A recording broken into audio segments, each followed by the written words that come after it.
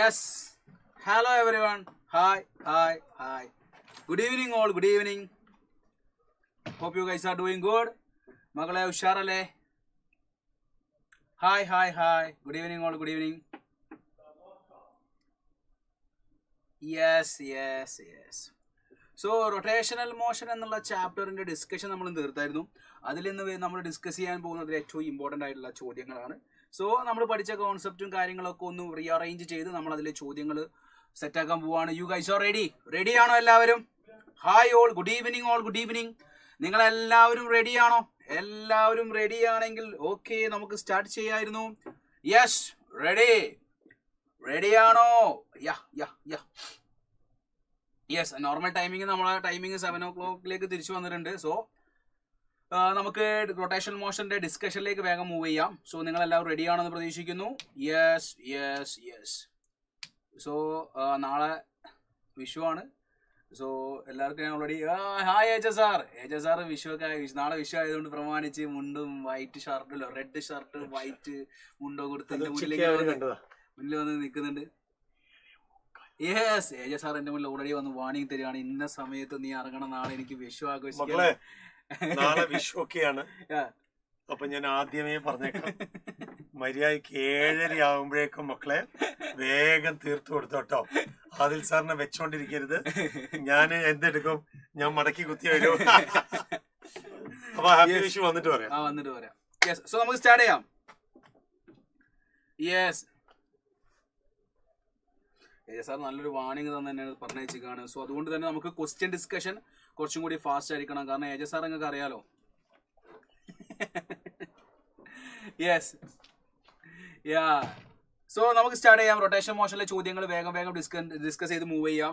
So നമ്മൾ start ചെയ്യില്ല. നിങ്ങൾ എല്ലാവരും റെഡി ആണെങ്കിൽ കമന്റ് ബോക്സ് ഒന്ന് നിങ്ങളൊന്ന് പവർഫുൾ ആക്കിക്കേ. കമന്റ് ബോക്സ് ഒന്ന് നിങ്ങളൊന്ന് പവർ ബോക്സ് ആക്കി മാറ്റിക്കേ. എടാ മോനെ വേഗം. യെസ്, സോ നമുക്ക് വേഗം അതിന്റെ ക്വസ്റ്റ്യൻസ് ഡിസ്കഷനിലേക്ക് മൂവ് ചെയ്യാം. സോ റെഡി ആണെങ്കിൽ എടാ മോനെ നമുക്ക് സ്റ്റാർട്ട് ചെയ്യാം. So first of all, the distance between the carbon atom and the oxygen atom in a carbon monoxide molecule is 1.1 angstrom. Given mass of carbon atom is 112 AMU and mass of oxygen atom is 16 AMU. Calculate the position of the center of mass of the carbon monoxide molecule എന്ന ചോദ്യം. So നമ്മൾ ഈ type ചോദ്യം നമ്മൾ practice ചെയ്തിട്ടുണ്ട്. പക്ഷേ ഇതിൽ നിന്ന് ഇതിങ്ങനെ ചോദ്യം വരുമ്പോൾ സമയത്ത് നിങ്ങൾ കൺഫ്യൂഷൻ ആവേണ്ട ഒരു ആവശ്യമില്ല. ഇത് നമുക്ക് പറയാൻ പറ്റും. മക്കളെല്ലാവരും ശ്രദ്ധിക്കുക, കാർബൺ ആറ്റത്തിന്റെ മാസ് പറഞ്ഞിരിക്കുന്നത് എത്രയാ? കാർബൺ ആറ്റത്തിന്റെ മാസ് പറഞ്ഞിരിക്കുന്നത് 12 AMU ആണ്. എത്രയാണ്? 12 AMU. സോ 12 AMU ആണ്. സോ അതിന്റെ മാസ് 12 AMU ഞാൻ എടുക്കുന്നുണ്ട്. അതേപോലെ ഓക്സിജൻ എത്രയാ? 16 AMU ആണ്. ഇവ തമ്മിലുള്ള ദൂരം 1.1 ആങ്സ്ട്രോങ് ആണ്. സോ ഇങ്ങനത്തെ ഒരു കേസ് വരുന്ന സമയത്ത് ഇങ്ങനത്തെ ഒരു കേസ് വരുന്ന സമയത്ത് നിങ്ങൾ മനസ്സിലാക്കി വെക്കേണ്ട ലോജിക്ക് ഇത്രയേ ഉള്ളൂ. ഇതാണ് M1, ഇതാണ് M2. This is M1, this is M2. അങ്ങനെ ആവുന്ന സമയത്ത് ഇതിന്റെ കോർഡിനേറ്റ് നിങ്ങൾ 0,0 എടുക്കുമ്പോൾ ഇതിന്റെ കോർഡിനേറ്റ് നമുക്ക് 1.1,0 എടുക്കാൻ പറ്റും. ഒരാളുടെ കോർഡിനേറ്റ് നിങ്ങൾ 0,0 എടുക്കുമ്പോൾ മറ്റേ ആളുടെ കോർഡിനേറ്റ് നമുക്ക് എന്താ കിട്ടുക? 1,1 എന്ന് വരും. സോ അടുത്ത സ്റ്റെപ്പിൽ നമുക്ക് എന്ത് മൂവ് ചെയ്യണം? XCM എന്ന് പറഞ്ഞാൽ what is XCM? M1 x1 plus M2 x2 divided by M1 plus M2. So what is M1? 12 ആണ്. x1 0 ആണ്. M2 എന്ന് പറഞ്ഞാൽ എന്താണ്? സോ M2 16 ആണ്. നീറ്റ് കേട്ടോ. യെസ്, ഞാൻ റെഡിയാണ്. 16 × 1.1 ആണ്. ഡിവൈഡ് ബൈ ടോട്ടൽ മാസ് എന്ന് പറഞ്ഞാൽ 12 + 16. 12 + 16 എന്ന് പറയുമ്പോൾ 12 + 16 എഴുതാം. സോ 16 × 1.1 ഡിവൈഡ് ബൈ 12 + 16 എന്ന് പറയുമ്പോൾ നമുക്ക് 28 എന്ന് വരും. 16 × 1.1 എന്ന് പറഞ്ഞാൽ മക്കളെ വാല്യൂ അപ്രോക്സിമേറ്റ്ലി എത്രയാണ്? 16 × 1.1 എന്ന് പറയുമ്പോൾ വാല്യൂ അപ്രോക്സിമേറ്റ്ലി എത്രയാണ്? 17 point something വരും. സോ 17 point something × 28 എന്ന് പറയുമ്പോൾ 1/2 0.5 റേഞ്ചിലാണ് ആൻസർ വരിക. സോ നമ്മൾ അങ്ങനെ ഓപ്ഷൻ നോക്കുമ്പോൾ 17.6 ഡിവൈഡ് ബൈ 28 റേഞ്ച് ആയിരിക്കും. പോയിന്റ് സംതിങ് ഓപ്ഷൻ നോക്കുമ്പോൾ 0.63 ആങ്സ്ട്രോം എന്നുള്ള ആൻസർ ഉണ്ട്. സോ ഓക്സിജൻ മോളിക്യൂൾ അല്ലെങ്കിൽ നമുക്ക് കിട്ടാൻ പോകുന്ന ആൻസർ എത്രയാ? 0.63 ആങ്സ്ട്രോം ഫ്രം കാർബൺ ആറ്റം ആയിരിക്കും. 0.63 angstrom from carbon atom. So this is carbon atom. Carbon ആറ്റത്തിൽ നിന്ന് ആ സെൻട്രൽ ഓഫ് മാസിലേക്കുള്ള ദൂരം 0.63 ആങ്സ്ട്രോം ആണ്. യെസ്, ഓക്സിജന്റെ മാസ് 16 ആണ്. So answer will B 0.63 angstrom എന്നുള്ള ആൻസറിലേക്ക് നമുക്ക് കണക്ട് ചെയ്യാൻ പറ്റും. ഈ ടൈപ്പ് ചോദ്യം നിങ്ങൾ ചെയ്തിട്ടില്ലേ മക്കളെ? ഈ ടൈപ്പ് ചോദ്യം നമ്മൾ രാവിലെ പ്രാക്ടീസ് ചെയ്തിട്ടുണ്ട്. നിങ്ങൾ ഓർക്കുന്നുണ്ടോ? രാവിലെ പ്രാക്ടീസ് ചെയ്തായിരുന്നു ഈ ഒരു ടൈപ്പ് ചോദ്യം. നിങ്ങൾ ഓർക്കുന്നുണ്ടോ? യെസ്, ക്ലിയർ അല്ലേ മക്കളെ? ഈ ടൈപ്പ് ചോദ്യം ക്ലിയർ അല്ലേ? റെഡിയല്ലേ? യെസ്, നെക്സ്റ്റ് നമുക്ക് ചോദ്യത്തിലേക്ക് മൂവ് ചെയ്യാം. 3 particles each of mass 1 kilogram are placed at the corners of a right angled triangle AOB. So AOB നമുക്ക് മാർക്ക് ചെയ്യാം. സോ റൈറ്റ് ആംഗിൾ ട്രയാംഗിൾ ആണ് AOB. So O being the origin of the coordinate. So OAB എന്ന് പറയുമ്പോൾ ഇത് A, ഇത് B എന്ന് കൊടുക്കാം. So OA and OB along positive x direction and positive y direction. OA positive x direction ആണ്, OB positive y direction ആണ്. ഇവിടെ അങ്ങോട്ടുള്ള ദൂരം 1 ആണ്, ഇവിടെ അങ്ങോട്ടുള്ള ദൂരം 1 ആണ്. Then O being the origin, O origin എന്ന് പറയുന്ന സമയത്ത് അതിന്റെ കോർഡിനേറ്റ് 0,0 ആണ്. ഇത് 0,0 ആണെങ്കിൽ എന്റെ കോർഡിനേറ്റ് എന്താ വരിക? ഇത് 0,0 ആണെങ്കിൽ എന്റെ കോർഡിനേറ്റ് എന്ന് പറഞ്ഞാൽ 1,0 ആയിരിക്കും. ബിന്റെ കോർഡിനേറ്റ് എന്ന് പറഞ്ഞാൽ 0,1 ആയിരിക്കും. So what is the centre of mass എന്ന് ചോദിച്ചാൽ നമ്മൾ പൊസിഷൻ വെക്ടർ എടുത്ത് ചെയ്യണം, കാരണം ആൻസർ പൊസിഷൻ വെക്ടർ നടക്കുന്നത്.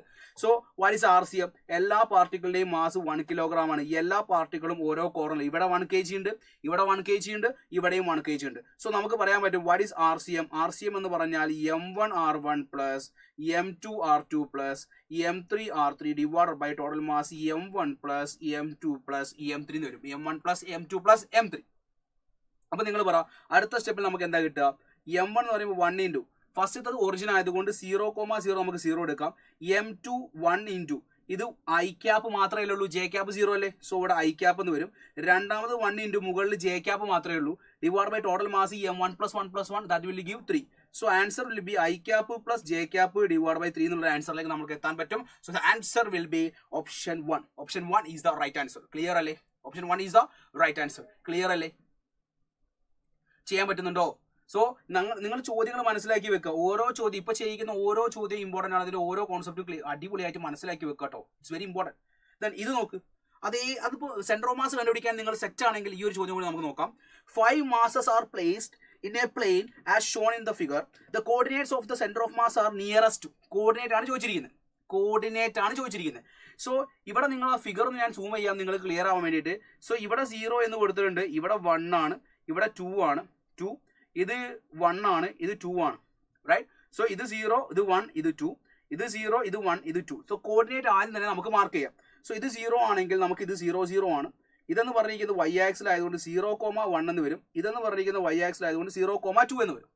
ദെൻ ഇത് 1,0 വരും, ഇത് 2,0 വരും, റൈറ്റ്? അപ്പോൾ നമ്മൾ ഓരോ ആളുടെയും കോർഡിനേറ്റ്സ് മാർക്ക് ചെയ്യാണ്. എനിക്ക് നിങ്ങൾ 4 kgന്റെ കോർഡിനേറ്റ് മാർക്ക് ചെയ്ത് തരുമോ? 4 കിലോഗ്രാമിന്റെ കോർഡിനേറ്റ് നിങ്ങൾക്ക് മാർക്ക് ചെയ്ത് തരാൻ പറ്റുമോ?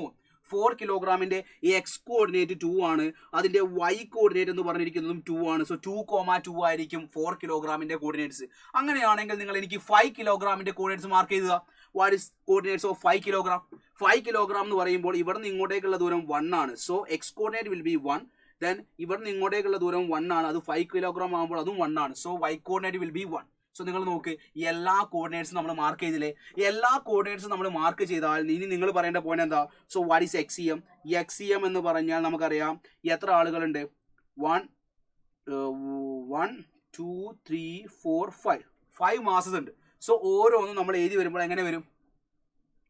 1 into 0 plus 2 into 2 plus 5 into 1 plus 4 into 2 plus 3 into 0 divided by total mass എത്രയാ? 1 plus 2 plus 5 plus 4 plus 3 എന്ന് വരും, right? Am I right? So 1 into 0 0, 2 into 2 4, 5 into 1 5, 4 into 2 8, 3 into 0 0 divided by 5ഉം 4ഉം 9ഉം 10ഉം 10ഉം 15 എന്ന് വരും അല്ലേ? സോ 12 17 divided by 15 എന്ന് കിട്ടും. 70 divided by 50 1 point something ആണ് വരിക. അപ്പോൾ 20 വരും. അപ്പോൾ 20ൽ അഗെയിൻ 1 ആ പോകും, അപ്പോൾ 1.1 വരും. 1.1 XCM 1.1 വരുന്ന ഒരു ഓപ്ഷനെ നമ്മൾ കാണുന്നുള്ളൂ. So option 3 is the right answer. ഞാൻ XCM മാത്രമേ കണ്ടുപിടിച്ചിട്ടുള്ളൂ, YCM കണ്ടുപിടിക്കേണ്ട ആവശ്യമില്ല. YCM ചെയ്താൽ നിങ്ങൾക്ക് കിട്ടാൻ പോകുന്നത് 1.3 ആയിരിക്കും. സംശയമുള്ള മക്കൾ എന്ത് ചെയ്യുക? അതും കൂടി ചെയ്ത് കണ്ടുപിടിക്കാം. ഓക്കെ, സോ ഞാൻ XCM മാത്രം ചെയ്ത് അതിൻ്റെ ആൻസറിലേക്ക് എത്തി. ഓക്കെ ആണല്ലോ? ക്ലിയർ ആണല്ലോ? സോ ഞാൻ സെന്റർ ഓഫ് മാസ് കണ്ടുപിടിക്കുന്ന ടൈപ്പ് ചോദ്യങ്ങൾ നമ്മൾ പ്രാക്ടീസ് ചെയ്തു. ഇനി ഞാൻ നേരെ നമ്മൾ മൂവ് ചെയ്യുന്നത് ഏതിലേക്കാണ്? Motion of centre of mass ആണ്. മോഷൻ ഓഫ് സെന്റർ ഓഫ് മാസിൽ നിങ്ങൾ പഠിക്കുന്നുണ്ട് velocity of centre of mass എന്ന് പറഞ്ഞാൽ M1 V1 plus M2 V2 up to M1 Vn divide by M1 plus M2 plus M2.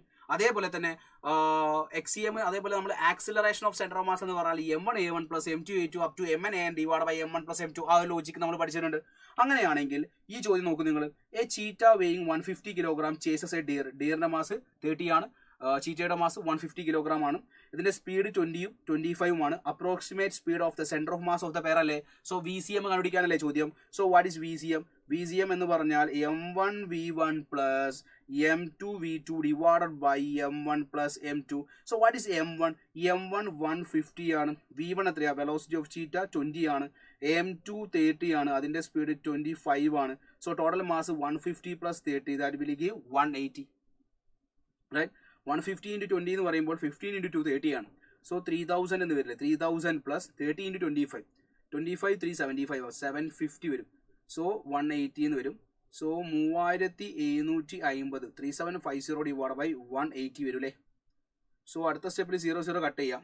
37 18 2 പ്രാവശ്യം പോകും അല്ലേ. 36 പ്രാവശ്യം പോകും. അപ്പോൾ 2 വെച്ച് സ്റ്റാർട്ട് ചെയ്യുന്ന ഓപ്ഷൻ നോക്കുമ്പോൾ ഓപ്ഷൻ 1 ഉള്ളൂ. 21 എന്നുള്ള ആൻസറിലേക്ക് ഞാൻ എത്തും. 21 metre per second. 21 metre per second. 21 metre per second ആൻസറിലേക്ക് ഞാൻ എത്തും. മനസ്സിലായോ? കാൽക്കുലേഷൻ നോക്കിക്കേ. ക്ലിയർ അല്ലേ? കാൽക്കുലേഷൻ ക്ലിയർ അല്ലേ? So m1v1 plus m2v2 divide by m1 plus m2 എന്നുള്ള ലോജിക്കിലേക്ക് നമ്മൾ മൂവ് ചെയ്തു. സോ ഞാൻ 3750 ഡിവൈഡ് ബൈ 1800 കട്ട് ചെയ്ത് 375/18. 37 18 2 പ്രാവശ്യം പോകും. 2 വെച്ച് സ്റ്റാർട്ട് ചെയ്യുന്ന ഓപ്ഷൻ നോക്കിയപ്പോൾ ഒരു ഓപ്ഷനുള്ള ഞാൻ നേരെ മാർക്ക് ചെയ്തു ഓപ്ഷൻ 1 എന്ന്. മനസ്സിലായോ? ചോദ്യം ചെയ്യുന്ന ചോദ്യം ചെയ്യുന്ന കാൽക്കുലേഷൻ ഒന്ന് നിങ്ങൾ ഇമ്പ്രൂവ് ചെയ്താൽ മതി. കാൽക്കുലേഷൻ മാത്രം നിങ്ങളൊന്ന് ഇമ്പ്രൂവ് ചെയ്താൽ മതി. അത് മാത്രമാണ് ഞാൻ നിങ്ങളോട് പറയുന്ന ഒരേ ഒരു കാര്യം. സോ സെൻട്രോമാസുമായി ബന്ധപ്പെട്ട 4 ക്വസ്റ്റ്യൻസ് നമ്മൾ വർക്കൗട്ട് ചെയ്തു. ഇനി ഇത് നോക്ക്. A sphere of mass 10 kilogram and radius 0.5 metre rotates about a tangent. The moment of inertia of the sphere. അതായത് സ്ഫിയറിന്റെ മൊമെന്റ് ഓഫ് ഇനേർഷ്യ നമ്മൾ പഠിച്ചായിരുന്നു. ഇത് എന്ത് സ്ഫിയർ ആണ്? ഒന്നും സ്പെസിഫൈ ചെയ്തിട്ടില്ലെങ്കിൽ it can be consider as solid sphere. So a sphere of mass 10 kilogram and radius 0.5 metre rotates about a tangent ആണ്. അതിന്റെ ഡയമീറ്ററിലൂടെ കടന്നു പോവുകയാണെങ്കിൽ അതിന്റെ മൊമെന്റ് ഓഫ് ഇനേർഷ്യ എന്ന് പറഞ്ഞാൽ 2/5 mr² ആണ്. 2/5 mr². പക്ഷേ അതിന്റെ ഡയമീറ്ററിൽ കടന്നിട്ടാണോ അത് റൊട്ടേറ്റ് ചെയ്യുന്നത്? അല്ല. ചോദ്യത്തിൽ പറയുന്നുണ്ട് അത് എവിടെ കടന്നിട്ടാണ് റൊട്ടേറ്റ് ചെയ്യുന്നത്? അതിന്റെ ടാൻജന്റിൽ കടന്നിട്ടാണ് റൊട്ടേറ്റ് ചെയ്യുന്നത്. അതായത് ഇങ്ങനെ ഒരു സാധനം ഉണ്ടെങ്കിൽ അത് ഇതാണ് ആക്സിസ് വെച്ചിട്ട് ഇങ്ങനെയാണ് കറങ്ങുന്നത്. Like this. ഓക്കെ. അപ്പൊ ഇങ്ങനെ കറങ്ങുന്ന സമയത്ത് ഇതിലുണ്ടാവുന്ന മൊമെന്റ് ഓഫ് ഇനേർഷ്യ കണ്ടുപിടിക്കണം. സോ ആദ്യം നമ്മൾ ഇവിടെ പാരലാക്സിസ് തിയറം ഉപയോഗിച്ച് moment of inertia along IXX dash കണ്ടുപിടിക്കണം. സോ ഫസ്റ്റ് ഓഫ് ഓൾ നമുക്ക് എന്ത് ചെയ്യാം? പാരലാക്സ് തിയറം ഉപയോഗിച്ച് moment of inertia along IXX dash എന്ന് പറഞ്ഞാൽ moment of inertia along centre of mass plus md² ആണ്. ഇവ തമ്മിലുള്ള ദൂരം എന്ന് പറഞ്ഞാൽ r ആയതുകൊണ്ട് moment of inertia along centre of mass എത്ര മക്കളെ വരിക? For a solid sphere 2/5 mr² plus m into r² that will give 7/5 mr². ഇതൊരു കുട്ടി ചെയ്തിട്ടുണ്ടെങ്കിൽ മാത്രമേ ആ കുട്ടിക്ക് ഈ ചോദ്യത്തിന്റെ ആൻസറിലേക്ക് എത്താൻ പറ്റുകയുള്ളൂ. 7/5 mr². So about A tangent എന്ന് പറയുമ്പോൾ നിങ്ങൾ ആ എൻഡിലൂടെ കടന്നു പോകുന്ന ആക്സിസ് ആണ്. സോ ഇതെന്ന് പറഞ്ഞിരിക്കുന്നത് ഇതിന്റെ സെന്റർ ഡയമീറ്ററിലൂടെ കടന്നു പോകുന്ന മൊമെന്റ് ഓഫ് ഇനേർഷ്യ 2/5 mr² ആണ്. അത് നമ്മൾ പാരലാക്സ് തിയറം ഉപയോഗിച്ച് ഈ ആക്സിൽ ഉണ്ടാവുന്ന മൊമെന്റ് ഓഫ് ഇനേർഷ്യ കണ്ടുപിടിച്ചു. ആഫ്റ്റർ ദാറ്റ് നമ്മൾ എന്ത് ചെയ്യണം? ഇനി വാല്യൂ സബ്സ്റ്റിറ്റ്യൂട്ട് ചെയ്യണം. ഇനി വാല്യൂ സബ്സ്റ്റിറ്റ്യൂട്ട് ചെയ്യും. 7/5 into mass is given that 10, radius is given that 0.5. 0.5 means 1/2. 1/2 square എടുക്കുമ്പോൾ 1/4 എന്ന് വരും. സോ 70 divided by 20 എന്ന് വരും അല്ലേ. 70 divided by 20. 00 കട്ട് ചെയ്താൽ 7/2. What is 7/2? 3.5 kilogram meter square is the right answer. Option 3 is the right answer. It's a nice question. Am I right? 3.5 kilogram meter square is the right answer. So ഓരോ ചോദ്യങ്ങൾ കാണുമ്പോൾ ചോദ്യം കിട്ടിയ ഉടനെ തന്നെ നിങ്ങൾക്ക് വളരെ പെട്ടെന്ന് ചെയ്യാൻ പറ്റുന്നുണ്ടോ നിങ്ങൾ ചെക്ക് ചെയ്യാം. ഓക്കെ. യെസ്. സോ നമുക്ക് അടുത്ത ക്വസ്റ്റ്യനിലേക്ക് മൂവ് ചെയ്യാം. നെക്സ്റ്റ് നോക്ക്. We have two spheres. One of which is hollow and other is solids. രണ്ട് സ്ഫിയേഴ്സ് ഉണ്ട്. ഒന്ന് ഹോളോ ആണ്, ഒന്ന് സോളിഡ് ആണ്. ഫൈൻ. നമുക്കറിയാം ഹോളോ ആണെങ്കിലും സോളിഡ് ആണെങ്കിലും ഹോളോയുടെ moment of inertia along the diameter 2/3 mr² ആണ്. സോളിഡ് ആണെങ്കിൽ 2/5 mr² ആണ്. They have identical masses and moment of inertia about their respective diameters. അതിന് ഐഡന്റിക്കൽ മാസസുമാണ്. Moment of inertia about their respective ഡയമീറ്ററും ഈക്വൽ ആണെന്നല്ലേ പറയുന്നത്. ദ റേഷ്യോ എന്നാണ് ഉദ്ദേശിച്ചിരിക്കുന്നത് റേഡിയസ്. അതായത് ചോദ്യത്തിൽ പറയുന്നുണ്ട് രണ്ടാളുടെയും മൊമെന്റ് ഓഫ് ഇനേർഷ്യ ഐഡന്റിക്കൽ ആണ്. That means I1 can be equated to I2. So what is I1? Holosphere ആകുമ്പോൾ 2/3 into mr1 square is equal to 2/5 into mr2 square. Why I am taking masses m1 and m2 with mm? So why I am considering it as mm? Because രണ്ടിൻ്റെയും mass identical ആണെന്ന് പറയുന്നുണ്ട്. So M ആവുന്ന സമയത്ത് we can എന്ത് ചെയ്യാം, M cut ചെയ്തുകൂടെ, 2 cut ചെയ്തുകൂടെ. അപ്പോൾ നമുക്ക് എന്ത് കിട്ടും, R1²/3 is equal to R2² / 5 എന്ന് കിട്ടും. അടുത്ത സ്റ്റെപ്പിൽ R1/R2² എന്ന് പറഞ്ഞാൽ 3/5 എന്ന് വരും. അടുത്ത സ്റ്റെപ്പിൽ R1/R2 എന്ന് പറഞ്ഞാൽ √3/5 എന്ന് കിട്ടും. Answer is option 3. Answer is option 3. മനസ്സിലായോ? Answer is option 3. മനസ്സിലായോ? Then the moment of inertia of a thin uniform rod of length L and mass m about an axis passing through a point distance L/3 from one of its end and perpendicular to the rod is.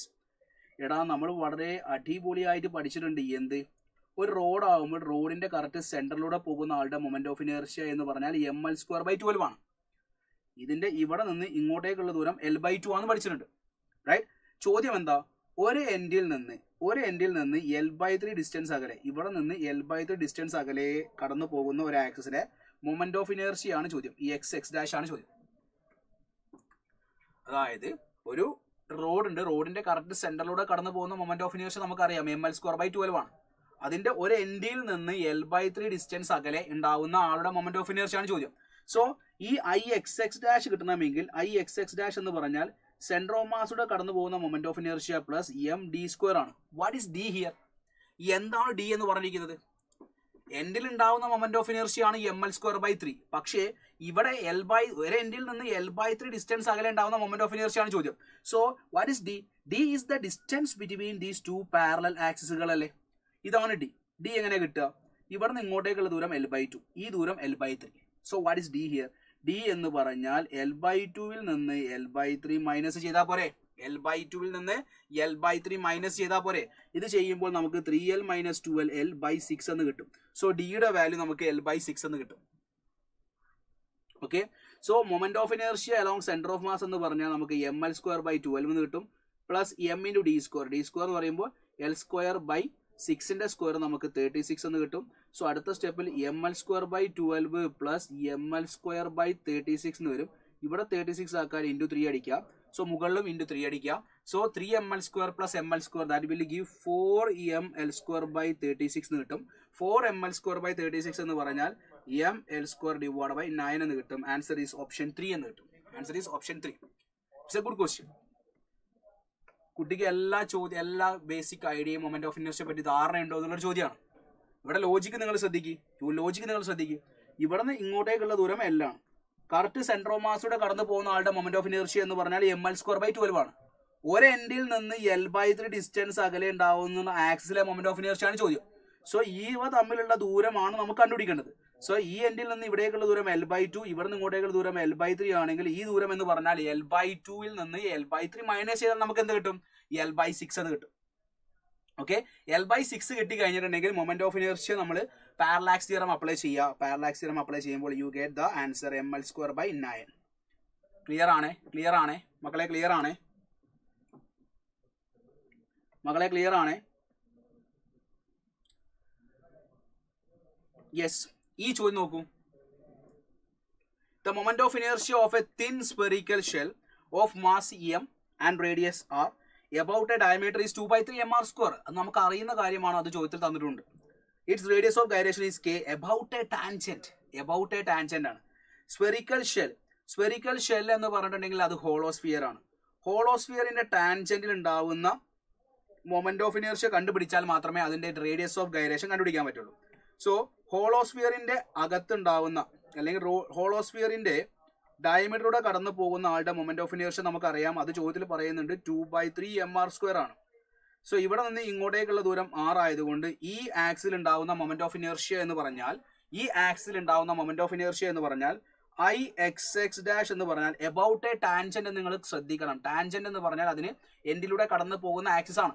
So Ix' എന്ന് പറഞ്ഞാൽ നമ്മൾ മനസ്സിലാക്കി വെക്കണം, moment of inertia along centre of mass plus md² ആണ്. So moment of inertia along centre of mass എന്ന് പറഞ്ഞാൽ 2/3 mr² plus moment of inertia in between distance r ആയതുകൊണ്ട് mr² വരും. 2/3 mr² plus mr² that will give 5/3 mr² കിട്ടും. So this is moment of inertia 5/3 mr². പക്ഷേ ഇവിടെ radius of gyration ആണ് കണ്ടുപിടിക്കാൻ ചോദിച്ചിരിക്കുന്നത്. റേഡിയസ് ഓഫ് ഗൈറേഷൻ ആണ് കണ്ടുപിടിക്കാൻ ചോദിച്ചതെങ്കിൽ നിങ്ങൾ മനസ്സിലാക്കി വെക്കുക, റേഡിയസ് ഓഫ് ഗൈറേഷൻ കിട്ടണമെങ്കിൽ എന്ത് ഇക്വേറ്റ് ചെയ്യണം? ഈ കിട്ടിയിരിക്കുന്ന ആളുടെ moment of inertia can be equated to M K square. So M K square is equal to 5/3 mr square. M cut ചെയ്താൽ K square is equal to 5/3 r square. So K is equal to root 5/3 into R. Root 5/3 into R. Answer is option 3. Listen, ഇവിടെ along this ആണെങ്കിൽ 2/3 mr square വരും. നിങ്ങൾ എല്ലാവരും option 2ലേക്ക് move ചെയ്തത് എന്തുകൊണ്ടാണെന്ന് എനിക്ക് മനസ്സിലായി. പക്ഷെ ഇവിടെ ചോദ്യം എബൌട്ട് എ ടാൻജന്റ് ആണ്. ഈ എബൌട്ട് എ ടാൻജന്റ് എന്നുള്ള ടൈം നിങ്ങൾ കാണണം, എന്നാലേ ഇത് ശരിയാവുകയുള്ളൂ. മനസ്സിലാക്കി വെക്കുക, ചെയ്യുന്ന സമയത്ത് വളരെ കെയർഫുൾ ആയിട്ട് ഡീൽ ചെയ്യും. ഇത് നോക്ക്, from a complete ring of mass M and radius R, a 30° sector is removed. The amount of moment of inertia of the incomplete ring about an axis passing through the center of the ring and perpendicular to the plane of the ring. അതായത് ഈ റിങ്ങിന് perpendicular ആയിട്ട് ഒരു axis കടന്നു പോവുകയാണെങ്കിൽ അതിന്റെ initial moment of inertia I എന്ന് പറഞ്ഞാൽ എന്താ? M R square. ഇത് കംപ്ലീറ്റ് ആയിട്ട് റിംഗ് ഉണ്ടാവുന്ന കേസിലാണ് ഞാൻ ഈ പറയുന്നത്. കംപ്ലീറ്റ് റിംഗ് ഉണ്ടാവുന്ന കേസിൽ ഉണ്ടാവുന്ന moment of inertia M R square ആണ്. അതായത് ഈ ഒരു പീസ് ഇവിടെ ഉള്ള സിറ്റുവേഷനിൽ എം ആർ സ്ക്വയർ ആണ്. എന്റെ ചോദ്യം, ഇവിടെ നിന്ന് ഈ ഒരു പീസ് എടുത്ത് ഒഴിവാക്കി കഴിഞ്ഞാൽ ഈ പീസിന്റെ മൊമെന്റ് ഓഫ് ഇനേർഷ്യ നിങ്ങൾക്ക് അറിയാമെങ്കിൽ ആദ്യമുള്ള moment of inertia M R square. ഈ പീസിന്റെ മൊമെന്റ് ഓഫ് ഇനേർഷ്യ ഞാൻ ഐ ഡാഷ് എന്ന് വിളിക്കുകയാണെങ്കിൽ ന്യൂ മൊമെന്റ് ഓഫ് ഇനേർഷ്യ എന്ന് പറഞ്ഞാൽ ബാക്കിയുള്ള ആളുടെ മൊമെന്റ് ഓഫ് ഇനേർഷ്യ എന്ന് പറഞ്ഞാൽ ആദ്യമുള്ള ആളുടെ മൊമെന്റ് ഓഫ് ഇനേർഷ്യയിൽ നിന്ന് കട്ട് ചെയ്ത ആളുടെ മൊമെന്റ് ഓഫ് ഇനേർഷ്യ എന്ത് ചെയ്താൽ മതി? മൈനസ് ചെയ്താൽ മതി. ആദ്യമുള്ള ആളുടെ മൊമെന്റ് ഓഫ് ഇനേർഷ്യയിൽ നിന്ന് കട്ട് ചെയ്ത പീസിന്റെ മൊമെന്റ് ഓഫ് ഇനേർഷ്യ മൈനസ് ചെയ്താൽ നിങ്ങൾക്ക് ബാക്കിയുള്ള ആളുടെ മൊമെന്റ് ഓഫ് ഇനേർഷ്യ കിട്ടും. സോ എങ്ങനെ ചെയ്യും? ആദ്യമുള്ള ആളുടെ മൊമെന്റ് ഓഫ് ഇനേർഷ്യ നമുക്കറിയാം, ഐ എന്ന് പറഞ്ഞാൽ എം ആർ സ്ക്വയർ ആണ്. ഇനി കട്ട് ചെയ്ത ആളുടെ മൊമെന്റ് ഓഫ് ഇനേർഷ്യ എങ്ങനെ കിട്ടും?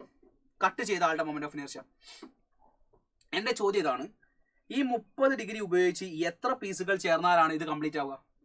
ഈ 30 ഡിഗ്രിയുള്ള ഇങ്ങനത്തെ എത്ര പീസുകൾ ചേർത്താലാണ് ഇത് കംപ്ലീറ്റ് റിംഗ് ആയിട്ട് മാറുക? പറയാൻ പറ്റും നിങ്ങൾക്ക്?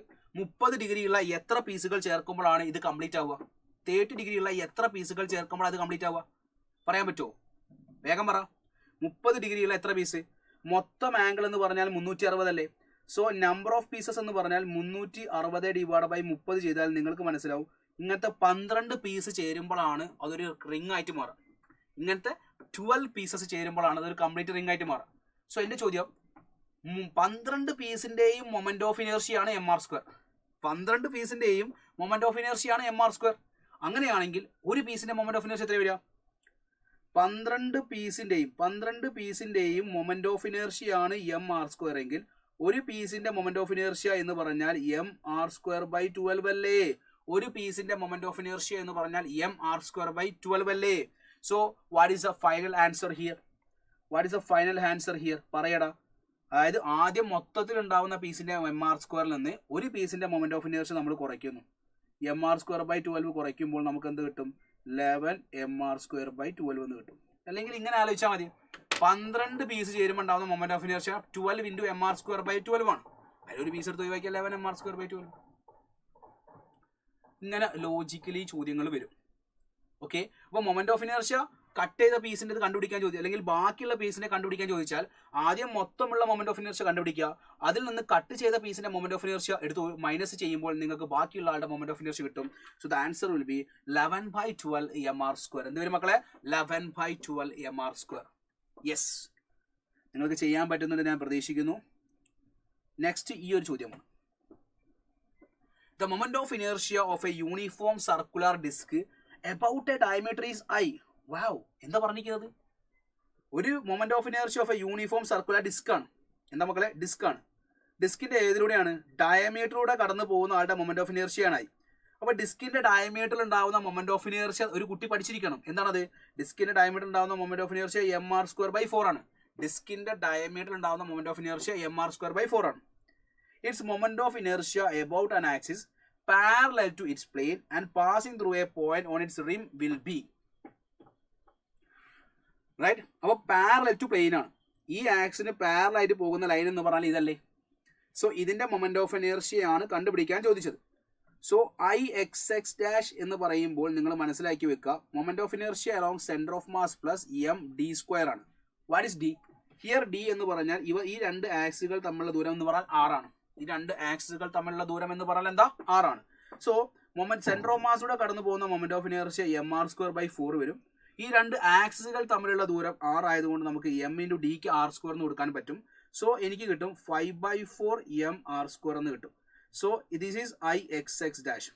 ഇനി എങ്ങനെ ഞാൻ ആൻസറിലേക്ക് എത്തും? എടാ മക്കളെ, നമുക്കറിയാം i എന്ന് പറഞ്ഞാൽ mr²/4 ആണ്. സോ ഇവിടെ ഞാൻ mr²/4ന് എന്ത് കൊടുക്കുന്നു? i എന്ന് കൊടുത്താൽ എനിക്ക് ആൻസർ 5i എന്ന് കിട്ടും. Answer will be option 3. Answer will be option 3.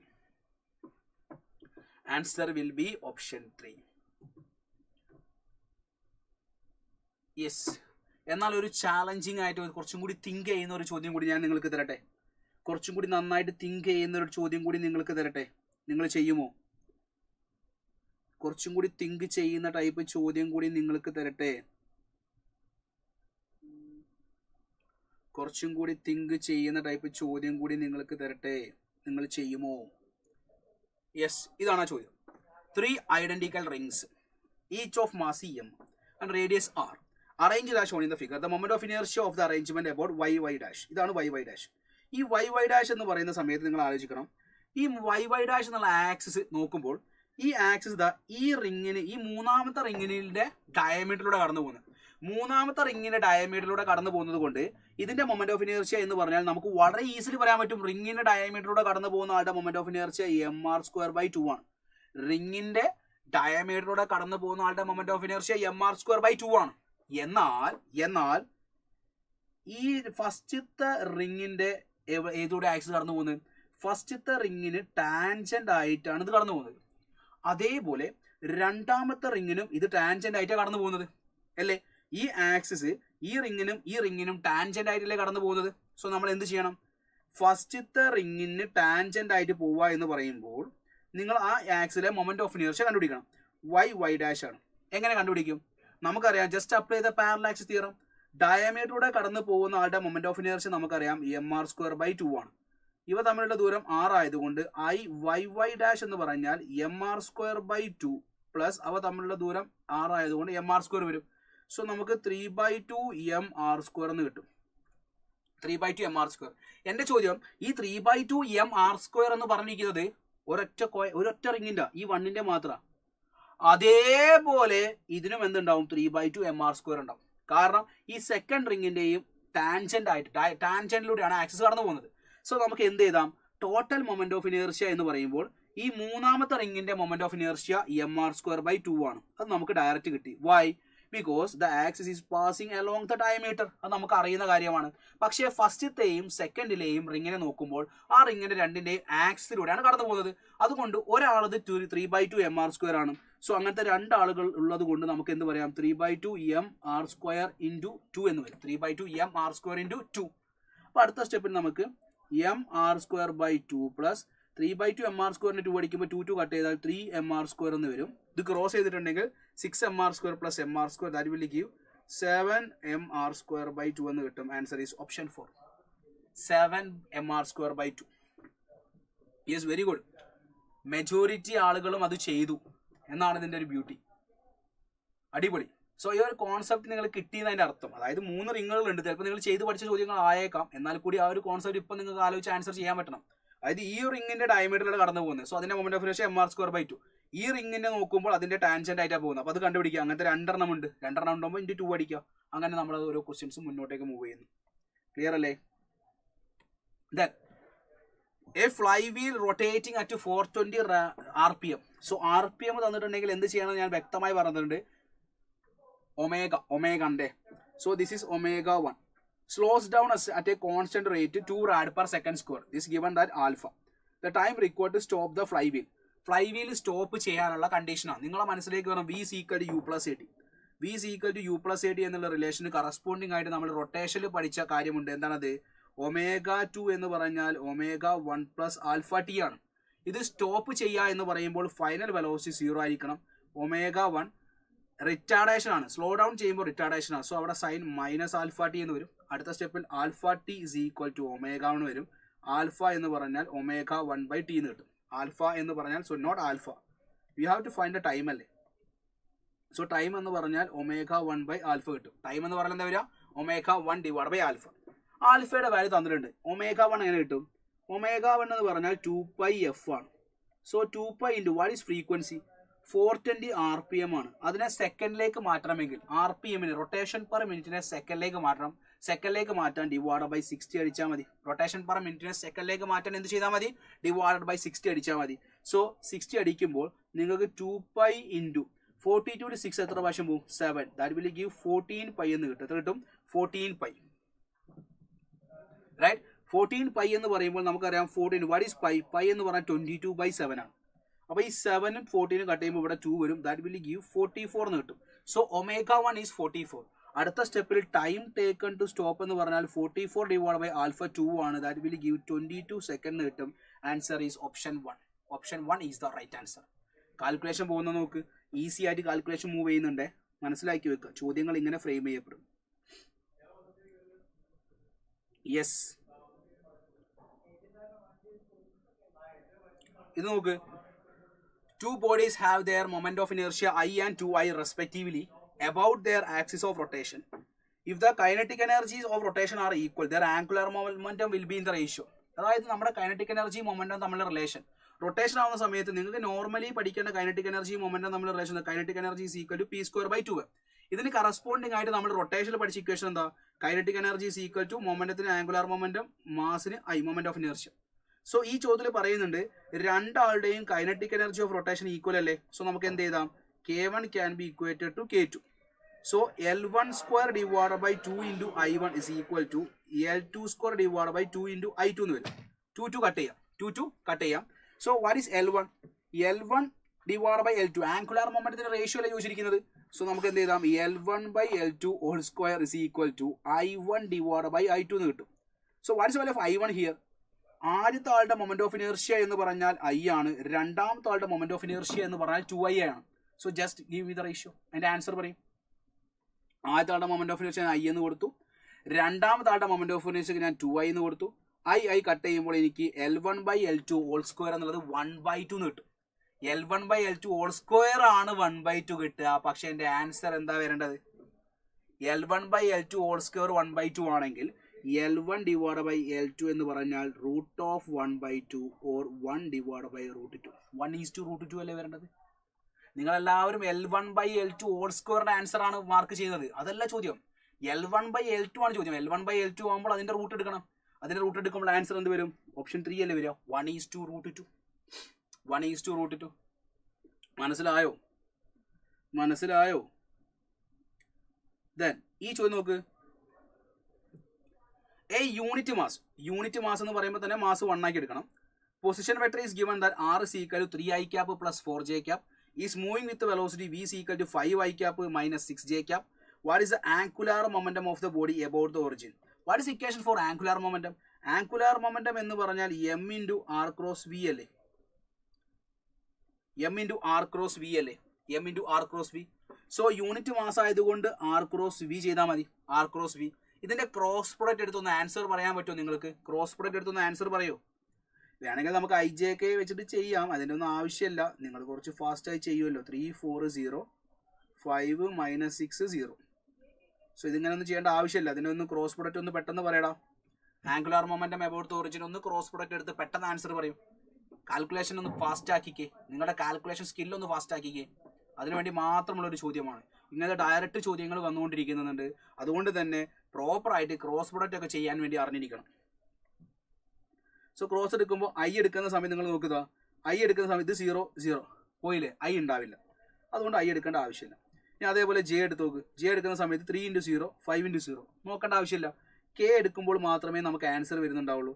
So K എടുക്കുന്ന സമയത്ത് K × 3 × -6 -4 × 5 എന്ന് വരും. K cap × 3 × -6 -18 ആണ്. ഇത് -20 ആണ്. അപ്പോൾ -38 K cap എന്ന് കിട്ടും. So 38 units along the set axis. 38 units along the set axis എന്നുള്ള ആൻസർ കിട്ടും. 38 എന്നുള്ള ആൻസർ കിട്ടിയിട്ട് കാര്യമില്ല.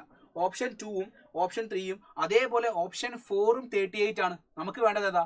ഇതിൽ പെർഫെക്റ്റ് ഡയറക്ഷൻ ആണ് വേണ്ടത്. സോ പെർഫെക്റ്റ് ഡയറക്ഷൻ ആവുന്ന സമയത്ത് നിങ്ങൾ മനസ്സിലാക്കി വെക്കുക 38 units along the set axis. So the answer will be option 4. എപ്പോഴും അതിന്റെ ക്രോസ് പ്രൊഡക്റ്റ് എടുക്കുന്ന സമയത്ത് അതിന്റെ ഡയറക്ഷൻ ശ്രദ്ധിക്കണം. It's very very important. Okay ആണല്ലോ യെസ്. ദെൻ ഈ ചോദ്യം നോക്കൂ. If the radius of the earth becomes half of its present value, എർത്തിന്റെ റേഡിയസ് പകുതിയായി കഴിഞ്ഞാൽ മാസിൽ ഒരു മാറ്റം വരാം. Why with its mass remaining the same. Mass മാറാതെ ഒരു ദിവസം എത്ര മണിക്കൂറായിട്ട് മാറുന്ന ചോദ്യം. നോർമലി നമ്മൾ ഒരു ഡേ എന്ന് പറഞ്ഞാൽ 24 hour ആണ്, റൈറ്റ് അല്ലേ? ആ 24 മണിക്കൂർ ഒരു എർത്തിന്റെ റേഡിയസ് R എന്നുള്ള റേഡിയസ് R/2 ആയി കഴിഞ്ഞാൽ എത്രമായിട്ട് കുറയുന്ന ചോദ്യം. എന്താ സംഭവിക്കുന്നത് ചോദിച്ചിരിക്കുന്നത്?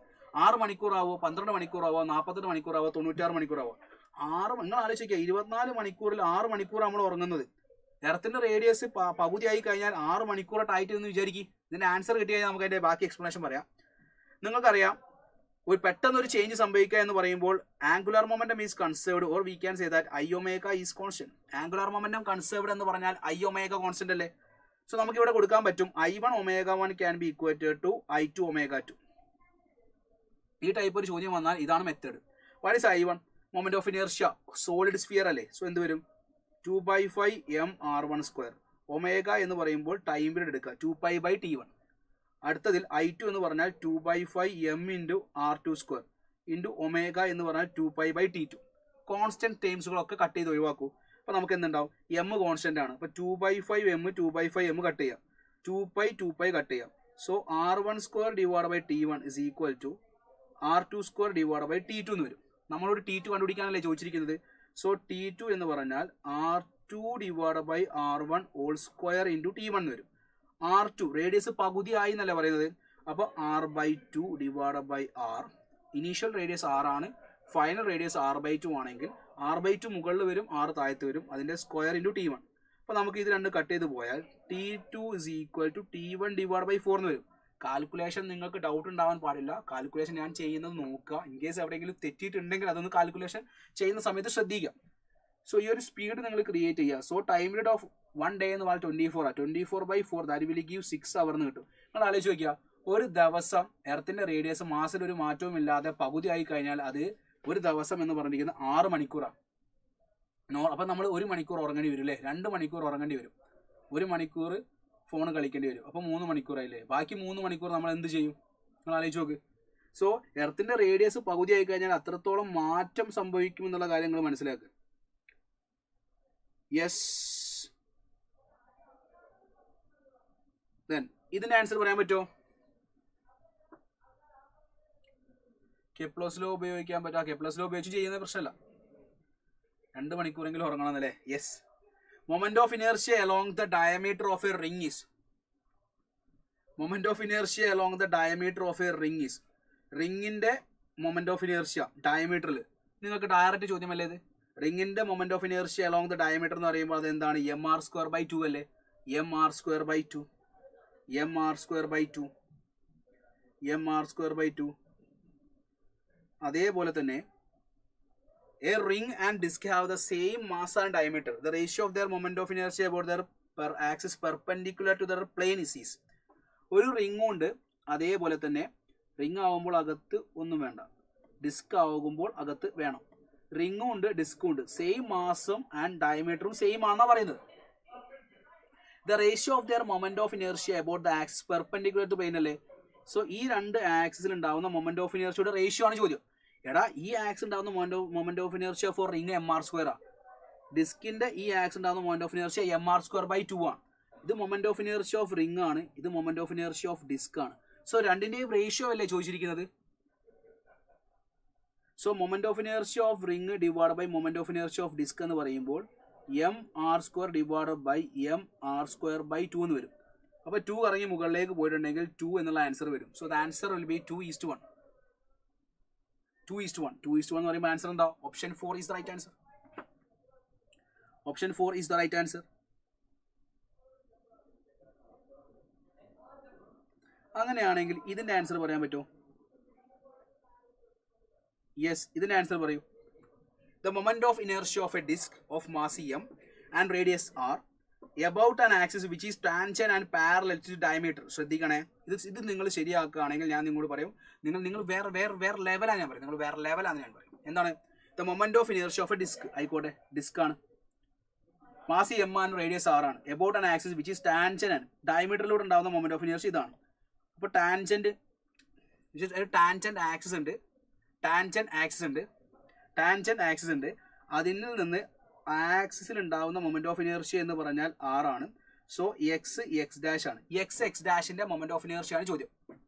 സോ ടാൻജന്റ് ആവുന്ന സമയത്ത് വളരെ കെയർഫുൾ ആയിരിക്കണം, തെറ്റാൻ പാടില്ല. കാരണം ഇവിടെ ഉണ്ടാവുന്ന മൊമെന്റ് ഓഫ് ഇനേർഷ്യ mr²/4 ആണ്. സോ ഇവിടെ ഉണ്ടാവുന്ന മൊമെന്റ് ഓഫ് ഇനേർഷ്യ എന്ന് പറഞ്ഞാൽ mr²/4നോട് mr² ആഡ് ചെയ്യണം. mr²/4നോട് mr² ആഡ് ചെയ്യുക എന്ന് പറയുമ്പോൾ അതെന്താണ്? 5/4 mr² ആണ്. So the answer will be option 4, 5/4 mr². Then 5/4 mr². Then ഒരു സ്ക്വയർ, ഈ റിസൾട്ട് നിങ്ങൾ ബൈ ഹാർട്ട് പഠിക്കണം കേട്ടോ. ഒരു സ്ക്വയർ ലാമിനിന്റെ moment of inertia about is one of its diagonal. Square ലാമിനിന്റെ moment of inertia about the diagonal എന്ന് പറഞ്ഞാൽ ml²/12 ആണ്. റിസൾട്ട് പഠിച്ചോളൂ കേട്ടോ. സ്ക്വയർ ലാമിനയുടെ, റെക്ടാങ്കുലർ അല്ല, സ്ക്വയർ ലാമിനയുടെ ഡയഗണലിൽ ഉണ്ടാവുന്ന മൊമെന്റ് ഓഫ് ഇനേർഷ്യ എന്ന് പറഞ്ഞാൽ ml²/12 ആണ്. സ്ക്വയർ ലാമിനയുടെ ഡയഗണലിൽ ഉണ്ടാവുന്ന മൊമെന്റ് ഓഫ് ഇനേർഷ്യ എന്ന് പറഞ്ഞാൽ ml²/12 ആണ്. ml²/12 ആണ്. Yes.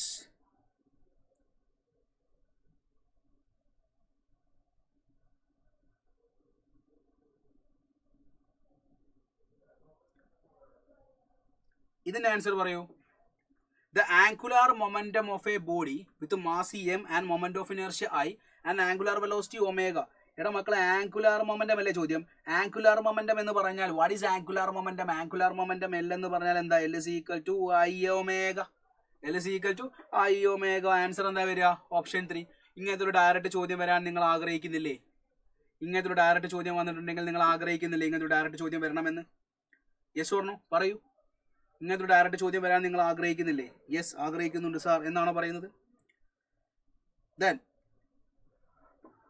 the moment of the force എന്ന് പറഞ്ഞാൽ ടോർക്ക് ആണ്.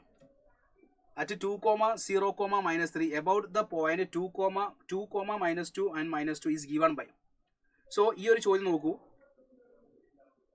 ഒരു ഫോഴ്സ് ആക്ട് ചെയ്യുന്നത്, ഇതാണ് പോയിന്റ് 2, -2 ആണ്. ഇവിടെ ഫോഴ്സ് ആക്ട് ചെയ്യുന്ന പോയിന്റ് ആണ് 2, 0, -3. സോ ടോർക്ക് എന്ന് പറഞ്ഞാൽ നിങ്ങൾക്കറിയാം, ടോർക്ക് എന്ന് പറഞ്ഞാൽ R ക്രോസ് F അല്ലേ? ടോർക്ക് എന്ന് പറഞ്ഞാൽ R ക്രോസ് F അല്ലേ? So what is R? R എന്ന് പറഞ്ഞാൽ ഇവ തമ്മിലുള്ള ദൂരമാണ്. ഫോഴ്സ് ആക്ട് ചെയ്യുന്ന പോയിന്റിൽ നിന്ന് ഏത് ഒറിജിൻ ആണ്? ഇവിടെ ഒറിജിൻ അല്ല പോയിന്റ്. ഇവിടെ ഒരു പോയിന്റ് കൊടുത്തിട്ടുണ്ട് 2, -2, ഇതൊരു NCERT ചോദ്യമാണ്.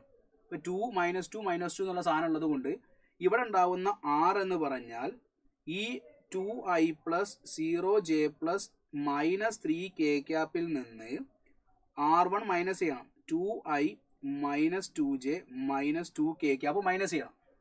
ഫോഴ്സ് ആക്ട് ചെയ്യുന്ന പൊസിഷൻ വെക്ടറിൽ നിന്ന് അതിൽ ഏത് പോയിന്റിൽ ഉണ്ടാവുന്ന റൊട്ടേഷൻ ആണോ, അല്ലെങ്കിൽ ടേണിംഗ് എഫക്റ്റ് ആണോ, അല്ലെങ്കിൽ ടോർക്ക് ആണോ കണ്ടുപിടിക്കുന്നത്, അവ തമ്മിൽ മൈനസ് ചെയ്യണം. മൈനസ് ചെയ്യുമ്പോൾ എന്താ കിട്ടുക? 2i - 2i, അത് 0i ആയിരിക്കും. 0j - 2j എന്ന് പറയുമ്പോൾ -2j വരും. -3k മൈനസ് അകത്ത് പോകുമ്പോൾ പ്ലസ് ആയിട്ട് മാറും. സോ ഇത് പ്ലസ് ആകുമ്പോൾ ഇത് പ്ലസ് വരും. -3k അകത്ത് പോകുമ്പോൾ +2k, അപ്പോൾ -k എന്ന് വരും. സോ ആറിന്റെ വാല്യൂ നിങ്ങൾക്ക് കിട്ടുക 0i + 2j - k ക്യാപ്പ് ആയിരിക്കും. സോ ടോർക്ക് എന്ന് പറയുമ്പോൾ R ക്രോസ് F ആണ്, IJK. സോ IJK, ആറിന്റെ വാല്യൂ 0, 2, -1. ഫോഴ്സിന്റെ വാല്യൂ 4, 5, -6. ഇതിന്റെ ആൻസർ കീ ഏതാണെന്ന് നിങ്ങൾ ഇന്നത്തെ കമന്റ് ബോക്സിൽ ടൈപ്പ് ചെയ്തിട്ടാൽ മതി. R cross F, cross product എടുക്കാൻ നിങ്ങൾക്ക് അറിയാലോ. ക്രോസ് പ്രോഡക്റ്റ് എടുക്കുമ്പോൾ നിങ്ങൾ ശ്രദ്ധിക്കേണ്ട പോയിന്റ് ഇത്രയേ ഉള്ളൂ. ഫോഴ്സ് ആക്ട് ചെയ്യുന്ന പോയിന്റും ഏത് പോയിന്റിൽ ട്രേഡിംഗ് എഫക്റ്റ് ആണ് കണ്ടുപിടിക്കുന്നത്, ഈ രണ്ട് പോയിന്റുകൾ തമ്മിൽ സെപ്പറേറ്റ് ചെയ്യുക. നോർമലി എപ്പോഴും എബൌട്ട് ഒറിജിനാണ് ചോദിക്കുക. ഒറിജിൻ ആവുന്ന സമയത്ത് ഇത് തന്നെ എടുത്താൽ മതി. ഇതിൽ നിന്ന് ഒറിജിൻ മൈനസ് ചെയ്താൽ വലിയ വ്യത്യാസമില്ലല്ലോ. സോ ഇതിന്റെ ആൻസർ ഏതാണ് നിങ്ങൾ ചെക്ക് ചെയ്തിട്ട് ഓപ്ഷനിൽ മാർക്ക് ചെയ്യണേ. So I am heading to the last question. Okay, sir തയ്യാറായിട്ടിരിക്കുകയാണ്. Yes, I am heading to the last question. So സാറോട് പറഞ്ഞ സമയത്ത് തന്നെ നമ്മൾ ഏകദേശം തീർക്കുകയാണ്. The ratio of radius of gyration of a circular disc. ഇത് also it's a previous year ചോദ്യമാണ്. അതായത് നമുക്ക് ഈ ഇയറിൽ വന്ന ചോദ്യത്തിന്, അതായത് 2023 നിങ്ങൾക്ക് റൊട്ടേഷൻ മോഷൻ വന്നത് ഈ ഒരു മോഡൽ ചോദ്യമായിരുന്നു. ആ ചോദ്യത്തിന് റൂട്ടില്ലായിരുന്നു. നമ്മൾ എനിക്ക് തോന്നുന്നു റൊട്ടേഷൻ മോഷനിൽ 2023 വന്ന നീറ്റ് എക്സാമിൽ വന്ന ചോദ്യത്തിൽ കീയിൽ റൂട്ടില്ലായിരുന്നു. പക്ഷേ ആ വാല്യൂ ആ മാർക്ക് ചെയ്ത കുട്ടികൾക്കൊക്കെ എക്സാമിന് മാർക്ക് കിട്ടിയിട്ടുണ്ടായിരുന്നു. സോ ഇതായിരുന്നു ഈ ഒരു ടൈപ്പ് ചോദ്യം വന്നിട്ടുണ്ട്. അതുകൊണ്ട് തന്നെ ഈ ഒരു ടൈപ്പ് ചോദ്യം കൂടി നമുക്ക് സ്ട്രെസ് ചെയ്ത് പോവാം. The ratio of radius of gyration of a circular disc and circular ring of same radii about a tangential axis perpendicular to the plane of the disc or ring. The ratio of radius of gyration of a circular disc ആയിക്കോട്ടെ, ഒന്ന് circular ഡിസ്കാ, ഒന്ന് circular റിംഗാ. Circular ഡിസ്കും circular റിംഗും. Okay, circular ഡിസ്കും circular റിംഗും same radii ആണ്, എബൌട്ട് എ ടാൻജൻഷ്യൽ ആക്സിസ് ആണ്, പെർപെൻഡിക്കുലർ ടു ദ പ്ലെയിൻ. അപ്പം ഇതാണ് ഒന്ന് ഇതാണ്. ഈ രണ്ട് ആക്സിൽ ഉണ്ടാവുന്ന മൊമെന്റ് ഓഫ് ഇനേർഷ്യ അല്ല റേഡിയസ് ഓഫ് ഗൈറേഷന്റെ റേഷ്യോ ആണ് ചോദ്യം. നിങ്ങൾക്കറിയില്ല ഈ ആക്സിലെ മൊമെന്റ് ഓഫ് ഇനേർഷ്യ. ഇത് ഡിസ്ക് ആണെങ്കിൽ ഡിസ്കിന്റെ ഈ ആക്സിലെ മൊമെന്റ് ഓഫ് ഇനേർഷ്യ എന്ന് പറഞ്ഞാൽ mr² + 2 + mr², that will give 3/2 mr². Ring ആണെങ്കിൽ റിംഗിന്റെ ഇവിടെ mr² ആയിരിക്കും, ഇപ്പുറത്ത് എന്താ വരിക mr² ആയിരിക്കും, ദാറ്റ് വിൽ ഗിവ് 2 mr² ആയിരിക്കും, 2 mr². സോ അടുത്ത സ്റ്റെപ്പിൽ നമ്മളോട് ചോദിച്ചിരിക്കുന്നത് റേഷ്യോ അല്ലേ. അവ കെ എന്ന് പറഞ്ഞാൽ what is radius of gyration here? K എന്ന് പറഞ്ഞാൽ എന്താ കിട്ടുക? What is K? ഇവിടുത്തെ റേഡിയസ് ഓഫ് ഗൈറേഷൻ എന്ന് പറഞ്ഞാൽ √3/2 r ആണ്. ഇത് K1 കൊടുക്കാം, ഇത് K2 കൊടുക്കുകയാണെങ്കിൽ ഇവിടുത്തെ റേഡിയസ് ഓഫ് ഗൈറേഷൻ √2 r ആണ് വരിക, √2 r. സോ K1 / K2 ആണ് ചോദ്യം. K1 / K2 ആകുമ്പോൾ √3/2 × r ഇൻറ്റു 1 / √2 r എന്ന് വരും. 1 / √2 r. Am I right? ഈ ആറും ഈ ആറും കട്ട് ചെയ്യാം. സോ മുകളിൽ √3, താഴത്ത് √2, ഇപ്പുറത്ത് ഒരു √2. √2 × √2 2 അല്ലേ വരിക. So √3:1 is the right answer. Option 4 is the right answer. Option 4. അപ്പോൾ നിങ്ങൾ നോക്ക്, ഈ ഒരു ടൈപ്പ് ചോദ്യമായിരുന്നു 2023 നീറ്റിൽ വന്നിരിക്കുന്നത്. ഈ ഒരു ടൈപ്പ് ചോദ്യമാണ് 2023 നീറ്റിൽ വന്നിരിക്കുന്നത്. സോ നിങ്ങൾ മനസ്സിലാക്കി വെക്കേണ്ട പോയിന്റ് ഇത്രയേ ഉള്ളൂ. ഈ ടൈപ്പ് ചോദ്യങ്ങളാണ് നമ്മുടെ എക്സാമിന് വരുന്നത്. സോ എനിക്ക് തോന്നുന്നു നമ്മൾ മാക്സിമം ചോദ്യങ്ങൾ ചെയ്തു തീർത്തിട്ടുണ്ട്. അതിലുമായി ബന്ധപ്പെട്ട എല്ലാ ചോദ്യങ്ങളും നമ്മൾ പ്രാക്ടീസ് ചെയ്തിട്ടുണ്ട്. സോ ഈ ചോദ്യങ്ങൾ നിർബന്ധമായിട്ട് നമ്മൾ എന്നിട്ട് ലൈവിൽ ഡിസ്കസ് ചെയ്ത എല്ലാ ചോദ്യങ്ങളും നിർബന്ധമായിട്ട് പഠിച്ചിരിക്കണം. സോ റിങ്ങിന്റെ ടാൻജൻഷ്യൽ ആക്സിസ് എന്ന് പറയുന്ന സമയം ശ്രദ്ധിക്കുക. പെർപെൻഡിക്കുലർ ടു പ്ലെയിൻ ആണോ ഡയമീറ്റർ ആണോ എന്ന് കൂടി ശ്രദ്ധിച്ച് വേണം നിങ്ങൾ ചെയ്യാൻ. സോ എല്ലാ ക്വസ്റ്റ്യൻസും ക്ലിയർ ആണെന്ന് പ്രതീക്ഷിക്കുന്നു. സോ ഞാൻ നിങ്ങൾക്ക് എല്ലാവർക്കും ഒരു ഹാപ്പി വിഷു ആശംസിക്കുന്നു. സോ നിങ്ങൾ ആഘോഷിക്കണം, പക്ഷേ ഓവർ ആഘോഷിക്കരുത്. പഠിക്കാനുണ്ട് എന്നുള്ള കാര്യം ആലോചിക്കുക. കുറച്ച് ദിവസങ്ങൾ കൂടി കഴിഞ്ഞാൽ നമ്മുടെ എക്സാം ആണ്. സോ അതുകൊണ്ട് തന്നെ കുറച്ച് സമയം കൂടി നിങ്ങൾ നന്നായിട്ട് ഒന്ന് ശ്രമിച്ചാൽ നിങ്ങൾക്ക് ആൻസറിലേക്ക് എത്താൻ പറ്റും. So thank you all, thank you, bye, happy Vishu. Hi sir, happy Vishu. അതിൽ സാർ ഹാപ്പി വിഷു. മക്കളെ ഗുഡ് ഈവനിങ്, വെരി ഈവനിങ് മക്കളെ, very evening. Have a nice evening മക്കളെ, very evening. We wish you a happy Vishu എന്നൊക്കെ ഭംഗിയായിട്ട് ഷാജി ഒരു ഹാപ്പി വിഷു ആശംസിച്ചിട്ടുണ്ട്. മക്കളെ good evening and a very evening. Start ചെയ്യാം. ഗംഭീരമായ 25 ചോദ്യങ്ങളിലേക്ക് നമ്മളിനി കടക്കാൻ പോവാണ്. Cell cycle and cell division എന്ന അടിപൊളി ചാപ്റ്ററിലേക്ക് കയറാൻ പോവാണ് മക്കളെ. ഓക്കെ, റെഡി അല്ലേ? Yes. Cell cycle and cell division. മക്കളെ ഇന്നത്തെ സെൽ സൈക്കിൾ ആൻഡ് സെൽ ഡിവിഷനിൽ ഞാൻ ഇന്ന് പറയാൻ പോകുന്ന ക്വസ്റ്റ്യൻസിൽ നിന്നും ഏകദേശം 2 ചോദ്യങ്ങൾ നിർബന്ധമായും നിങ്ങളെ കാത്തിരിക്കുന്നുണ്ട് എന്ന് നിങ്ങളൊന്ന് ആലോചിച്ച് നോക്കാം. ഇന്ന് ഏത് ക്വസ്റ്റ്യൻ ആണോ പറയാൻ പോകുന്നത് അതിൽ നിന്ന് 2 ക്വസ്റ്റ്യൻ നിർബന്ധമായിട്ടും നിങ്ങൾക്കുണ്ടാവും. ഓക്കെ, അത് കൺഫേം ആക്കിക്കോ, ഒരു സംശയമില്ല. മക്കളെ സ്റ്റാർട്ട് ചെയ്യാം. Yes. Okay, cell cycle and cell division 25ൽ കൂടുതൽ ക്വസ്റ്റ്യൻ ഞാൻ എടുത്തിട്ടുണ്ട്. ഇൻ കേസ് ആവശ്യം വന്നാലോ എന്ന് വിചാരിച്ചിട്ടാണ്. ഓക്കെ, അജ്മി പോലത്തെ പവർ അങ്ങോട്ട് വരട്ടെ, പവർ ഇങ്ങനെ വരട്ടെ, പവർ പാക്ഡ് വരട്ടെ, വൈബാവട്ടെ. മക്കളെ തുടങ്ങാം. മക്കളെ ആദ്യത്തെ ചോദ്യം നോക്കാം. ആദ്യത്തെ ചോദ്യം ഇതാണ്, സീക്വൻസ് ഓഫ് ഇവന്റ്സ്. മക്കളെ ഒന്ന് നോക്കുക. Sequence of events by which ഒരു സെല്ല് അതിന്റെ ജീനോം മീൻസ് DNA ഡ്യൂപ്ലിക്കേറ്റ് ചെയ്യുന്നു, ബാക്കിയുള്ള ഓർഗനൽസ് ഡബിൾ ചെയ്യുന്നു, and eventually divides into 2 daughter cells. ഇത് സെൽ ഡിവിഷൻ ആണോ സെൽ സൈക്കിൾ ആണോ? മക്കളെ ഇതിന്റെ കറക്റ്റ് ഡെഫിനിഷൻ മക്കളെ ഇതിന്റെ കറക്റ്റ് ഡെഫിനേഷൻ സെൽ സൈക്കിൾ ആണോ സെൽ ഡിവിഷൻ ആണോ? ആലോചിച്ച് മാത്രം ആൻസർ ചെയ്യുക. 2 ആണോ 1 ആണോ? അല്ലൂസ് ഉണ്ട്, അജ്മി ഉണ്ട്, അഞ്ജലി ഉണ്ട്, നിത്യമോൾ ഉണ്ട്, ഫാത്തിമ ഉണ്ട്. എല്ലാവരും ഓരോ അഭിപ്രായം പറയുന്നുണ്ട്. മക്കളെ ഒരു സംശയമില്ല, ഇത് സെൽ സൈക്കിളാണ്. സെൽ സൈക്കിളാണ് മക്കളെ അതിന്റെ കറക്റ്റ് ആൻസർ. ഓക്കെ, വീണ്ടും ഗംഭീരമായിട്ട് അടുത്ത ക്വസ്റ്റ്യനിലേക്ക് കയറാണ് മക്കളെ. ചോദ്യം ഇതാണ്, the cell cycle of human cell. നോക്കൂ, മനുഷ്യന്റെ ഒരു സെല്ലും ഈസ്റ്റും എത്ര സമയം വെച്ചെടുക്കും? ആലോചിച്ച് ആൻസർ ചെയ്യുക. ഹ്യൂമൻ സെല്ല് ഡിവൈഡ് ചെയ്തെടുക്കാനായിട്ട് എത്ര സമയം എടുക്കും എന്ന് ചോദിച്ചാൽ മക്കളെ ഒരു സംശയമില്ല, 24 hours. ഈസ്റ്റ് എത്രയാന്ന് ചോദിച്ചാൽ 90 minutes. So the right answer goes to A. രണ്ടാമത്തെ ചോദ്യം 1 ആണ് ആൻസർ. കറക്റ്റ് ആയിട്ട് പറയുകയാണെങ്കിൽ 1 ആണ് മക്കളെ. മൂന്നാമത്തെ ചോദ്യത്തിലേക്ക് കടക്കാം. മൂന്നാമത്തെ ചോദ്യവും ഗംഭീരമായിട്ടുള്ളൊരു ചോദ്യമാണ്.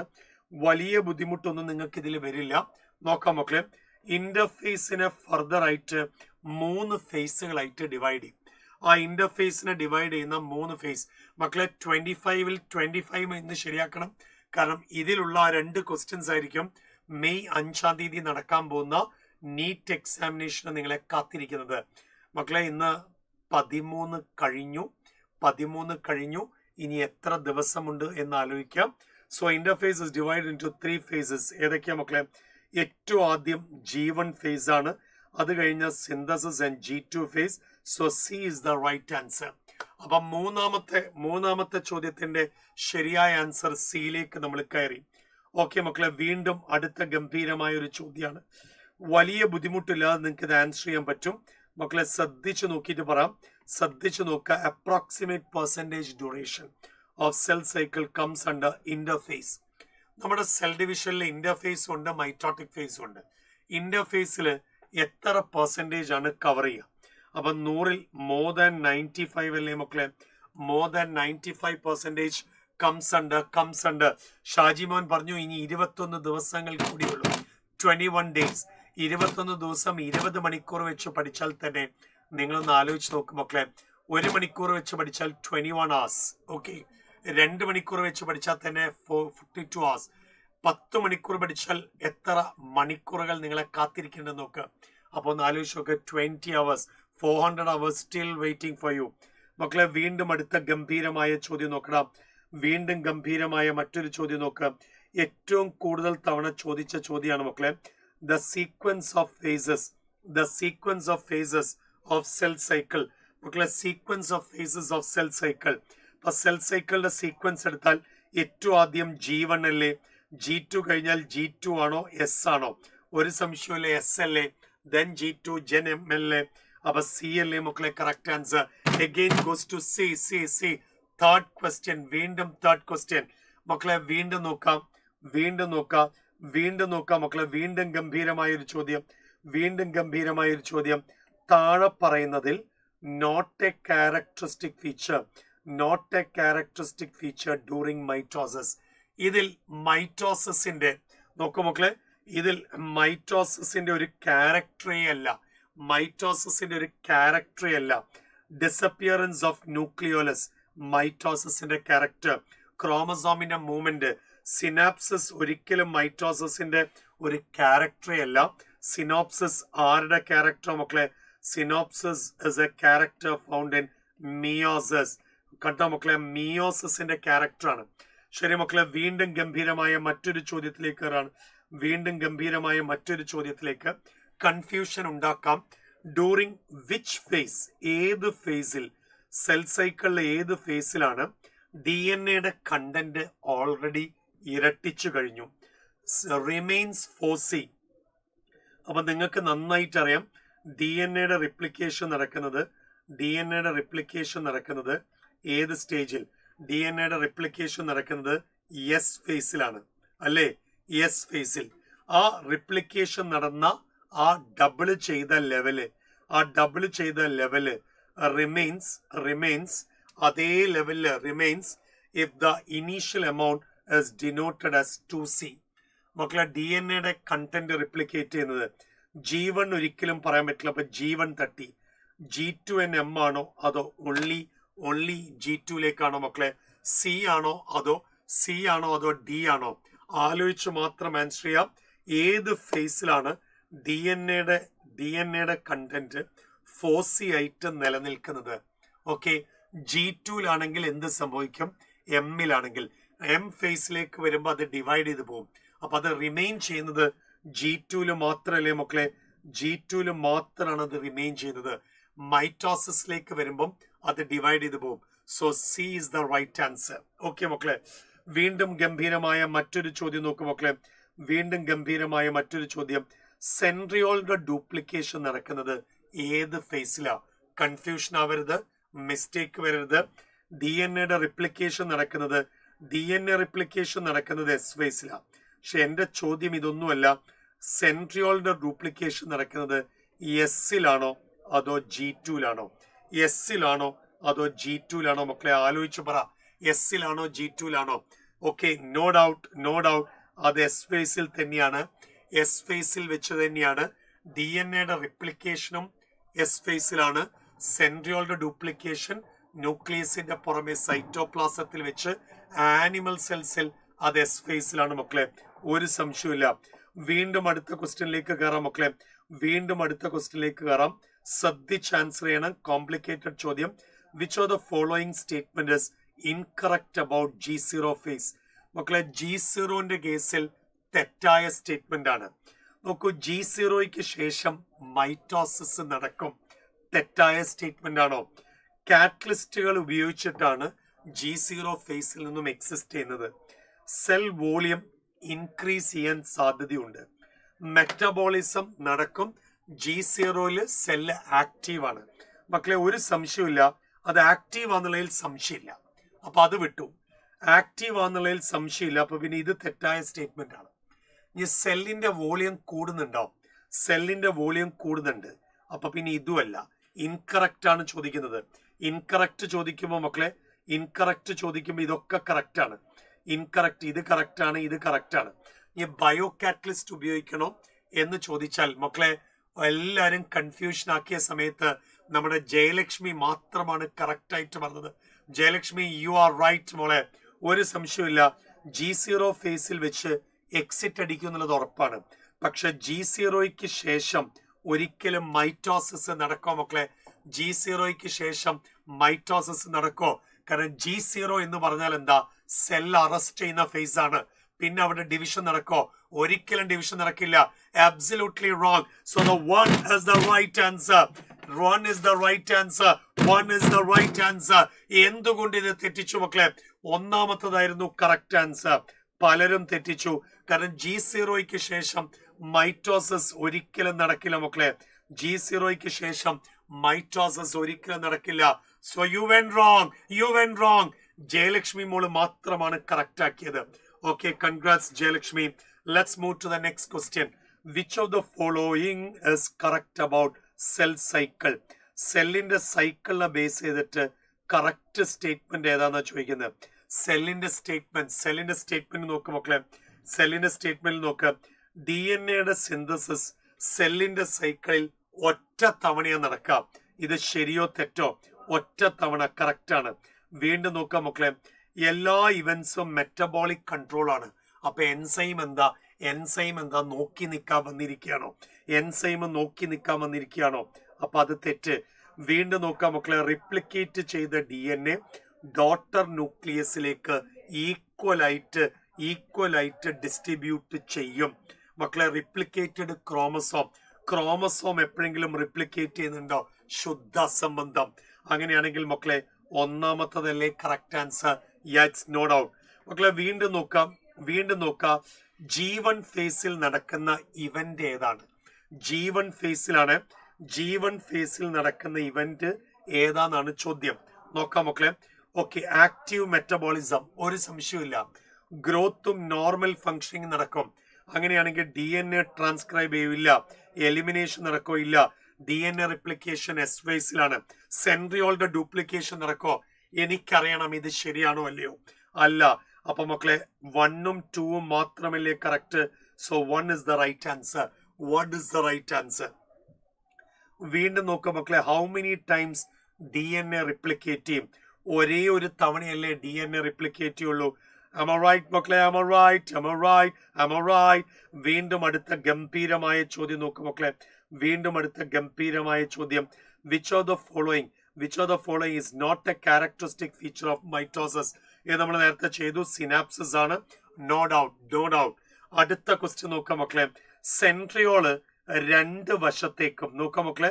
സെൻട്രിയോള് രണ്ട് വശത്തേക്കും സെല്ലിന്റെ രണ്ട് പോൾസിലേക്കും നോക്ക്.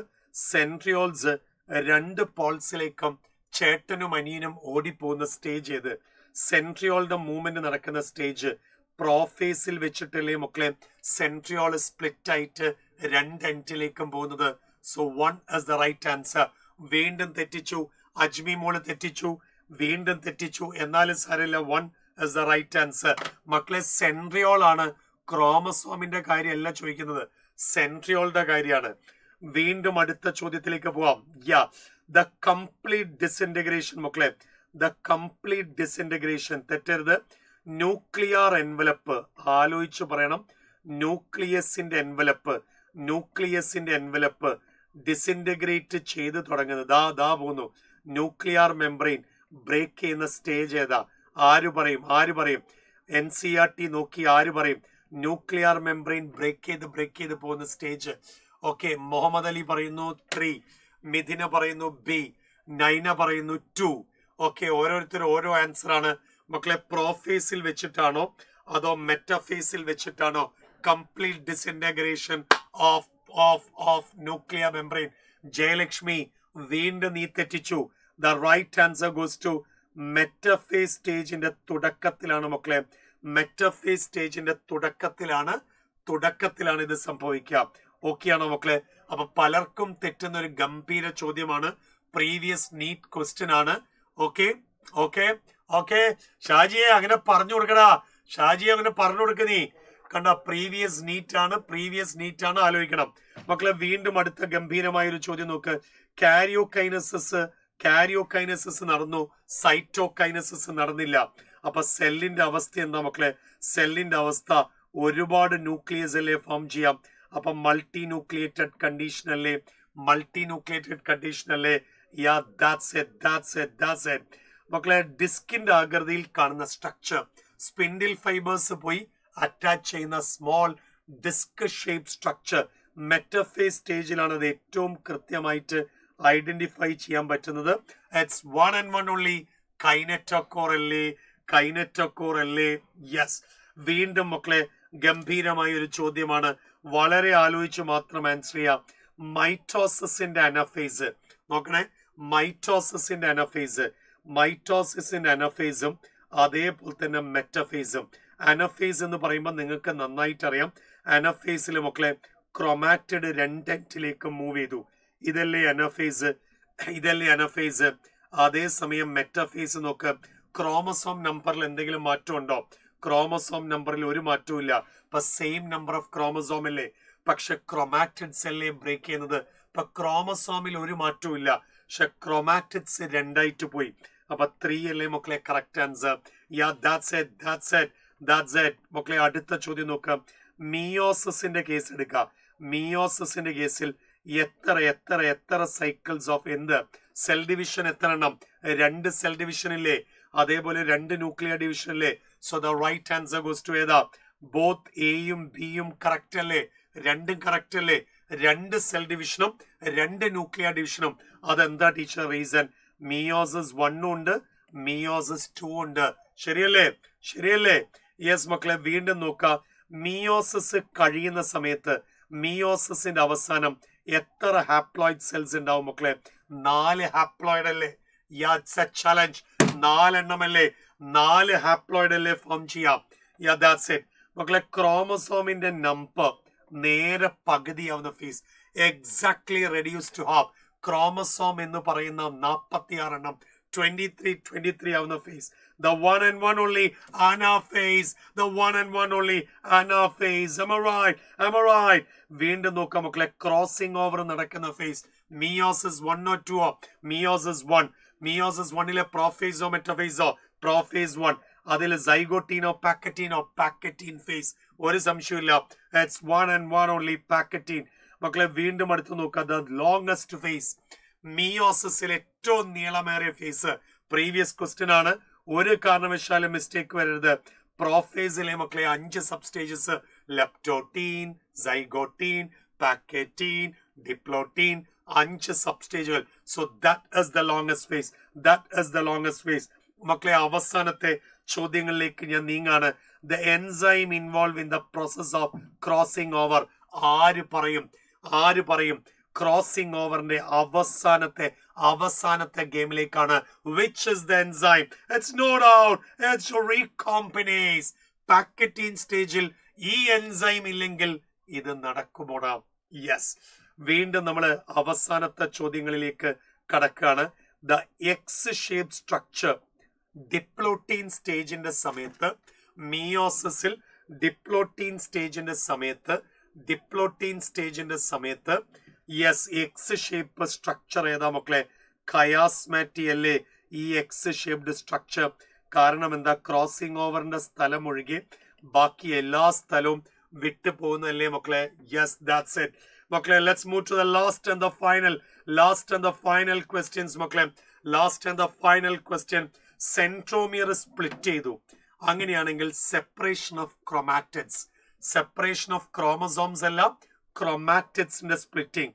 മക്കളെ ഇതൊരു സെൽ എടുത്തു. ദാ ഇങ്ങനെയുള്ള ക്രോമസോം ബ്രേക്ക് ചെയ്തു. ദ ക്രോമാറ്റിഡ് അങ്ങോട്ടും ഇങ്ങോട്ടും പോയി. ഐ മീൻ ക്രോമസോം ബ്രേക്ക് ചെയ്തു മക്കളെ. ക്രോമസോം ബ്രേക്ക് ചെയ്തിട്ടുണ്ടെങ്കിൽ ഒരേ ഒരു ഓപ്ഷനേ ഉള്ളൂ. It's metaphase second. Let's move to the last and the final. മക്കളെ നാളെ ക്ലാസ് ഉണ്ടാവാൻ സാധ്യത വളരെ കുറവാണ്. വിഷു അല്ലേ മക്കളെ? ഓക്കെ, ഏറ്റവും കൂടുതൽ തവണ സെൽ സൈക്കിളിൽ നിന്നും ചോദിച്ച ഗംഭീരമായ ചോദ്യം. And the answer should know everyone. NEET എഴുതുന്നുണ്ടോ? ഇതിന്റെ ആൻസർ അറിയാതെ പോകരുത്. മിയോസിസ് 1-ലെ പ്രോഫേസിലെ 5 സബ്സ്റ്റേജസിന്റെ ഓർഡർ ഏതൊക്കെയാ മക്കളെ? ലെപ്റ്റോട്ടീൻ, സൈഗോട്ടീൻ, പാക്കറ്റീൻ, ഡിപ്ലോട്ടീൻ ആൻഡ് ഡയാകൈനസസ്. ഇത് പഠിച്ചില്ലെങ്കിൽ വേറെ ഒരു സാധനവും പഠിക്കാതെ നിങ്ങൾ കഴിഞ്ഞിട്ട് കാര്യമില്ല. സോ ഇത് പഠിച്ചേ പറ്റുള്ളൂ. അപ്പൊ 25 ക്വസ്റ്റ്യൻസും ശരിയാക്കിയ ആരെങ്കിലും ഉണ്ടെങ്കിൽ 25 ചോദ്യങ്ങളും ശരിയാക്കി ആരെങ്കിലും ഉണ്ടെങ്കിൽ നിങ്ങൾ ഒന്ന് ജസ്റ്റ് റൈസ് യുവർ ഹാൻഡ്സ്. മക്കളെ ഒരിക്കൽ കൂടി എല്ലാവർക്കും happy and very prosperous Vishu. എല്ലാവർക്കും വിഷു ആശംസകൾ. ഞാൻ കെമിസ്ട്രിയുടെ ലെജൻഡിനെ ഇൻവൈറ്റ് ചെയ്യാണ്. Okay, bye, see you. Happy Vishu for you sir. Okay, hello മക്കളെ, വെൽക്കം.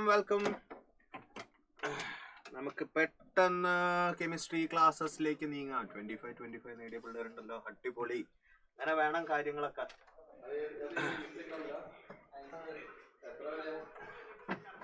അയ്യോ, നല്ലൊരു ക്വസ്റ്റ്യൻ Interphase 2 ആയിരുന്നു. പറഞ്ഞു. മക്കളെ ഒരു ചെറിയ ഡൗട്ട് അവിടെ നിന്ന്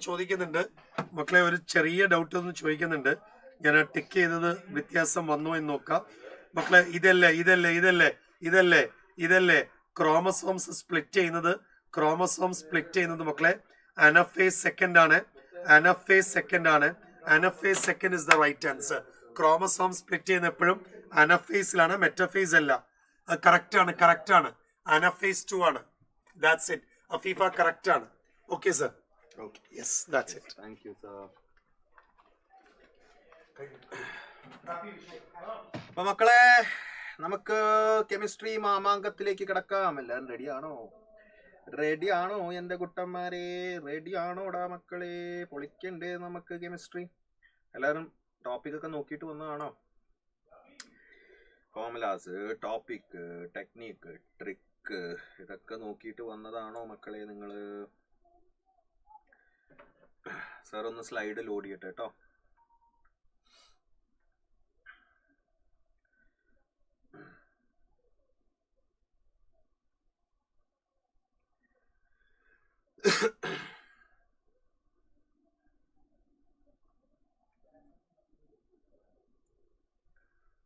ഓക്കെ, സോ നമുക്ക് നേരെ ക്ലാസ് സ്റ്റാർട്ട് ചെയ്യാം. Let us start the battle. കെമിസ്ട്രിയുടെ മാമാങ്കം, കെമിസ്ട്രിയുടെ അംഗം നമുക്ക് തുടങ്ങാം. റെഡിയാണോ എല്ലാവരും? റെഡിയാണോടാ മക്കളെ? നമുക്ക് പൊളിക്കാം. നമുക്ക് ആദ്യത്തെ ക്വസ്റ്റ്യനിലേക്ക് പോകാം. എല്ലാവരും നോക്കാം. അസേർഷൻ റീസണിങ് ക്വസ്റ്റ്യൻ ആണ്. ടക്ക് ടക്ക് എന്ന് ഉത്തരം പറയണം കേട്ടോ. സാർ സ്പൂൺ ഫീഡ് ചെയ്ത് തരാൻ കാത്തിരിക്കരുത്. At 273 Kelvin 1 bar 22.4 liters of both oxygen and CO2 contains equal number of molecules. പരമമായ സത്യമാണത്. ടെമ്പറേച്ചർ സെയിം ആണ്, പ്രഷർ സെയിം ആണെങ്കിൽ equal volumes of all gases will have equal number of moles. According to Avogadro's law, at a constant temperature and pressure, equal volumes of all gases contains equal number of molecules. പരമമായ സത്യം. So both assertion and reason are correct. അല്ലേ മക്കളെ? First question, first answer A ആണ്. Next, what volume of O2 at STP is required to completely burn 1 liter of propane in identical conditions? 1 litre പ്രൊപ്പെയിനെ burn ചെയ്യാൻ മക്കളെ ഗ്യാസിന്റെ volume ഉള്ള question ഓർമ്മയുണ്ടോ മക്കളെ? ഗ്യാസിന്റെ വോള്യൂം ഉള്ള ക്വസ്റ്റ്യൻ വരികയാണെങ്കിൽ നമ്മൾ ആദ്യം എന്താ ചെയ്യേണ്ടത്? ആദ്യം ഇങ്ങനത്തെ ക്വസ്റ്റ്യൻ കിട്ടുമ്പോൾ ഫസ്റ്റ് ബാലൻസ് ചെയ്യാം കേട്ടോ. പ്രൊപ്പെയിൻ എന്ന് പറഞ്ഞാൽ എന്താണ്? പ്രൊപ്പെയിൻ എന്ന് പറഞ്ഞാൽ C3H8 plus 5O2 giving you 3CO2 plus 2H2O. ഇതല്ലേടാ മക്കളെ ബാലൻസിങ് വരിക? ഇതാണ് സാറേ ബാലൻസിങ് വരിക. അപ്പൊ നിങ്ങൾ ചോദിക്കും സാർ എങ്ങനെ ഇത്രയും പെട്ടെന്ന് ബാലൻസ് ചെയ്ത്? സാർ ഇത്രയും പെട്ടെന്ന് ബാലൻസ് ചെയ്യാൻ കാര്യം നമുക്ക് ആ ഫോർമുല അറിയാം. ഏതൊരു ഹൈഡ്രോകാർബൺ CXHY എന്ന് പറഞ്ഞൊരു hydrocarbon can be balanced like this: x plus y by 4. അതിന്റെ കമ്പഷൻ റിയാക്ഷന്റെ balancing x plus y by 4 O2 giving you x CO2 plus y by 2 H2O എന്ന് പറഞ്ഞൊരു സിമ്പിൾ ടാക്ടിക് ഉണ്ട്. പല ടെക്നീക്ക് ഉണ്ട്. അതിൽ ഏറ്റവും ലളിതമായിട്ടുള്ളതാണിത്. ഫോർ എക്സാമ്പിൾ, അപ്പൊ ഇവിടെ നമുക്ക് പ്രൊപ്പെയിൻ ആണെങ്കിൽ C3H8 പ്ലസ് എക്സിന്റെ വാല്യൂ എന്താ 3 പ്ലസ് വൈയുടെ വാല്യൂ എന്താ 8 by 4 O2. That is nothing but 5O2 എന്ന് വരും അല്ലെ? giving you 3CO2 plus 8 by 2 H2O. Sorry, plus 4H2O അല്ലെ? 4H2O. ഇവിടെ 4H2 ആണ്. ഇവിടെ 4H2 അല്ലേ വരിക? ഇവിടെ 4H2 ആണ് വരിക അല്ലെ? 4H2 ആണ് വരിക, വെറുതെ അല്ല. 4H2 ആണ് വരിക. ഓക്കെ, 2H2 അല്ല, 4H2. ഓക്കെ ആണോ മക്കളെ? സോ ബേസിക്കലി നമുക്ക് നോക്കാം. What volume of O2 at STP is required to burn 1 litre oxygen എൻ്റെ ഉണ്ട്. വോള്യൂം ഓഫ് C3H8 ആണ് വേണ്ടത്. നമുക്കറിയാം ഗെലുസാക്സ് ലോ ഓഫ് ഗേഷ്യസ് വോള്യൂം അനുസരിച്ച്. ഓർമ്മയുണ്ടോ മക്കളെ? Ratio of volumes V/1 will be equal to ratio of stoichiometric coefficient. 1 by ratio of volume will be equal to 1 liter of propane ആണല്ലേ? 1 liter of propane ആണ്. What volume of oxygen ആണ് വേണ്ടത്? 1 liter of propane and volume of oxygen ആണ് കണ്ടുപിടിക്കേണ്ടത്. So എല്ലാവരും നോക്കിക്കേ, ratio of volumes 1 by V is equal to ratio of stoichiometric coefficient. stoichiometric coefficient എത്ര? പ്രൊപ്പെയിന്റെ 1 ആണ്, ഓക്സിജന്റെ 5 ആണ്. So that means V is equal to 5. കഴിഞ്ഞു മക്കളെ, ഡൺ. 1 ലിറ്റർ പ്രൊപ്പെയിന്റെ ആണ് സാർ വായിച്ചത്, തെറ്റാണ്. Okay, so basically 5 liter is the answer. Let's move on to the next question, third question. Simple ചോദ്യങ്ങളാണിത്. സിമ്പിൾ ടെക്നിക്ക് അറിഞ്ഞു കഴിഞ്ഞാൽ some basic concepts of chemistry പൊടിപൂരമാണ് മക്കളെ. Next, a compound made of 2 elements A and B are found to contain 25% A, atomic mass 12.5 ആണ് കേട്ടോ എയുടെ, and 75% B, atomic mass 37.5 ആണ് ബിയുടെ. The empirical formula of the compound. മക്കളെ എല്ലാവരും നോക്കിക്കേ, ഈ കോമ്പൗണ്ടിനെ ഞാൻ ഇങ്ങനെ വിളിക്കുകയാണ്, AXBY എന്ന് വിളിക്കുകയാണ്. നമുക്കറിയാം ഈ കോമ്പൗണ്ട് AXBY എന്ന് നമുക്ക് വിളിക്കാമെങ്കിൽ I can easily write X/Y. Sir പഠിപ്പിച്ച ട്രിക്ക് ഓർമ്മയുണ്ടോ? X എന്ന് വെച്ചാൽ number of atoms of A, Y എന്ന് വെച്ചാൽ number of atoms of B. X/Y is nothing but percentage of A divided by percentage of B multiplied by molar mass of B divided by molar mass of A. കഴിഞ്ഞു, done. Percentage of A എത്രയാണ്? 25 ആണ് സാറേ. Percentage of B എത്രയാണ്? 75 ആണ് സാറേ. Molar mass of B എത്രയാണ്? 37.5 ആണ് സാറേ. Molar mass of A എത്രയാണ്? 12.5 ആണ് സാറേ. So this is 1/3 ഇവിടെ വരും, ഇവിടെ 3/1 വരും.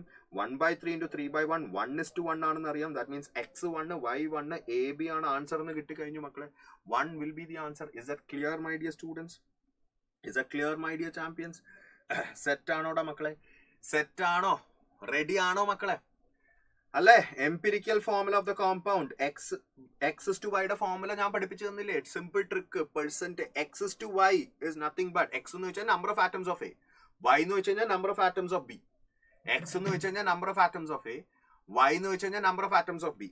X by Y is percentage of a by percentage of B into molar mass of B by molar mass of A. അല്ലേ? Got it. Next question ലേക്ക് കിടക്കാം നമുക്ക്.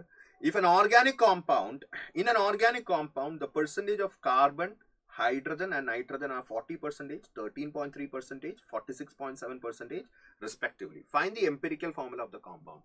എത്ര കോംപ്ലിക്കേറ്റഡ് ക്വസ്റ്റ്യൻ വന്നാലും നമ്മുടെ ആ കോട്ട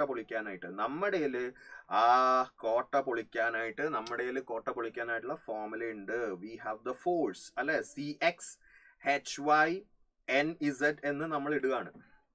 ഓക്കെ, അപ്പൊ X/Y, Y/Z, X/Z ഒക്കെ കിട്ടിക്കഴിഞ്ഞു കഴിഞ്ഞാൽ നമുക്ക് എംപിരിക്കൽ ഫോർമുല കിട്ടും. അപ്പൊ X/Y നമുക്ക് ആദ്യം നോക്കാം. X/Y എത്രയാണ്? X/Y എന്ന് പറയുമ്പോൾ percentage of carbon divided by percentage of hydrogen multiplied by molar mass of hydrogen divided by molar mass of carbon. Percentage of carbon എത്രയാ മക്കളെ? Percentage of carbon 40 ആണ്. Percentage of hydrogen എത്രയാ മക്കളെ? 13.3 ആണ്. Molar mass of hydrogen എത്രയാ? 1 ആണ്. By 12. So this will be equal to 13.3, 40 എന്ന് പറയുമ്പോൾ ഇത് almost 3 times വരും അല്ലേ? So that means it is equal to 1/4. അതായത് കാർബൺ ഇസ് ടു ഹൈഡ്രജൻ, കാർബണിന്റെ number of atoms is to ഹൈഡ്രജന്റെ നമ്പർ ഓഫ് ആറ്റംസ് 1/4. ആ ഓപ്ഷനുള്ള ഒറ്റ ഓപ്ഷനേ ഉള്ളൂ ഇവിടെ. അവിടെ തന്നെ നമുക്ക് ആൻസർ കിട്ടിക്കഴിഞ്ഞു മക്കളെ. We already got the answer. നമ്മൾ ബാക്കിയുള്ളത് ചെക്ക് ചെയ്യാൻ തന്നെ വേണ്ട, നമ്മൾ ബാക്കിയുള്ളത് ചെക്ക് ചെയ്യാൻ തന്നെ നിൽക്കണ്ട മക്കളെ. We already got the answer. Got it. ബാക്കിയുള്ളത് ഒന്നും നിങ്ങൾ ചെക്ക് ചെയ്യാൻ നിൽക്കണ്ട. ഈ ഫോർമുല അറിഞ്ഞു കഴിഞ്ഞു കഴിഞ്ഞാൽ നമുക്ക് സ്ട്രെയിറ്റ് അവേ ആൻസറിലേക്ക് കിടക്കാൻ പറ്റും. Got it. എംപിരിക്കൽ മാസിന്റെ ക്വസ്റ്റ്യൻസ് നീറ്റിൽ വന്നിട്ടുണ്ട്, മനസ്സിലാക്കി. 2022 ഒരു പ്രാവശ്യം വന്നിട്ടുണ്ട് ഇതേ മോഡലിൽ ഒരു ക്വസ്റ്റ്യൻ. ആ ക്വസ്റ്റ്യൻ ആണ് നമ്മൾ ഇന്ന് ക്ലാസ്സിൽ ചെയ്തത്. ഓർമ്മയുണ്ടോ?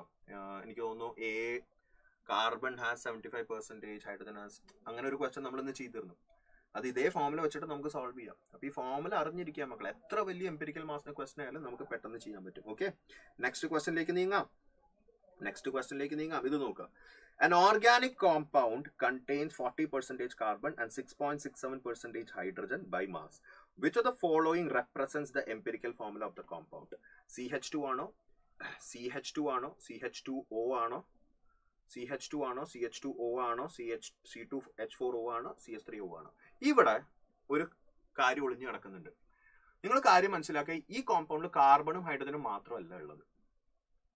കാര്യം കാർബണിന്റെ പെർസെന്റേജ് പ്ലസ് ഹൈഡ്രജന്റെ പെർസെന്റേജ് 46.67 വരുന്നുള്ളൂ. 40 കാർബണിന്റെ 6.67 ഹൈഡ്രജന്റെ.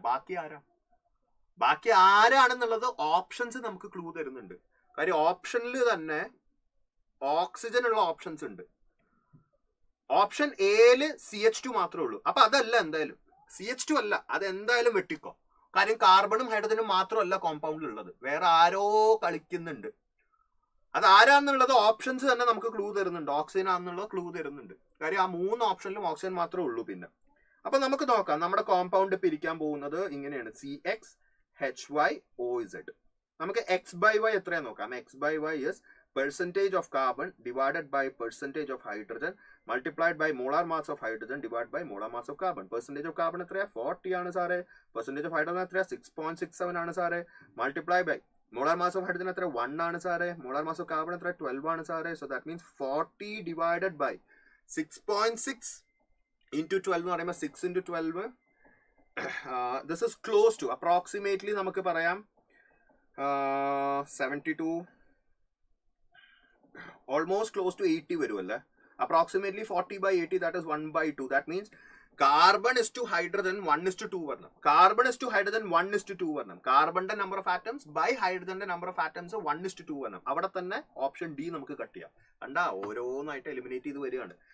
പക്ഷെ ഓപ്ഷൻ ബിയിലും സിയിലും നിങ്ങൾ നോക്കുകയാണെങ്കിൽ 1:2 റേഷ്യോ ഇവിടെ ഉണ്ട്, ഇവിടെയും 1:2 ആണ്. കാര്യം ഇവിടെ 2ഉം 4ഉം ആണെങ്കിലും റേഷ്യോ നോക്കുകയാണെങ്കിൽ 1:2 ആണല്ലോ.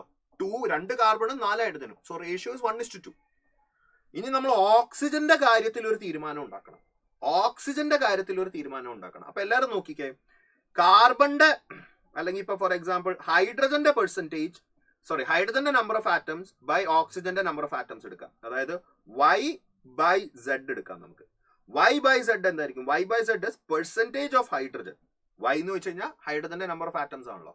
അപ്പൊ Y ന്യൂമറേറ്ററിൽ വെക്കുകയാണെങ്കിൽ പെർസെന്റേജ് ഓഫ് ഹൈഡ്രജൻ ന്യൂമറേറ്ററിൽ വെക്കണം. Z താഴത്ത്, അപ്പൊ പെർസെന്റേജ് ഓഫ് ഓക്സിജൻ താഴത്ത്, multiply by molar mass of oxygen മേളില് divide by molar mass of hydrogen. That is equal to percentage of hydrogen എത്രയാ? 6.67 ആണ് സാറേ. പെർസെന്റേജ് ഓഫ് ഓക്സിജൻ എത്ര? പെർസെന്റേജ് ഓഫ് ഓക്സിജൻ വരാൻ പോകുന്നത് 100 മൈനസ് 46.7 ആണ്, അല്ലെങ്കിൽ 46.67 ആണ്. അതെങ്ങനെയാ? കാര്യം നമുക്കറിയാം കാർബണും ഹൈഡ്രജനും ഓക്സിജനും മാത്രമേ ഉള്ളൂ. കാർബണിന്റെയും ഹൈഡ്രജന്റെയും കൂടി ചേർത്ത് 46.67 ഉണ്ട്.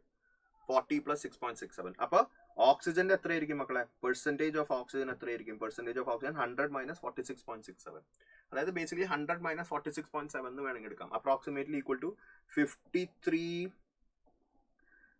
53.7 എന്ന് വരുമല്ലേ? അല്ല, 53.3 എന്ന് എടുക്കാം. അപ്രോക്സിമേറ്റ്ലി 53.3. അപ്രോക്സിമേറ്റ്ലി ആണ് കേട്ടോ. Approximately percentage of oxygen 53.3. So basically 53.3 ഇവിടെ വരും. മോളാർ മാസ് ഓഫ് ഓക്സിജൻ എത്രയാണ്? മോളാർ മാസ് ഓഫ് ഓക്സിജൻ 16 ആണ് സാറേ. മോളാർ മാസ് ഓഫ് ഹൈഡ്രജൻ എത്രയാണ്? 1 ആണ് സാറേ. So this will be equal to how much? ഇത് എത്രയാണ് വരിക മക്കളെ? ഇത് എത്രയാണ് വരിക? This will be close to 16 into ഇത് ഓൾമോസ്റ്റ് ക്ലോസ് ടു 2:1 ആണ് വരിക. അപ്രോക്സിമേറ്റ്ലി 2:1 ആണ് വരിക. 6.67 into 16 ചെയ്യുക. 6.67 into 16, 6 into 16 ചെയ്താൽ തന്നെ ദാറ്റ് ഇസ് 96 അല്ലേ? അപ്പോൾ ഓൾമോസ്റ്റ് ക്ലോസ് ടു 2:1 ആണ് വരിക. ന്യൂമറേറ്ററിൽ ഡിനോമിനേറ്ററിന്റെ ഡബിൾ വരും അല്ലേ? അപ്പൊ 2:1. അപ്പൊ ഹൈഡ്രജന്റെ നമ്പർ ഓഫ് ആറ്റംസ് സബ്ട്രാക്ഷൻസ് തെറ്റിക്കല്ലേ ഫാത്തിമ? ഞാൻ മൂക്കിടിച്ച് പരത്തും. 54.43 ആണ് വരിക. 53.3 അല്ലേ വരിക. അപ്പൊ ഹൈഡ്രജന്റെ നമ്പർ ഓഫ് ആറ്റംസ് ഓക്സിജനിലും ഡബിൾ വരണം. അപ്പൊ ബേസിക്കലി സി അല്ല, ഓപ്ഷൻ ബി ആണ് വരിക. കാർബണിന്റെയും ഹൈഡ്രജന്റെയും 1:2 ആണ്. ഹൈഡ്രജന്റെയും ഓക്സിജന്റെയും 2:1 വരണം. ഹൈഡ്രജന്റെ ഓക്സിജന്റെ 2:1 വരണം. അവിടെ തന്നെ നമുക്ക് കിട്ടി. കണ്ട ഈ ഫോർമുലയുടെ ആ ഒരു ഗമ കണ്ട, ആ ഒരു ബ്യൂട്ടി കണ്ട. എത്ര വലിയ വമ്പൻ ക്വസ്റ്റ്യൻ വന്നാലും വി ക്യാൻ ഡു ഇറ്റ്. ഇനി 60 grams, next question. 60 grams of a compound on analysis gave 24 grams of carbon, 4 grams of hydrogen and 32 grams of oxygen. Empirical formula of the compound. ഇത് കുറച്ച് വ്യത്യസ്തമായ question. Empirical മാസിന്റെ question തന്നെ വ്യത്യസ്തമായ. നമ്മുടെ ഫോർമുലയുടെ ആവശ്യമില്ല. ഇവിടെ 24 grams of carbon, 4 grams of hydrogen and 32 grams of oxygen എന്ന് തന്നിട്ടുണ്ട്. അപ്പൊ നമ്മൾക്ക് നോക്കാം number of moles of carbon എത്രയാണ്? number of moles of carbon given mass of carbon divided by molar mass, 24/12, that is equal to 2. Number of moles of hydrogen എത്രയാ? given mass of hydrogen, that is 4 divided by 1, that is equal to 4. And number of moles of oxygen എത്രയാ? number of moles of oxygen 32 divided by molar mass, that is equal to 2. അപ്പൊ ഇവിടെ നിന്ന് തന്നെ നമുക്ക് കിട്ടും number of moles of carbon 2, number of moles of hydrogen 4, number of moles of oxygen 2. So basically അവരുടെ ratio വരാൻ പോകുന്നത് കാർബണിന്റെ atom is to hydrogen atom is to oxygen atom ratio വരാൻ പോകുന്നത് simplest ratio ഏതാ? കോമൺ ഫാക്ടർ എടുത്ത് കളയാം, 2 എടുത്ത് കളയാം. അപ്പൊ 1:2:1 വരും. 1:2:1 വരും അല്ലേ? സോ ബേസിക്കലി എല്ലാവരും നോക്കുക മക്കളെ, ഇത് 2, ഇത് 4, ഇത് 2. എംപിരിക്കൽ ഫോർമുല എന്ന് പറയുമ്പോൾ ഹയസ്റ്റ് കോമൺ ഫാക്ടർ എടുത്ത് കളയാം. ഹയസ്റ്റ് കോമൺ ഫാക്ടർ എടുത്ത് കളയുമ്പോൾ 2 എടുത്ത് കളയാം. അപ്പൊ 1:2:2 കിട്ടും. സോ ബേസിക്കലി ആൻസർ ഡി ആണ്. സെറ്റ് ആണോ സെറ്റ് മസാലയാണോ? ഒന്ന് ചാറ്റ് ബോക്സിൽ ഇട്ടേടാ മക്കളെ. സെറ്റ് ആണോ സെറ്റ് മസാലയാണോ? റെഡി ആണോടാ മക്കളെ? സെറ്റ് ആണോ സെറ്റ് മസാലയാണോ? ഒന്ന് ചാറ്റ് ബോക്സിൽ ഇട്ടേടാ മക്കളെ. റെഡി ആണോ? ഇവിടെ നമ്മൾ ആ ഫോർമുലയുടെ ആവശ്യമൊന്നുമില്ല. ഫോർമുല യൂസ് ചെയ്യുന്നത് പെർസെൻറ്റേജസ് ക്വസ്റ്റ്യൻസ് വരുമ്പോഴാണ്. അതിനാണ് അത്തരം ക്വസ്റ്റ്യൻസ് നിങ്ങൾക്ക് എന്താ പറയാ പ്രശ്നം ഉണ്ടാക്കാതിരിക്കാനാണ് ഫോർമുല വന്നത്. ഇതൊക്കെ നിങ്ങളുടെ ലോജിക്ക് വെച്ചിട്ട് തന്നെ നിങ്ങൾ ചെയ്യാം. സെറ്റ് ആണോ? റെഡി ആണോ? ഫൈൻ. സെറ്റ് ആണോടാ മക്കളെ? നെക്സ്റ്റ് ക്വസ്റ്റ്യനിലേക്ക് പോകാം. A biomolecule having molecular mass 1200 grams per mole has a percentage mass of phosphorus 12.9. Percentage mass of phosphorus 12.9 ആണ്. Then number of phosphorus atoms per molecule. Number of phosphorus atoms per molecule ആണ് ചോദിച്ചിരിക്കുന്നത്. Let us say the number of phosphorus atoms per molecule. Let us say the number of phosphorus atoms per molecule is x. നമ്മൾ എടുക്കുക x ആയിട്ട് എടുക്കുക. അപ്പോൾ what is the mass of phosphorus? Total mass of phosphorus എത്രയായിരിക്കും? Total mass of phosphorus in molecule. എല്ലാവരും നോക്കുക മക്കളെ. Mass of phosphorus in molecule. Mass of phosphorus in molecule. Mass of phosphorus in molecule എത്രയായിരിക്കും? Mass of phosphorus in molecule will be 31 into x. കാരണം 31 ആണ് molar mass. 31 into x എടുക്കുക. Mass of phosphorus in molecule. അപ്പോൾ what will be percentage of phosphorus? Percentage of phosphorus is mass of phosphorus in molecule divided by molar mass of molecule, which is 1200 multiplied by 100. ഇതിന്റെ value ആണ് 12.9 എന്ന് തന്നിരിക്കുന്നത്. ഇതിന്റെ value ആണ് 12.9 എന്ന് തന്നിരിക്കുന്നത്. Okay, so ഇതിൽ നിന്ന് നമുക്ക് ബേസിക്കലി എക്സിന്റെ വാല്യൂ കിട്ടും. എക്സിന്റെ വാല്യൂ വിൽ ബി 12.9 into 12. കാര്യം ഇവിടെ ഞാൻ 100ഉം ഈ 100ഉം ക്യാൻസൽ ആക്കി. 12.9 into 12 divided by 31. അപ്പോൾ അത് എത്രയാണ്? 12.9 13 ആയിട്ട് എടുക്കാം. 13 into 12. 12 into 12 144, 156. അപ്പോൾ ക്ലോസ് ടു 5 വരും അല്ലേ? This will be close to 5 അല്ലേ? എക്സിന്റെ വാല്യൂ 5 ആണ് വരിക. സെറ്റ് ആണോ മക്കളെ? സെറ്റ് മസാലയാണ്. സർ പെർസെൻറ്റേജ് കോമ്പോ കണ്ടുപിടിച്ചാലും കിട്ടും. ആ സമയം കളയണോടാ ഷാജി? കിട്ടും. നേരത്തെ പെർസെൻറ്റേജ് ഇപ്പൊ നേരത്തെ അവൻ ചോദിക്കുന്നുണ്ട് സാർ ഇതിൽ പെർസെൻറ്റേജ് കണ്ടുപിടിച്ച് എന്നിട്ട് സാറ് പറഞ്ഞ ട്രിക്ക് യൂസ് ചെയ്തുകൂടെ? കണ്ടുപിടിക്കുക. ഇപ്പം ഇതിൽ കാർബണിന്റെ പെർസെൻറ്റേജ് കണ്ടുപിടിച്ച്, ഹൈഡ്രജന്റെ പെർസെൻറ്റേജ് കണ്ടുപിടിച്ച്, ഓക്സിജന്റെ പെർസെൻറ്റേജ് കണ്ടുപിടിച്ചിട്ട് എന്റെ ട്രിക്ക് യൂസ്, നമ്മുടെ ട്രിക്ക് യൂസ് ചെയ്യാം. എന്റെ ട്രിക്ക് അല്ല, ആ ട്രിക്ക് യൂസ് ചെയ്യാം. ഓക്കെ, അങ്ങനെയും ചെയ്യാം. പക്ഷെ ഇവിടെ ഞാനത് ചെയ്തില്ല. കാര്യം number of carbon, hydrogen, oxygen straight away കിട്ടും. അതുകൊണ്ടാണ്. റെഡിയാണോടാ മക്കളെ? Set മസാലയാണോ? Good.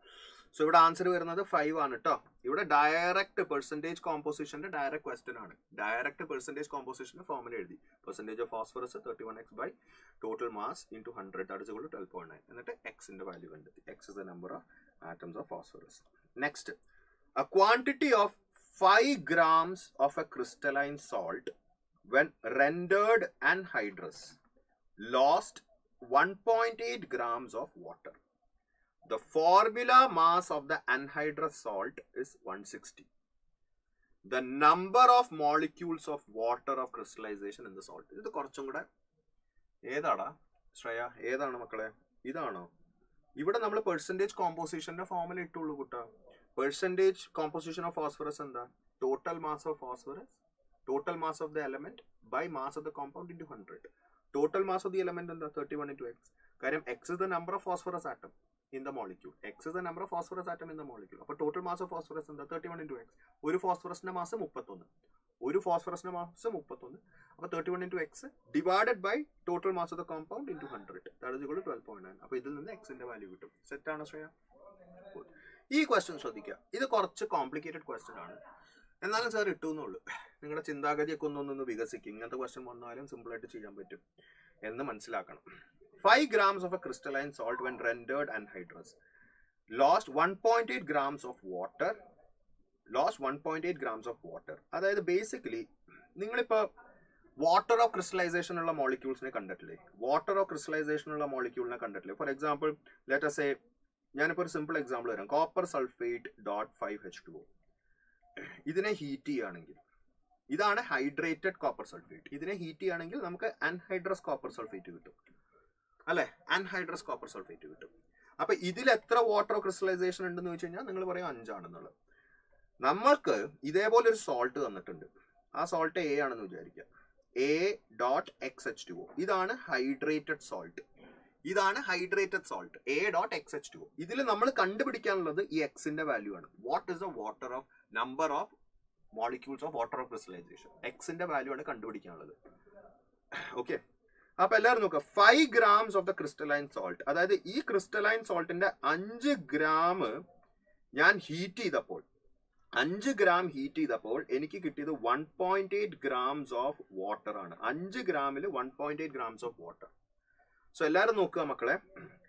in 5 grams of the salt, 5 gram of the salt will have 1.8 gram of water and 3.2 grams of salt. സമ്മതിച്ചോ മക്കളെ?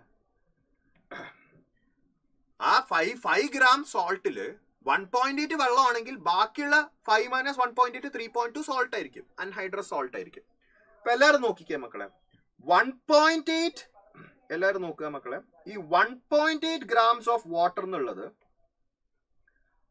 1.8 grams ഓഫ് വാട്ടർ എന്നുള്ളത് ഒന്ന് മാറ്റി എഴുതാട്ടോ. ഇവിടെ നമ്മുടെ കോമ്പൗണ്ട് ഇങ്ങനെയാണ് ഇരിക്കുന്നത്, A.XH2O. ഇതിന്റെ 5 grams ആണ് നമ്മൾ എടുത്തത്. അത് ഹീറ്റ് ചെയ്തപ്പോൾ അതിൽ 1.8 grams ഓഫ് വാട്ടർ ഉണ്ടായിരുന്നു, 3.2 grams ഓഫ് സോൾട്ട് ഉണ്ടായിരുന്നു. ഈ 1.8 grams ഓഫ് വാട്ടർ എന്ന് വെച്ചാൽ എന്താ? 1.8 grams of water means 1.8 divided by 18, that is equal to 0.1 mole of water. സമ്മതിച്ചോ? അതായത് 5 gram സോൾട്ടിൽ 0.1 മോൾ ഓഫ് വെള്ളം ഉണ്ടായിരുന്നു. 5 gram സോൾട്ടിൽ 0.1 മോൾ ഓഫ് വെള്ളം ഉണ്ടായിരുന്നു. ഇനി 3.2 grams ഓഫ് സോൾട്ടിൽ 3.2 grams ഓഫ് സോൾട്ട്, ഈ സോൾട്ട് എന്ന് ഉദ്ദേശിക്കുന്നത് ഇത് അൺഹൈഡ്രസ് സോൾട്ട് ആണ് കേട്ടോ. എല്ലാവരും നോക്കുക, ഇവിടെ 5 grams എന്നുള്ളത് ഹൈഡ്രേറ്റഡ് സോൾട്ട്, ഇത് അൺഹൈഡ്രസ് സോൾട്ട്. ഞാനത് എഴുതാം ഇവിടെ, അല്ലെങ്കിൽ കൺഫ്യൂഷൻ ആയി പോകും. അൺഹൈഡ്രസ് സോൾട്ട് അതായത് 5 gram സോൾട്ടിൽ 1.8 grams ഓഫ് വാട്ടറും 3.2 grams ഓഫ് അൺഹൈഡ്രസ് സോൾട്ടും. 1.8 grams ഓഫ് വാട്ടർ എന്ന് പറഞ്ഞാൽ 0.1 mole of water. 3.2 grams of salt എന്ന് പറഞ്ഞു കഴിഞ്ഞാൽ 3.2 ഡിവൈഡഡ് ബൈ 160. 3.2 ഡിവൈഡ് ബൈ 160 എത്രയാ? 3.2 divide by 160 will be equal to 3.2 divided by 160 എത്രയാണ് മക്കളെ? ദാറ്റ് വിൽ ബി 0.05 അല്ലേ? 0.05 അല്ലേ വരിക? 3.2 320 ഡിവൈഡഡ് ബൈ 62, 32 divided by 1600 വരും. That is basically 0.02 വരും അല്ലേ? 0.02 വരും, 0.05 അല്ല, 0.02 വരും അല്ലേ? 0.02 moles of 0.02 mole of anhydrous salt. 0.02 mole of anhydrous salt. അപ്പൊ എല്ലാരും നോക്കിക്കേ മക്കളെ, എല്ലാരും നോക്കിക്കേ, 0.02 anhydrous saltന്റെ ഒപ്പം 0.1 mole of water ഉണ്ട്. 0.02 moles of anhydrous saltന്റെ ഒപ്പം 0.1 mole of water ഉണ്ട്. അതാണ് ഈ ചോദ്യത്തിൽ നിന്ന് നമുക്ക് കിട്ടിയത്. അതായത് anhydrous salt 1 മോൾ ഉണ്ടെങ്കിൽ അതിന്റെ 5 ഇരട്ടി വാട്ടർ മോളിക്യൂൾസ് അതിന്റെ ഒപ്പം ഉണ്ടാവും. ഇപ്പൊ നിങ്ങൾ നോക്കിക്കേ, 0.02ന്റെ 5 ഇരട്ടി അല്ലേ 0.1. 0.02 മൾട്ടിപ്ലൈഡ് ബൈ 5 0.1. അപ്പൊ 0.02 മോൾ അൺഹൈഡ്രസ് സോൾട്ടിന്റെ ഒപ്പം ഉണ്ടായിരുന്നത് 0.1 മോൾ ഓഫ് വാട്ടർ ആണ്. അപ്പൊ 1 മോൾ ഓഫ് അൺഹൈഡ്രസ് സോൾട്ടിന്റെ ഒപ്പം 5 മോൾസ് ഓഫ് വാട്ടർ ആയിരിക്കും. കാര്യം നിങ്ങൾ തന്നെ ഒന്ന് ആലോചിച്ച് നോക്കുക മക്കളെ, ഈ 0.02ന്റെ 5 ഇരട്ടിയാണ് 0.1. അപ്പൊ എത്ര അൺഹൈഡ്രസ് സോൾട്ട് ഉണ്ടോ, അതിന്റെ എത്ര മോൾസ് ഓഫ് അൺഹൈഡ്രസ് സോൾട്ട് ഉണ്ടോ അതിന്റെ 5 ഇരട്ടി മോൾ വാട്ടർ ഉണ്ടാവും അതിന്റെ ഒപ്പം. അപ്പൊ ഞാൻ 1 മോൾ ഓഫ് അൺഹൈഡ്രസ് സോൾട്ട് എടുക്കുകയാണെങ്കിൽ അതിന്റെ ഒപ്പം 5 മോൾസ് ഓഫ് വാട്ടർ ക്രിസ്റ്റലൈസേഷൻ ഉണ്ടാവും. സെറ്റ് ആണോ മക്കളെ? സെറ്റ് മസാലയാണോ? So basically answer will be equal to 5. Answer will be equal to 5. Got it? ഒന്നുകൂടി പറയാം, നമുക്ക് 5 gram സോൾട്ട് ഉണ്ടായിരുന്നു, അതിൽ 1.8 grams ഓഫ് വാട്ടർ ഉണ്ട്. അപ്പൊ ബാക്കിയുള്ള 3.2 grams of anhydrous salt. 1.8 grams of water എന്ന് പറയുമ്പോൾ 0.1 mole of water. 3.2 grams of anhydrous salt എന്ന് പറയുമ്പോൾ 3.2 ഡിവൈഡ് ബൈ 160. 160 ആണ് molar mass of salt, anhydrous salt. 0.02 moles of anhydrous salt. അപ്പൊ 0.02 മോൾസ് ഓഫ് അൺഹൈഡ്രസ് സോൾട്ടിന്റെ ഒപ്പം 0.1 മോൾ ഓഫ് വാട്ടർ, അതായത് 5 ഇരട്ടി ഉണ്ട്. അപ്പൊ ഒരു മോളിക്യൂൾ സോൾട്ട് എടുക്കുകയാണെങ്കിൽ അതിന്റെ ഒപ്പം 5 മോളിക്യൂൾ വാട്ടർ ക്രിസ്റ്റലൈസേഷൻ ഉണ്ടാവും. സെറ്റ് ആണോ? സെറ്റ് മസാലയാണോ? റെഡി ആണോ മക്കളെ? Got it? നെക്സ്റ്റ് നമുക്ക് നോക്കാം. നെക്സ്റ്റ് ക്വസ്റ്റ്യനിലേക്ക് നമുക്ക് പോകാം. നെക്സ്റ്റ് ക്വസ്റ്റ്യൻ നിങ്ങളെ വെയിറ്റ് ചെയ്തിരിക്കുന്നുണ്ട്. നെക്സ്റ്റ് ക്വസ്റ്റ്യൻ നിങ്ങളെ total number of electrons present in 4.4 grams of oxalate ion. Total number of electrons present in 4.4 grams of oxalate ion. മക്കളെ നിങ്ങൾ തന്നെ ഒന്ന് ആലോചിച്ച് നോക്കിയേ. Number of electrons required will be equal to number of electrons in one molecule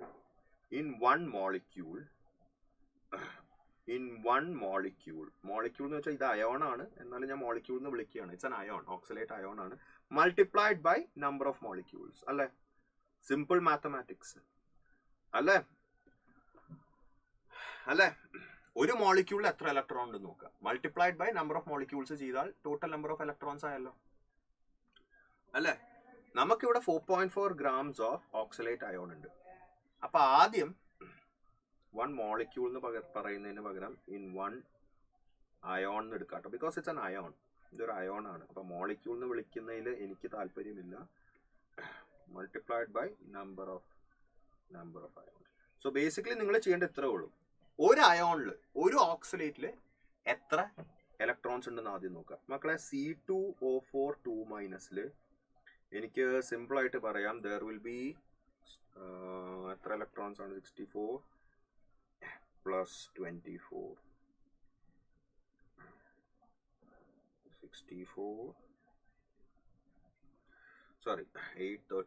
32 plus 44 46 electrons ഉണ്ടാവും. അപ്പൊ നിങ്ങൾ ചോദിക്കും സാർ അതെങ്ങനെ? എടാ കാർബണിൽ എത്ര ഇലക്ട്രോൺ ഉണ്ട്? 6. എത്ര കാർബൺ ഉണ്ട്? 2 കാർബൺ. അപ്പൊ മൊത്തത്തിൽ 12 ഇലക്ട്രോൺ കാർബണിൽ നിന്ന് വന്നു. ഓക്സിജനിൽ എത്ര ഇലക്ട്രോൺ ഉണ്ട്? 8.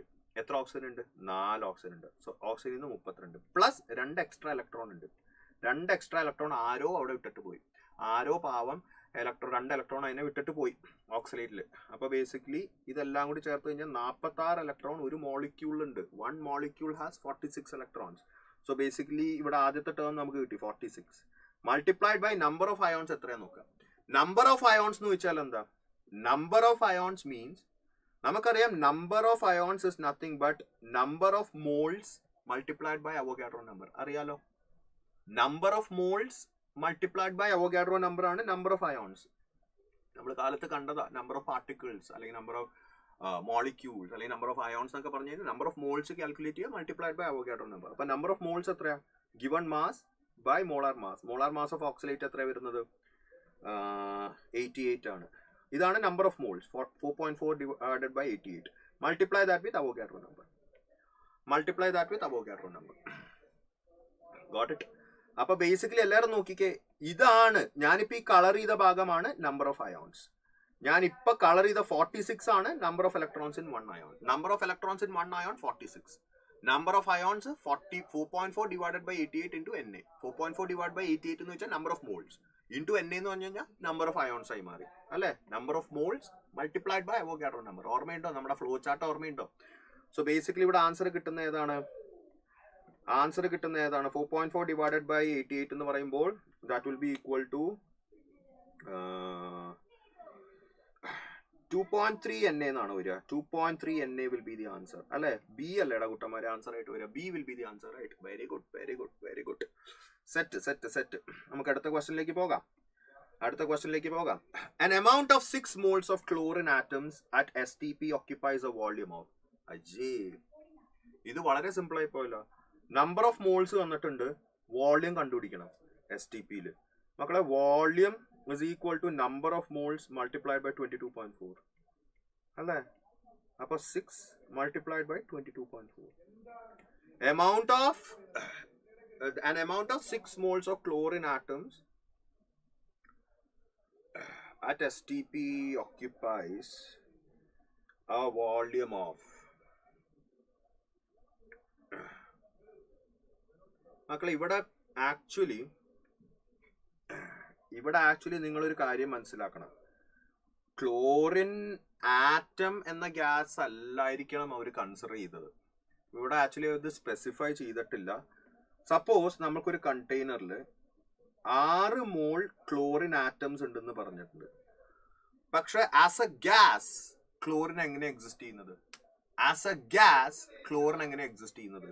ഒരു മിനിറ്റ്, ഞാൻ ഇത് പറഞ്ഞു തരാം. Chlorine as a gas exist ചെയ്യുന്നത് Cl2 ആയിട്ടാണ്. 6 മോൾ ക്ലോറിൻ ആറ്റം ഉണ്ട് എന്ന് പറഞ്ഞിട്ടുണ്ട്. 6 moles of chlorine atoms. 6 moles of chlorine atoms അല്ലെ? 6 moles of chlorine atoms. That means there is 3 moles of chlorine gas. അല്ലെ? കാര്യം ശരിക്കും പറഞ്ഞ ക്ലോറിൻ ആറ്റം അല്ല ക്ലോറിൻ ഗ്യാസ്. ക്ലോറിൻ ആറ്റം അല്ല ക്ലോറിൻ ഗ്യാസ്. Cl2 മോളിക്യൂൾ ആണ് ക്ലോറിൻ ഗ്യാസ്. Cl2 മോളിക്യൂൾ ആണ് chlorine gas. So 6 moles of chlorine atom എന്ന് പറയുമ്പോൾ 3 moles of chlorine gas ആണ് വരിക. 3 moles of chlorine gas വരിക. ഇതാണ് ഇവിടുത്തെ ട്രിക്ക്. നമ്മൾ ഒറ്റയടിക്ക് ഞാനും പെട്ടെന്ന് 6 × 22.4 എന്ന് ആലോചിച്ചു. പക്ഷെ നമ്മളൊന്ന് ആലോചിക്കുമ്പോൾ chlorine exist as chlorine gas in the form of Cl2. അപ്പൊ 2 ക്ലോറിൻ ആറ്റം ചേർന്നിട്ട് ഒരു Cl2 വരും. 4 ക്ലോറിൻ ആറ്റം ചേർന്ന് 2 Cl2 വരും. 6 ക്ലോറിൻ ആറ്റം ചേർന്നാൽ 3 Cl2 വരും. So 3 moles of Cl2 gas. So that means volume എത്ര മക്കളെ വരുന്നത്? ദാറ്റ് മീൻസ് വോളിയം എത്ര വരിക? 3 × 22.4 അല്ലേ വരിക? That is equal to 67.2. അല്ലെങ്കിൽ അവർ പറയണായിരുന്നു chlorine atom itself is existing as a gas എന്നുള്ളത്. അല്ലെങ്കിൽ അവർ പറയണായിരുന്നു chlorine atom itself is existing as a gas എന്നുള്ളത്. അതിവിടെ പറഞ്ഞിട്ടില്ല. ഓക്കെ, അപ്പോൾ ബേസിക്കലി ആൻസർ ആയിട്ട് വരുന്നത് ഇതാണ്. ഓക്കെ, സെറ്റാണോ മക്കളെ? റെഡി ആണോടാ മക്കളെ? സെറ്റാണോ? Got it. ആ ട്രിക്ക് മനസ്സിലായല്ലോ. Chlorine atom 6 mole. അപ്പൊ ക്ലോറിൻ മോളിക്യൂള് 3 മോളേ ഉള്ളൂ. കാര്യം 3 മോൾ ക്ലോറിൻ മോളിക്യൂളിൽ നിന്നാണ് 6 മോൾ ക്ലോറിൻ ആറ്റം ഉണ്ടാവുക. It is existing as a gas. Chlorine exist as a gas as Cl2 എന്ന ഗ്യാസ് ആയിട്ട് എക്സിസ്റ്റ് ചെയ്യുക. Okay, next question. A compound contains 36% carbon by mass if each molecule contains 2 carbon atoms. ഓരോ മോളിക്യൂളിലും 2 carbon atoms ഉണ്ട്. The number of moles of compound in its 10 grams is. അതായത് 10 gram കോമ്പൗണ്ടിൽ എത്ര moles ഉണ്ട്? നമുക്കറിയാം number of moles is nothing but given mass by molar mass. Given mass 10 ആണ്. പക്ഷെ molar mass നമുക്കറിയില്ല. മോളാർ മാസ് ഓഫ് കോമ്പൗണ്ട് കിട്ടിയേ പറ്റൂ. എന്നാലേ നമുക്ക് സെറ്റ് ആവുള്ളൂ. എന്നാലേ സെറ്റ് മസാലയാവുള്ളൂ. സോ മോളാർ മാസ് കിട്ടാനായിട്ടാണ് ആദ്യത്തെ ഡേറ്റ. അവർ പറഞ്ഞിട്ടുണ്ട് പെർസെൻറ്റേജ് ഓഫ് കാർബണിന്റെ ഫോർമുല എന്താ? Percentage of carbon is nothing but total mass of carbon. Total mass of carbon is 2 × 12 എന്ന് ഞാൻ ഇടും. കാര്യം എന്താ? ഒരു molecule 1 molecule contains 2 carbon atoms. അപ്പൊ total mass of carbon is 2 × 12 divided by mass of compound into 100. ഇതാണ് 36 ആണെന്ന് പറഞ്ഞ് തന്നിരിക്കുന്നത്. Mass of carbon divided by molar mass of the substance into 100 is equal to 36. That means molar mass is equal to how much? Molar mass എത്രയാവും? 2 × 12 എന്ന് പറയുമ്പോൾ 24 വരും. 24 × 100 divided by 36 അല്ലേ? So that is equal to, that is how much? 2/3, 200/3 വരും അല്ലേ? 200/3. എന്നിട്ട് ഇത് ഇവിടെ കൊണ്ടുവന്നിട്ടാ പോരാ. So n is equal to 10 divided by 200/3. That is 30 divided by 200. That is 3 divided by 20, 0.15 ആയിരിക്കും ആൻസർ ആയിട്ട് വരിക. സെറ്റ് ആണോ മക്കളെ? റെഡി ആണോ? 0.15 വിൽ ബി ദി ആൻസർ. ഇത് ബേസിക്കലി എവിടെന്നാ ക്വസ്റ്റ്യൻ വന്നിരിക്കുന്നത്? പെർസെൻറ്റേജ് കോമ്പോസിഷനിൽ നിന്ന്. പെർസെൻറ്റേജ് കോമ്പോസിഷൻ ഓഫ് കാർബണിന്റെ ഫോർമുല എഴുതി. Total mass of carbon divided by total mass of the substance into 100 is equal to 36. എന്നിട്ട് അവിടെ നിന്ന് molar mass of the substance കണ്ടെത്തി. അവിടെ നിന്ന് നമ്പർ ഓഫ് മോൾസ് കണ്ടെത്തി. Is it clear? Next question. The percentage of oxygen in a compound is 4%. It's minimum molar masses. ഇതേപോലത്തെ ഒരു question നമ്മൾ ചെയ്തിരുന്നു. Let us say X is the number of atoms of oxygen in one molecule. X is the number of atoms of oxygen in one molecule.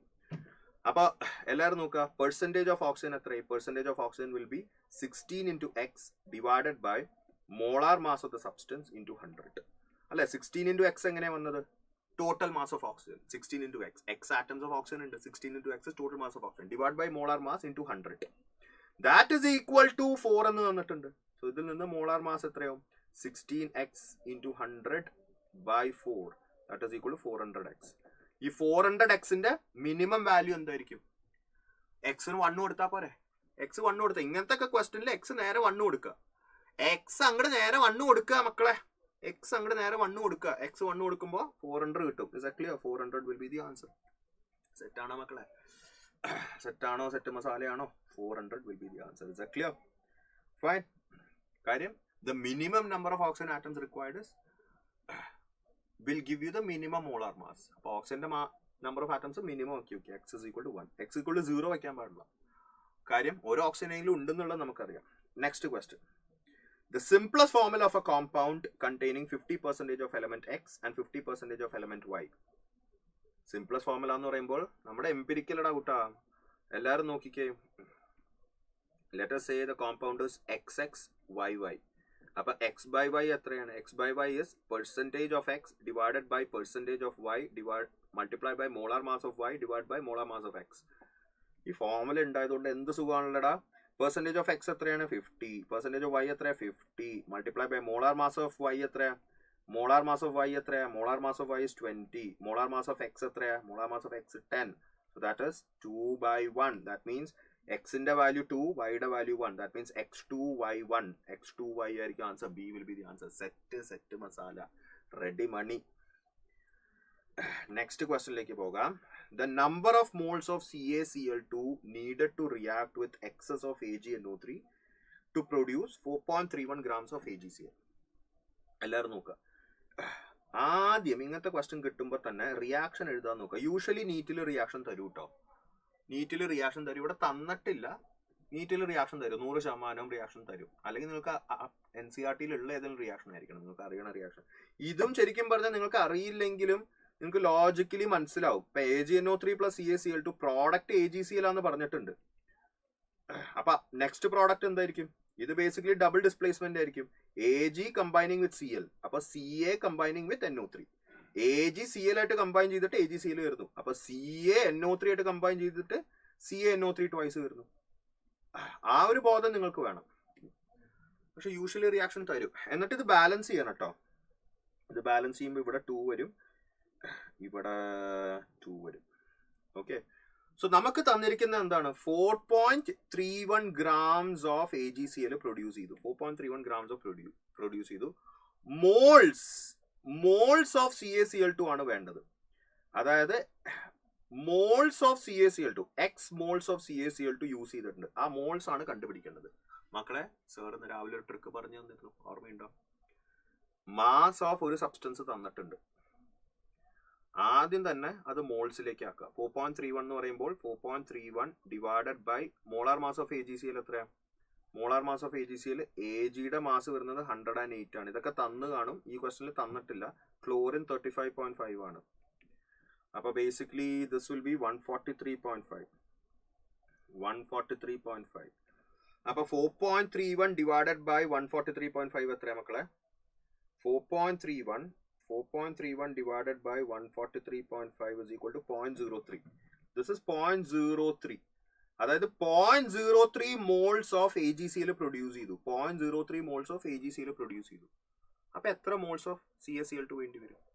ഇവിടെ actually നമ്മുടെ ട്രിക്കിന്റെ ആവശ്യം, trick വേണമെങ്കിൽ നിങ്ങൾക്ക് ട്രിക്കിൽ തന്നെ യൂസ് ചെയ്യാം. ട്രിക്ക് ഓർമ്മയുണ്ടല്ലോ മക്കളെ? ട്രിക്ക് ഓർമ്മയുണ്ടല്ലോ? ദേ moles of AgCl 0.03 divided by stoichiometric coefficient of AgCl2 will be equal to moles of CaCl2 x divided by stoichiometric coefficient of CaCl2 1. So that means x is equal to 0.015. അതല്ലാതെ തന്നെ logically നിങ്ങൾക്ക് മനസ്സിലാക്കിക്കൂടെ? 2 AgClന് ഒരു CaCl2 വേണം. 2 AgCl produce ചെയ്യാൻ ഒരു CaCl2. അപ്പൊ 0.03 AgCl produce ചെയ്യാൻ അതിന്റെ പകുതി 0.03യുടെ പകുതിയായി 0.015 CaCl2. ഓക്കെ. ഇനി അത് ക്ലിക്ക് ആയില്ലെങ്കിൽ ഓൾവേസ് നമ്മൾ ഈ സ്ട്രക്ചർ ട്രിക്ക് വെച്ചിട്ട് പോയാൽ മതി. എപ്പോഴും മാസോ വോളിയോ എന്ത് തരികയാണെങ്കിലും മോൾസിലേക്ക് ആക്കുക. മോൾസിലേക്ക് ആക്കിയിട്ട് നമ്മുടെ ട്രിക്ക് യൂസ് ചെയ്യുക. തന്നിരിക്കുന്ന മോൾസ് ഡിവൈഡഡ് ബൈ തന്നിരിക്കുന്ന ആളുടെ stoichiometric coefficient 0.03 divided by 2 will be equal to കണ്ടുപിടിക്കുന്ന ആളുടെ മോൾസ് ഡിവൈഡഡ് ബൈ കണ്ടുപിടിക്കുന്ന ആളുടെ stoichiometric coefficient x/1. X in the value. Is that clear? So basically B will be the answer. Is that clear, my dear champions? നമുക്ക് അടുത്ത ക്വസ്റ്റ്യനിലേക്ക് പോകാം. How many moles of Al2SO4 thrice would be in 50 grams of substance?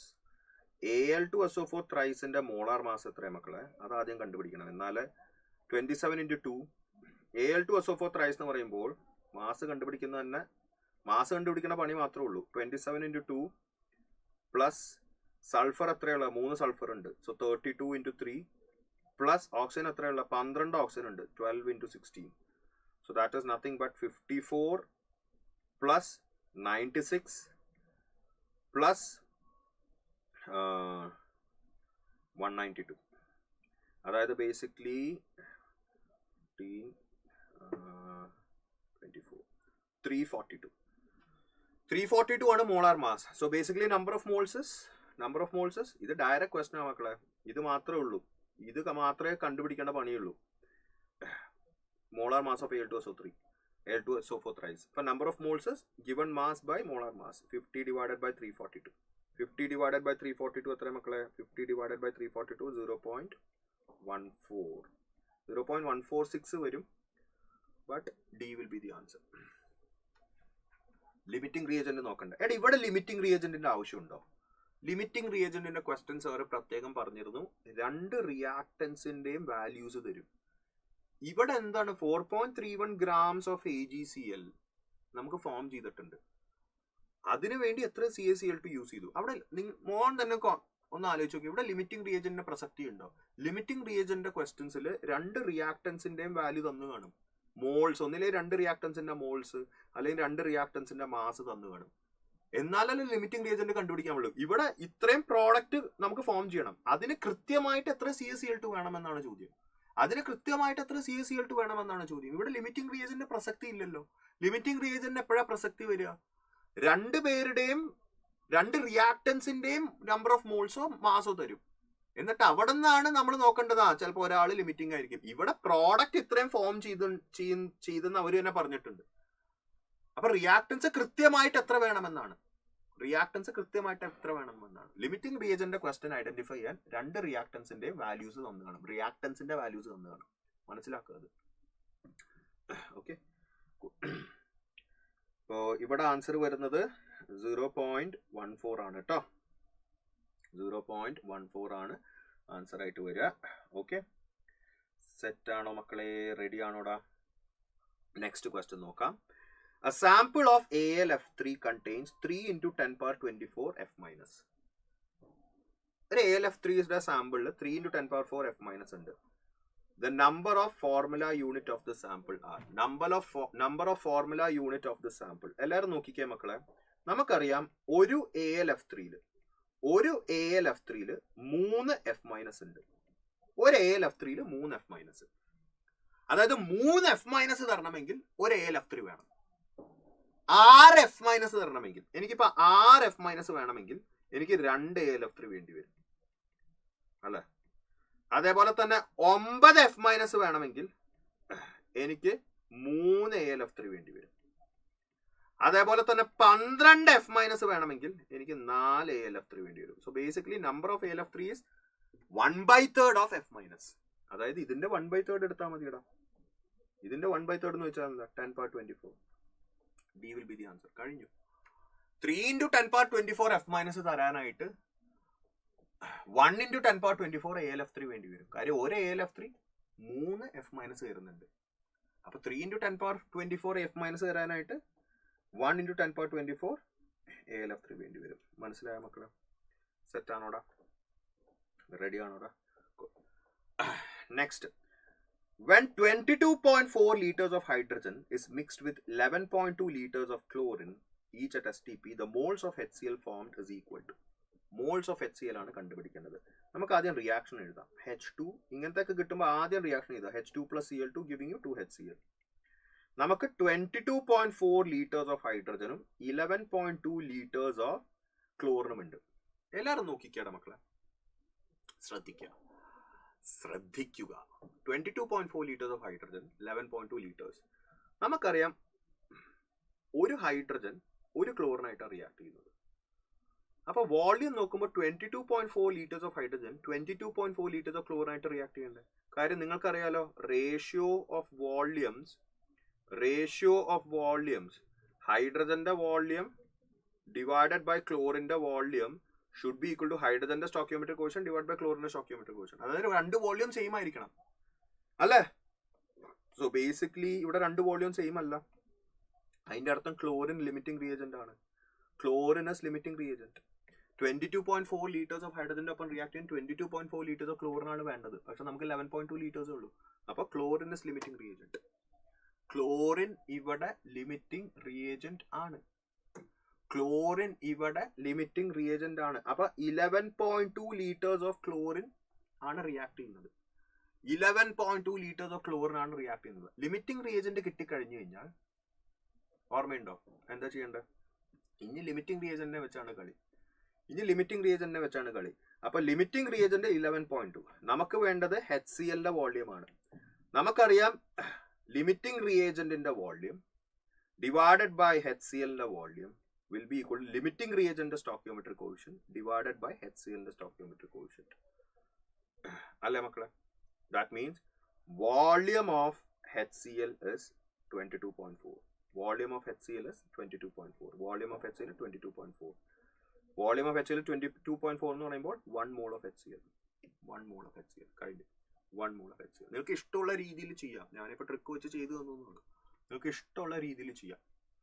ഇപ്പൊ ഇത് ഇങ്ങനെയും interpret ചെയ്യാം. 11.2 chlorine limiting reagent ആണ്. 11.2 എന്ന് പറയുമ്പോൾ ഹാഫ് എ മോൾ. അപ്പൊ half a mole of chlorine react ചെയ്യുന്നുണ്ട് limiting reagent. Half a mole of chlorine react ചെയ്താൽ നമുക്ക് 1 mole of HCl ഇത് കിട്ടും. കാര്യം നമുക്ക് 1 mole of Cl2 gives you 2 mole of HCl. 1 mole of Cl2 gives you 2 mole of HCl. അപ്പൊ half a mole of Cl2 gives you 1 mole of HCl. എങ്ങനെ വേണമെങ്കിൽ നിങ്ങൾക്ക് ചെയ്യാം. Got it? Next question. If potassium chlorate is 80% pure, then 48 grams of oxygen would be produced from. 48 grams of oxygen would be produced from. ഈ equation ഇവർ തന്നിട്ടുണ്ട്. എല്ലാവരും നോക്കിക്കേ. 2 KClO3 giving you 2 KCl plus 3O2. ഈ equation ഇവർ തന്നിട്ടുണ്ട്. അവർ പറഞ്ഞിരിക്കുന്നത് 48 gram oxygen produce ചെയ്തിട്ടുണ്ട്. 48 ഗ്രാം ഓക്സിജൻ എന്ന് പറഞ്ഞാൽ 48 ഗ്രാം ഓക്സിജൻ എന്ന് പറഞ്ഞു കഴിഞ്ഞാൽ നമ്പർ ഓഫ് മോൾസ് ആദ്യം നോക്കുക. 48 divided by 32. 48 divide by 32 that is 3/2 moles. 3/2 moles of oxygen produce ചെയ്തിട്ടുണ്ട്. 3/2 moles of oxygen. 6 question 6 question. Okay. 3/2 moles of oxygen produce ചെയ്തിട്ടുണ്ട്. 3/2 മോൾസ് ഓഫ് ഓക്സിജൻ പ്രൊഡ്യൂസ് ചെയ്തിട്ടുണ്ട്. 3/2 മോൾസ് ഓഫ് ഓക്സിജൻ പ്രൊഡ്യൂസ് ചെയ്തിട്ടുണ്ട്. എല്ലാവരും നോക്കുക മക്കളെ. അപ്പൊ what will B the number of moles of KClO3? Number of moles of KClO3 എത്രയായിരിക്കും? നമ്മളെ trick use ചെയ്യുക. Number of moles of KClO3 by stoichiometric coefficient of KClO3 x by 2 will be equal to number of moles of oxygen divided by stoichiometric coefficient of oxygen. അതായത് 3/2 divided by 3. 3/2 divided by 3. So that means x ന്റെ value എത്ര വരുന്നത്? 1. അതായത് 1 mole of KClO3 ആണ് വേണ്ടത്. 1 mole of KClO3. 1 mole of KClO3 is required to produce 3/2 moles of oxygen. അതായത് 48 grams of oxygen. 1 mole of KClO3. ഈ 1 mole of KClO3യുടെ mass എത്രയാ? 1 mole of KClO3യുടെ mass എത്രയാ? 1 mole of KClO3യുടെ മാസ് വരുന്നത് പൊട്ടാസ്യത്തിന്റെ mass നമുക്ക് 39 ആയിട്ട് എടുക്കാം. Clന്റെ മാസ് 35.5 ആയിട്ട് എടുക്കാം. ഓക്സിജൻ 3 എണ്ണം ഉണ്ട്. ഓക്സിജൻ 3 എണ്ണത്തിന്റെ മാസ് 48. അപ്പൊ എത്രയാ മക്കളെ വരുന്നത്? 5, 14, 22, 5, 7, 11, 112.5 അല്ലെ? 112.5. അപ്പൊ ബേസിക്കലി 112.5 grams ഓഫ് KClO3 വേണ്ടി വരും. അപ്പൊ അതാണോ ആൻസർ? അതല്ല ആൻസർ. ഇവിടെ നിങ്ങളൊരു കാര്യം മനസ്സിലാക്കണം. Potassium chlorate is 80% pure. Potassium chlorate മക്കളെ മാസ് കറക്റ്റ് അല്ലേ? 39, 35.5, 48, 5, 14, 22, 5, 8, 5, 8, 12, 122 ആണല്ലോ വരിക. 122.5. ഓക്കെ, 122.5 ആണ് ഇവിടെ വരിക. അതായത് 122.5 പ്യുവർ പൊട്ടാസ്യം ക്ലോറേറ്റ് എനിക്ക് വേണ്ടി വരും. Potassium chlorate 122.5. പക്ഷെ നമുക്ക് നമ്മുടെ സാമ്പിളിൽ 80% പ്യൂരിറ്റി ഉള്ള ഒരു സാമ്പിളാണ് തന്നിരിക്കുന്നത്. അതായത് ബേസിക്കലി എല്ലാവരും നോക്കിക്കേ മക്കളെ, നമുക്ക് ഇങ്ങനെ ഒരു പൊട്ടാസ്യം ക്ലോറേറ്റിന് ഒരു ക്രിസ്റ്റൽ ഉണ്ട്. അതിന്റെ 80% മാത്രമാണ് ഈ 122.5. അതിന്റെ 80% മാത്രമാണ് 122.5. അവര് ചോദിച്ചിരിക്കുന്നത് ഈ മൊത്തം സാമ്പിളിന്റെ മാസ. കാര്യം ഈ മൊത്തം സാമ്പിളില് 80% പൊട്ടാസ്യം ക്ലോറേറ്റ്. ആ 80% മാത്രം റിയാക്ട് ചെയ്യുന്നത്. ആ 80%ന്റെ മാസാണ് 122.5. അവര് ചോദിച്ചിരിക്കുന്നത് മൊത്തം മാസ് എത്രയാണെന്നാണ്. അത് കണ്ടുപിടിക്കാൻ വളരെ സിമ്പിൾ അല്ലേ മക്കളെ? നമ്മൾ എന്താ ചെയ്യേണ്ടത്? 80, എല്ലാവരും നോക്കിക്കേ മക്കളെ, 80/100 into mass of the compound, mass of the sample is equal to 122.5. is equal to 122.5. ഇത് ചെയ്താൽ മതി മക്കളെ. സോ ബേസിക്കലി നമുക്ക് എന്ത് കിട്ടും? 12250 divided by 80, that is equal to 153.125. M is equal to 153.12. മനസ്സിലായോ? ആ സാമ്പിളിന്റെ 80% മാത്രമാണ് പ്യുവർ KClO3. പ്യുവർ KClO3യുടെ മാസാണ് ഇത് 122.5. അതല്ല നമുക്ക് കണ്ടുപിടിക്കേണ്ടത്. നമുക്ക് actual mass of the sample. നമുക്കറിയാം 80% is 122.5. So 80/100 into M is equal to 122.5. Is that clear, my dear students? Next question. Which of the following options represent correct limiting reagents in reactions 1, 2 and 3? Reaction 1 ഇത്, reaction 2 ഇത്, reaction 3 ഇത്. ഈ 3 റിയാക്ഷൻസിലും limiting reagent ആരാണ് എന്നാണ് കണ്ടുപിടിക്കേണ്ടത്. ഇതൊരു trick വെച്ചിട്ട് നമ്മൾ നേരത്തെ ട്രിക്ക് വെച്ചിട്ട് ഇത് കണ്ടുപിടിക്കാം. For example first reaction, carbon plus O2 giving you CO2. കാർബണിന്റെ മാസ് 26 grams, ഓക്സിജന്റെ മാസ് 20 grams തന്നിട്ടുണ്ട്. 20 grams. എങ്ങനെ ട്രിക്ക്? ലിമിറ്റിംഗ് റിയേജന്റ് ട്രിക്ക് എന്ന് പറയുമ്പോൾ ആദ്യം മോൾസ് ആക്കുക. മോൾസ് ഓഫ് കാർബൺ എത്രയായിരിക്കും? 26/12. മോൾസ് ഓഫ് ഓക്സിജൻ എത്രയായിരിക്കും? 20/32. ഓർമ്മയുണ്ടോ?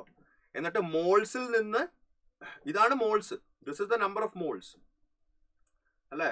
Moles of oxygen and moles of carbon. എന്നിട്ട് mole divided by stoichiometric coefficient ചെയ്യണം. എന്നിട്ട് ആ റേഷ്യോ കമ്പയർ ചെയ്യണം. For example 26/16 divided by 1 20/32 divided by 1 അല്ലെ?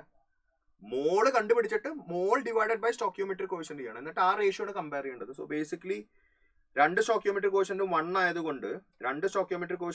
ആയതുകൊണ്ട് we can easily say that 26/16 is greater than 20/32. So limiting reagent വരാൻ പോകുന്നത് O2 ആണ്. ഇനി അങ്ങനെയല്ല, ലോജിക്കലിയും ഇത് ചെയ്യാം. നിങ്ങൾക്കറിയാം ഒരു കാർബൺ, എല്ലാവരും നോക്കുക, 1 carbon reacts with 1 oxygen. അതായത് 12 grams of carbon reacts with 32 grams of oxygen.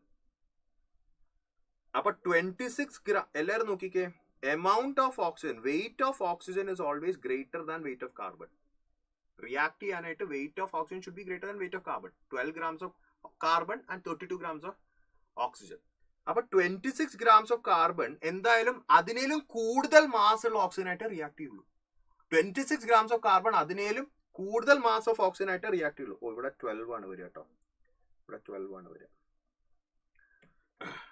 അപ്പൊ അങ്ങനെയും നമുക്ക് നോക്കാം. 26 grams of carbon അതിനേലും മാസ് ഉള്ള ഓക്സിജൻ ആയിട്ട് റിയാക്ട് ചെയ്യുള്ളൂ. കാര്യം 12 കാർബണിന് 32 ഓക്സിജൻ വേണം. അപ്പൊ 26 കാർബണിന് അതിനും കൂടുതൽ മാസ് എന്തായാലും വേണ്ടി വരും ഓക്സിജന്.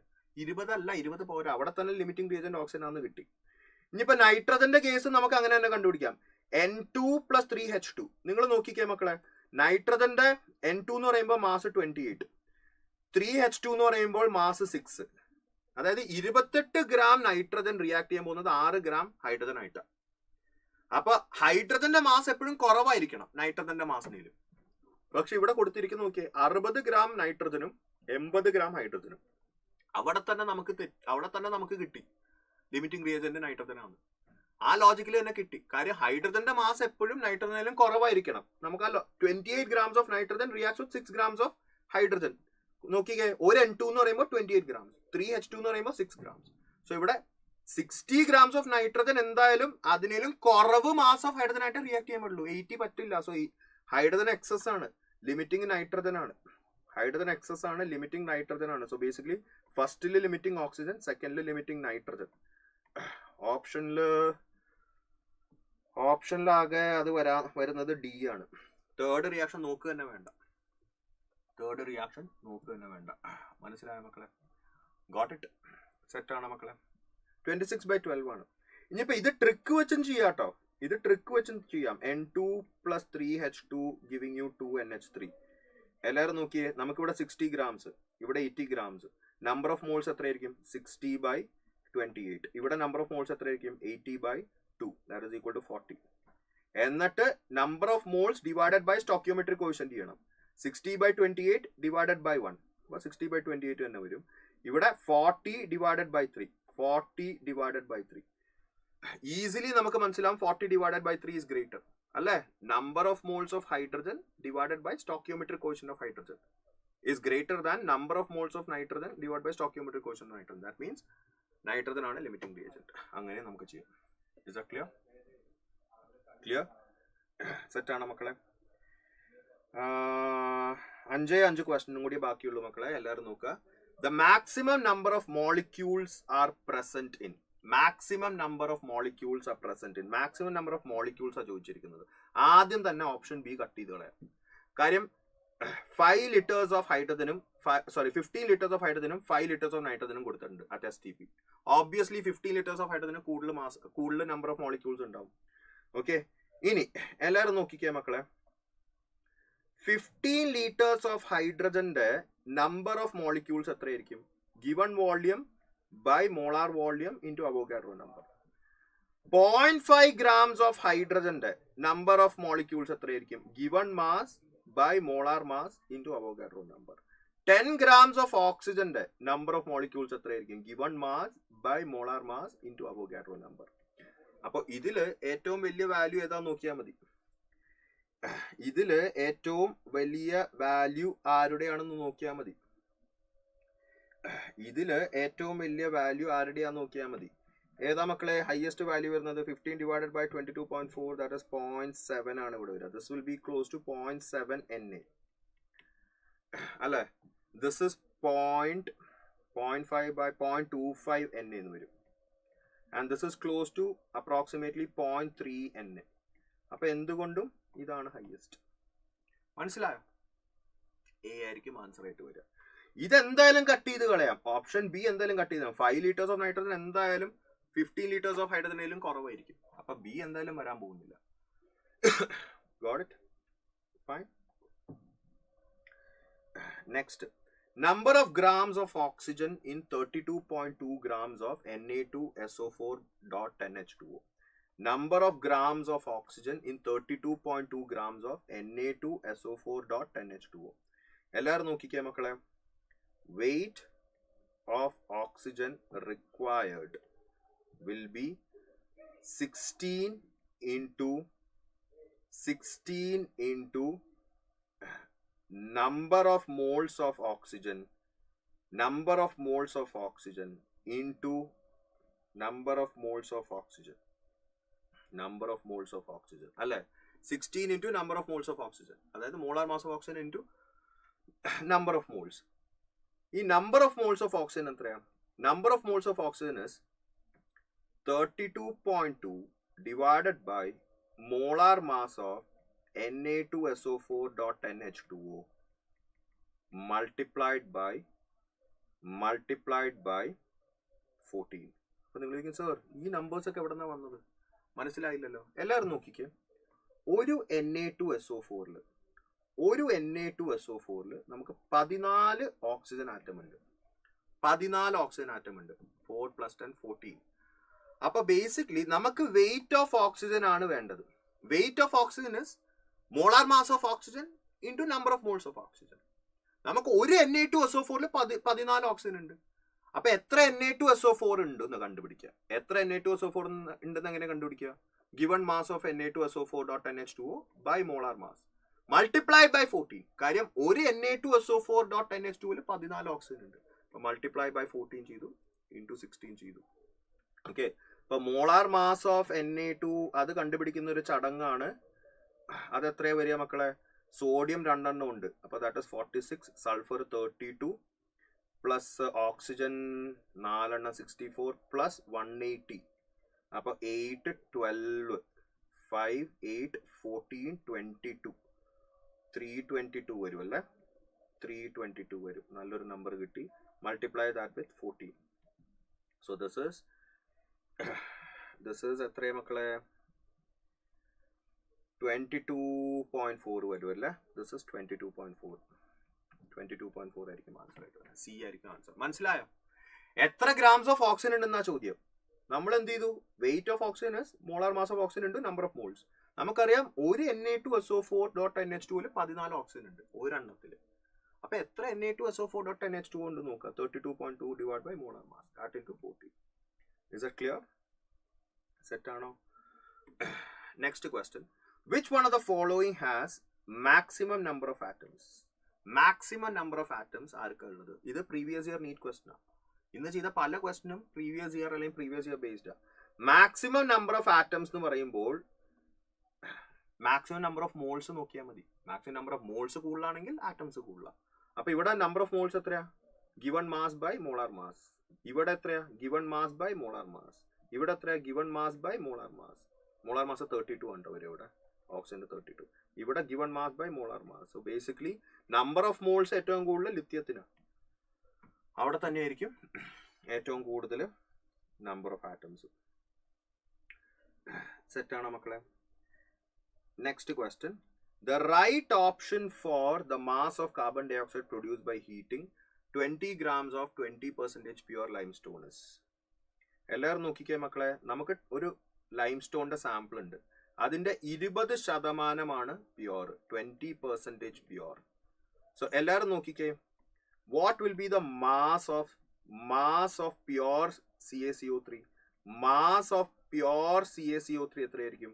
Mass of pure CaCO3 will be 20 by 100 into 20, that is equal to 4. 4 grams ആയിരിക്കും pure CaCO3. അവർ ചോദിച്ചിരിക്കുന്നത് mass of CO2 produced ആണ്. എല്ലാവരും നോക്കുക. നമുക്കറിയാം CaCO3 gives you calcium oxide plus CO2 അല്ലേ? ഫൈൻ. എല്ലാവരും നോക്കുക മക്കളെ. നമുക്ക് 1 CaCO3 gives you 1 CO2. 1 CaCO3 gives you 1 CO2. അതായത് 100 grams of CaCO3 gives you 44 grams of CO2. 100 grams gives you 44 grams of CO2. അപ്പോൾ ബേസിക്കലി 4 grams of CaCO3 എത്ര തരും? ഇതിങ്ങനെയും ചെയ്യാം, അല്ലെങ്കിൽ നമ്മുടെ ട്രിക്ക് വെച്ചിട്ടും ചെയ്യാം. പക്ഷെ ഇവിടെ സ്റ്റോക്കിയോമെട്രി ക്വസ്റ്റ്യൻ ഒക്കെ വളരെ എളുപ്പമായതുകൊണ്ടും കാൽക്കുലേഷൻസ് വളരെ എളുപ്പമാണ്. So basically 44 grams is given by 100 grams. Multiply that with 4. 44 gram CO2 100 gram CaCO3 ആണ് തരുന്നത്. അപ്പൊ 4 gram CaCO3 എത്ര തരും? 44 divided by 100 into 4 അല്ലേ മക്കളെ? അല്ലെങ്കിൽ നമുക്കിത് നമ്പർ ഓഫ് മോൾസിലേക്ക് മാറ്റി നമ്മുടെ ട്രിക്ക് വെച്ചിട്ടും ചെയ്യാവുന്നേ ഉള്ളൂ. അത് വേണമെങ്കിൽ നിങ്ങൾക്ക് ചെയ്തു നോക്കാം. പക്ഷെ ഇത് അതിന്റെ ആവശ്യമില്ല. വാല്യൂസും സ്റ്റോക്കിയോമെട്രി ക്വസ്റ്റ്യൻസ് ഒക്കെ വളരെ സിമ്പിളാണ്. 100 grams 44 gram കിട്ടാൻ 100 gram വേണം. അപ്പൊ 4 ഗ്രാമേ ഉള്ളൂവെങ്കിൽ 4 gram CaCO3 ഉള്ളൂവെങ്കിൽ എത്ര വേണം? 44 divided by 100 into 4. That is equal to 1.76. Got it? ഇതും പ്രീവിയസ് ഇയർ നീറ്റ് ആണ്. ലാസ്റ്റ് ക്വസ്റ്റ്യൻ നമുക്ക് നോക്കാം മക്കളെ. നമ്മുടെ ലാസ്റ്റ് ക്വസ്റ്റ്യൻ നോക്കാം. Calculate the volume of oxygen that is required for the complete അയ്യോ, ഇത് വളരെ സിമ്പിൾ ആയി പോയല്ലോ. Calculate the volume of oxygen that is required for the complete combustion of 50 milliliter of methane. എടാ ഇക്വേഷൻ ഇവിടെ കൊടുത്തിട്ടുണ്ട്. എന്താ equation? CH4 plus 2O2 giving you CO2 plus 2H2O. Equation ഇവിടെ കൊടുത്തിട്ടുണ്ട്. നമ്മുടെ വോളിയം ഓഫ് ഓക്സിജൻ എത്രയാ കണ്ടുപിടിക്കണം. Volume of methane 50. അപ്പൊ നമുക്കറിയാം volume of oxygen V. നമുക്കറിയാം ratio of volumes 50 by V will be equal to ratio of stoichiometric coefficient 1/2. That means V is equal to 100. കഴിഞ്ഞു. ഡണ്ടനാടൻ. Gay-Lussac's law of gaseous volume.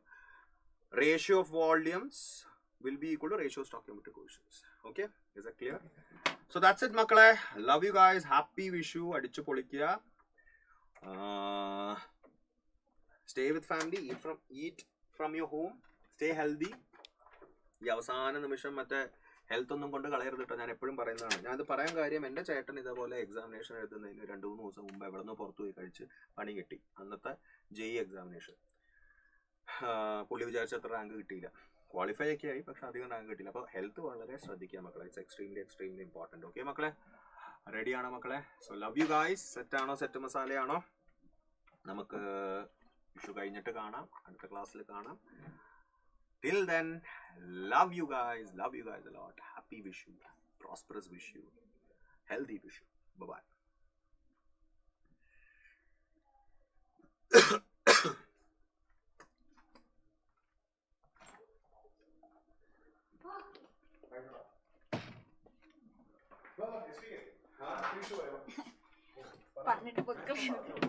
Hi മക്കളെ.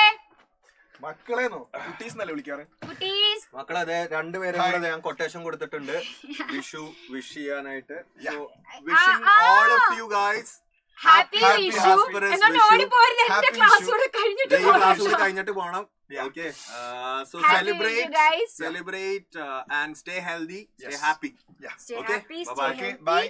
Stay confident. Okay, bye bye bye. അയ്യോ bye പറയരുത്, നിങ്ങൾ അവിടെ നിൽക്ക്. അയ്യോ നിങ്ങൾ പോലെ ഞാൻ ഇവർ രണ്ടു തട്ടിട്ടോ, നിങ്ങൾ പോയാല്.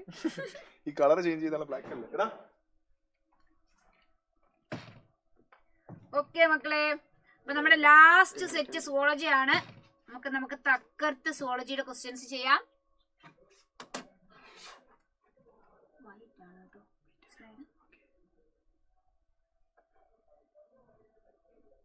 എല്ലാരും റെഡി അല്ലേ?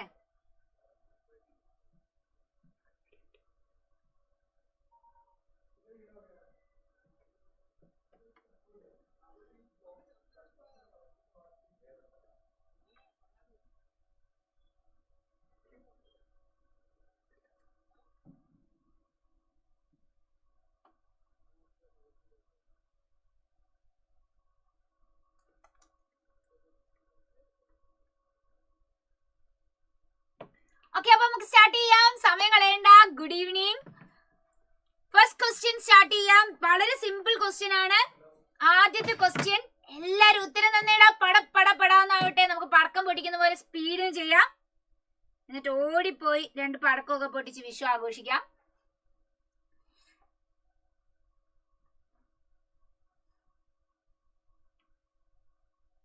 Good evening, good evening. First question ഇതാണ്. Glycogen is a homopolymer made up of. Glycogen എന്തിന്റെ ഹോമോപോളിമർ ആണെന്നാണ് ഫസ്റ്റ് ക്വസ്റ്റ്യൻ വന്നിരിക്കുന്നത്. ഹായ് നെഹൻ, ഹായ് ലയ, സൂര്യ, എല്ലാവർക്കും ഹായ് ട്ടോ. Yes, answer is glucose units അല്ലേ മക്കളെ? നമ്മളിപ്പോ പഠിക്കുമ്പോൾ നമ്മൾ പ്രത്യേകമായിട്ട് എടുത്ത് പഠിക്കുന്ന കാര്യമാണ്. നമ്മൾ ഗ്ലൈക്കോജൻ എടുത്താലും സ്റ്റാർച്ച് എടുത്താലും അതുപോലെ സെല്ലുലോസ് എടുത്താലും അതെല്ലാം homopolymer of your glucose molecule ആണ്. പിന്നെ നമ്മൾ 2 പഠിക്കുന്ന എക്സാമ്പിൾസ് ആണ് ഫ്രക്ടോസിന്റെ ഹോമോപോളിമർ ആയിട്ടുള്ള ഇനുലിൻ എന്ന് പറയുന്ന മോളിക്യൂളും N-അസറ്റൈൽ ഗ്ലൂക്കോസാമിൻ വെച്ചിട്ട് ഉണ്ടാക്കുന്ന നമ്മുടെ കൈറ്റിനും. അപ്പൊ ഇത്രയും ഹോമോപോളിമേഴ്സും ഏത് യൂണിറ്റ്സ് വെച്ചാണ് ഉണ്ടാക്കിയിരിക്കുന്നതെന്ന് ഓർത്ത് വെക്കുക. Now let's go to the second question. Choose the correct statement ആണ് ചോദിച്ചിരിക്കുന്നത്. നമുക്ക് നോക്കാം. Choose the correct statement.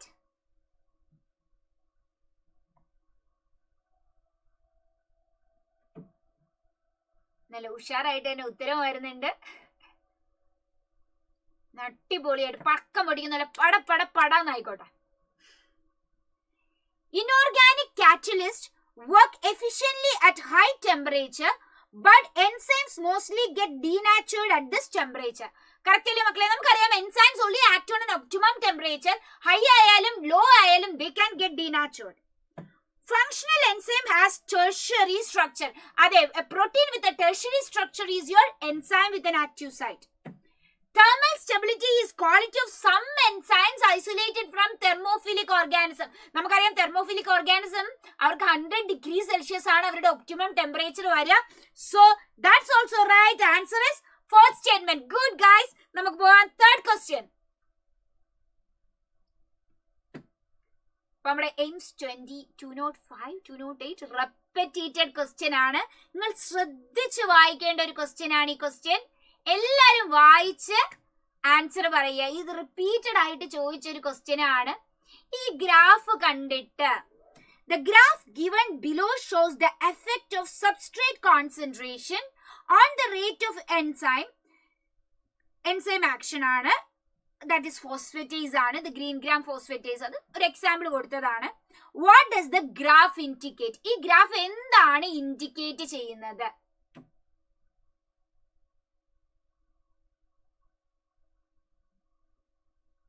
എന്തിന്റെ ഗ്രാഫ് ആണെന്ന് അവർ പറഞ്ഞു. സബ്സ്ട്രേറ്റ് കോൺസെൻട്രേഷൻ വേഴ്സസ് വെലോസിറ്റിയുടെ ആണ്.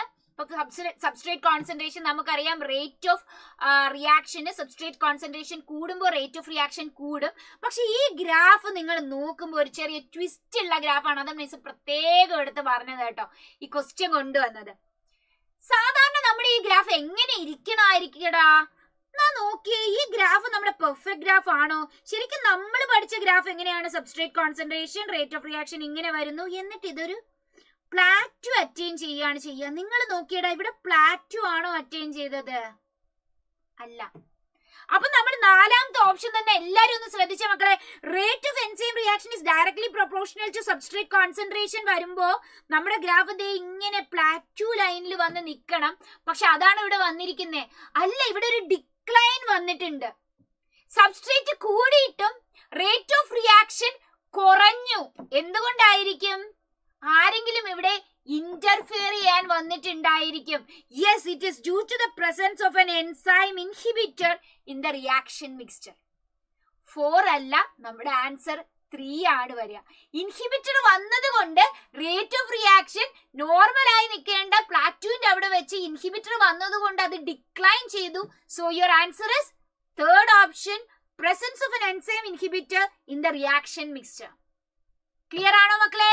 എല്ലാവർക്കും സെറ്റ് ആണോ? ഓക്കെ. അപ്പൊ ഈ ഗ്രാഫ് മിസ് എടുത്തിട്ട് വന്നതേ ഇതുകൊണ്ടാണ്. കാരണം ഇതിലൊരു ചെറിയ ട്വിസ്റ്റ് ഉണ്ട്. നമ്മൾ ആ ഗ്രാഫിനെ ഒന്ന് ശ്രദ്ധിച്ച് നോക്കേണ്ടതായിട്ടുണ്ട് കേട്ടോ. Question number 4. Choose the incorrect statement. Choose the incorrect statement ആണ് ചോദിച്ചിരിക്കുന്നത്. സ്റ്റേറ്റ്മെന്റ് ഓരോന്നും വായിക്കാം. നല്ല ട്വിസ്റ്റ് ഉള്ള സിനിമയാണ് നമ്മൾ ഇന്ന് എടുത്തിരിക്കുന്നത്. There is no uncatalyzed metabolic conversion in living system. Correct ആണോ അല്ലയോ? Correct ആണല്ലേ മക്കളെ? There is no uncatalyzed reactions. All our metabolic reactions require enzyme. This is correct. Metabolic pathway from glucose to lactic acid occurs in 10 steps. അല്ലെ, glycolysis നമ്മൾ പറയുന്നു. അവിടെ lactic acid formation വരെ വരുന്നത് ശരിക്കും 10 സ്റ്റെപ്പിലാണെന്ന് നമ്മൾ പറയുന്നുണ്ട്. Which is also like right. Now, metabolic pathway always form complex molecule from simpler molecule. Metabolic pathway എന്ന് പറയുന്നത് always form. ഇവിടെ ശരിക്കും പറഞ്ഞാൽ ലാക്റ്റിക് ആസിഡ് നല്ല പൈറുവിക് ആസിഡ് എന്നായിരുന്നു നിങ്ങൾക്ക് തരേണ്ടത്. This option is also wrong കേട്ടോ. If it is pyruvic acid, it is fine.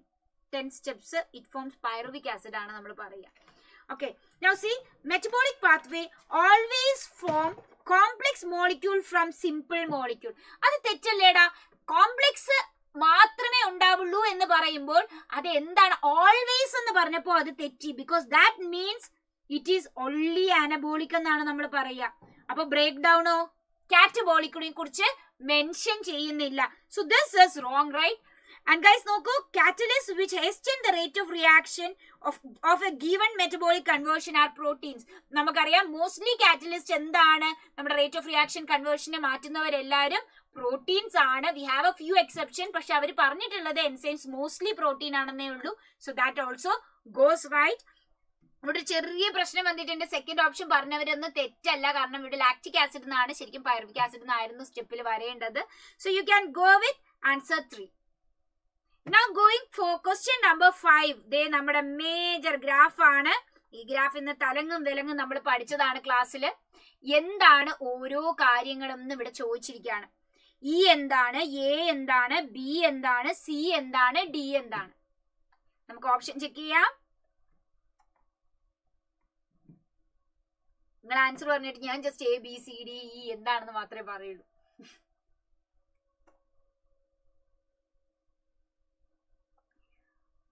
അപ്പൊ നമ്മൾ ഇത് ഈ ഒരു കാര്യം പഠിച്ചത് activation energy of an enzyme, activation energy of a റിയാക്ഷനെ കുറിച്ചാണ്. നമുക്കറിയാം റിയാക്ടൻസ് ആദ്യം നിൽക്കുന്നത് പൊട്ടൻഷ്യൽ എനർജിയിലായിരിക്കും. അവർ ഒരു ട്രാൻസിഷൻ സ്റ്റേജിലേക്ക് എത്താൻ വേണ്ടി അവർക്ക് കൈനറ്റിക് എനർജി ആവശ്യമുണ്ട്. അങ്ങനെ കൈനറ്റിക് എനർജിയിൽ അവർ ഹിറ്റ് ചെയ്യുമ്പോൾ അവരെന്ത് ചെയ്യും? പ്രോഡക്റ്റ് ആയിട്ട് മാറും, അല്ലേടാ മക്കളെ?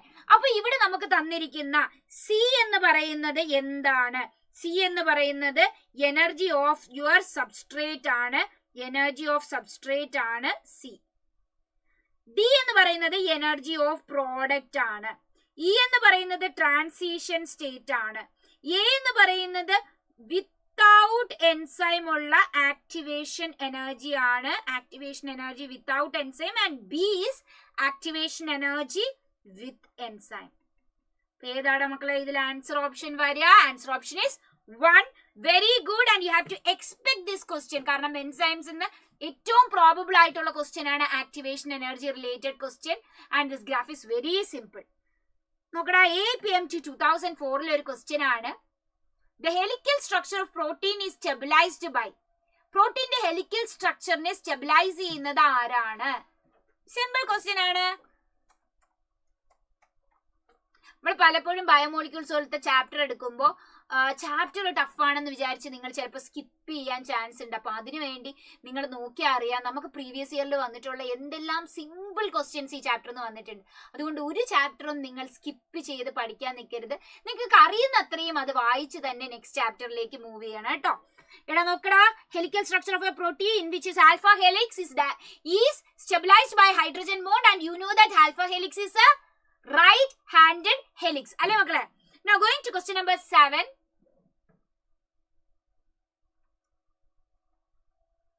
Enzyme that catalyze removal of group from substrates by mechanism other than hydrolysis leaving double bonds.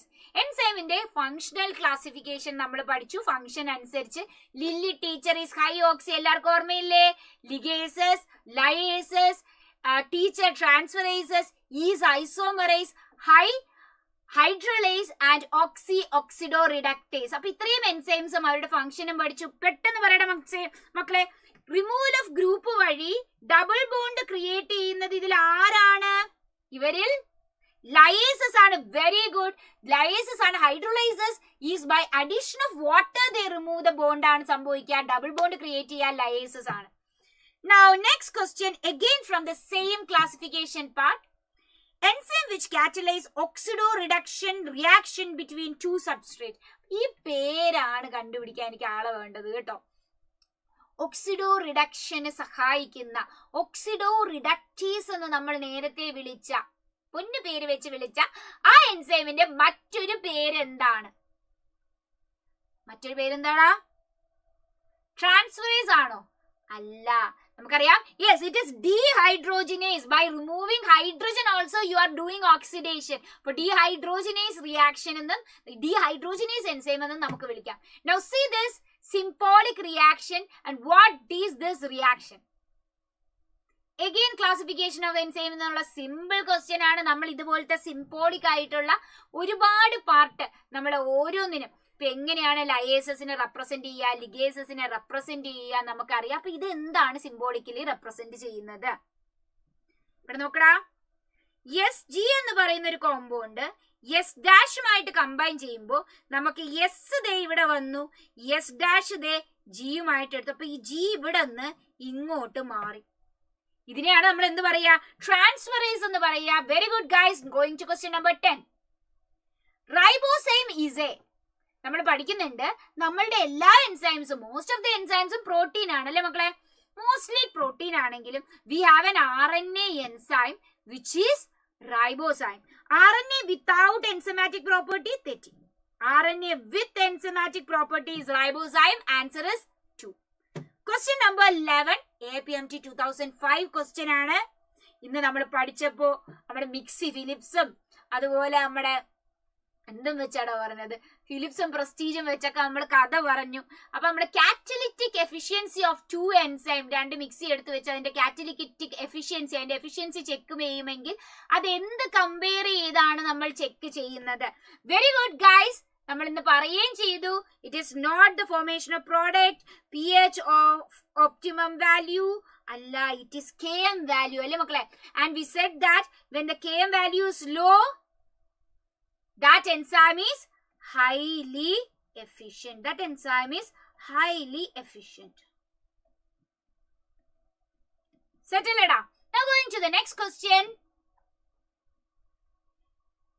Heme is the prosthetic group of ഏത് എൻസൈമിന്റെ പ്രോസ്തെറ്റിക് ഗ്രൂപ്പ് ആണ് ഹീം എന്ന് പറയുന്ന പാർട്ട്? നമ്മൾ അറിയാം നമ്മൾ എൻസൈംസിനെ സിമ്പിൾ എൻസൈമും അതുപോലെ തന്നെ ഹോളോ എൻസൈമുമായിട്ട് ഡിവൈഡ് ചെയ്യുന്നു. ഇതിൽ ഹോളോ എൻസൈമിന് ഒരു അപ്പോ എൻസൈമും കോഫാക്ടറും ഉണ്ട്. അതിലെ ഒരു ടൈപ്പ് ഓഫ് കോഫാക്ടർ ആണ് പ്രോസ്തെറ്റിക് ഗ്രൂപ്പുകൾ, which is tightly link to the what part? To your അപ്പോ എൻസൈം പാർട്ട്. ഈ ടൈറ്റ്ലി ലിങ്ക്ഡ് ആയിട്ടുള്ളതിന് ഒരു എക്സാമ്പിൾ ആണ് നമ്മൾ പറഞ്ഞത് haem, which is tightly link to both peroxidase and catalase. Answer is fourth option.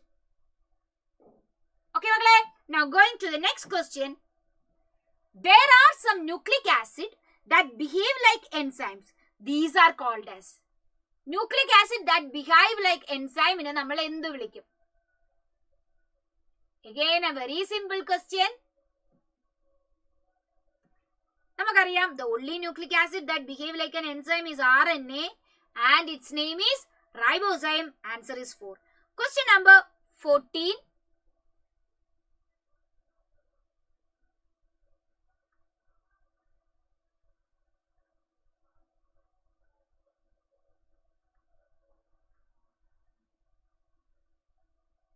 Okay.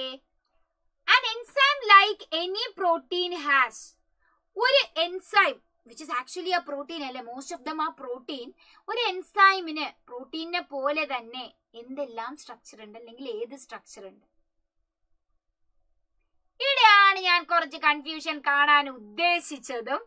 അപ്പൊ എനിക്ക് ആ കൺഫ്യൂഷൻ ആൻസറിൽ കാണാനും പറ്റുന്നുണ്ട്. എടാ, ഇവിടെ ചോദിച്ചിരിക്കുന്ന ചോദ്യം ശ്രദ്ധിച്ച് വായിക്കാം. Enzyme like protein has.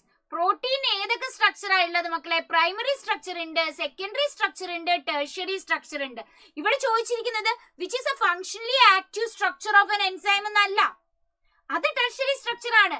എന്ന് പറഞ്ഞാൽ പ്രൈമറി ഉണ്ടായിട്ടല്ലേ സെക്കൻഡറി ഉണ്ടാവുക, അത് കഴിഞ്ഞല്ലേ ടെർഷ്യറി ഉണ്ടാവുക. So all of this is the answer. Answer is fourth option. ഒത്തിരി പേര് തേർഡ് ഓപ്ഷൻ തന്നു. ഇവിടെ നിങ്ങൾ ശ്രദ്ധിക്കുക. Hi Vishnupriyan, you are from Tamil. Great. എനിക്കും തമിഴ് പേസ തെരിയും കൊഞ്ചം കൊഞ്ചം. An enzyme like any protein has primary structure ഉണ്ട് മക്കളെ, secondary structure ഉണ്ട്, tertiary structure ഉണ്ട്. So all this is present. Answer is 4. Question number 15. Set ആയ എല്ലാവർക്കും? ആ ക്വസ്റ്റ്യൻ തെറ്റിയവരെല്ലാവരും ഒന്ന് ആലോചിക്കുക. ഫങ്ഷണലി ആക്റ്റീവ് സ്ട്രക്ചർ അല്ല ചോദിച്ചത്, ഏതൊക്കെ സ്ട്രക്ചർ ഉണ്ട് എന്നാണ് ചോദിച്ചത്.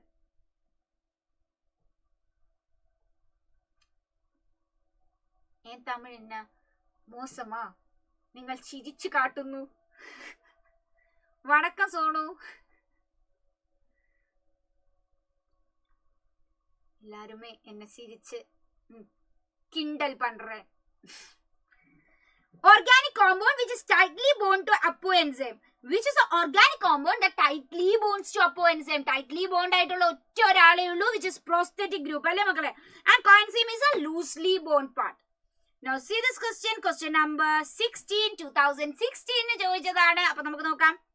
Which of the following is least likely to be involved in stabilizing the three-dimensional folding of most proteins? ഇവിടെ നോക്കുക. 3-dimensional folding of protein വരുമ്പോൾ നമ്മൾ ഒരുപാട് ബോണ്ടുകളുടെ പേര് പറഞ്ഞു. Ionic bond, covalent bond, disulphide bond, hydrogen bond. ഇതിൽ ആരാണ് വരാത്തത് എന്നാണ് നമ്മൾ നോക്കുന്നത്.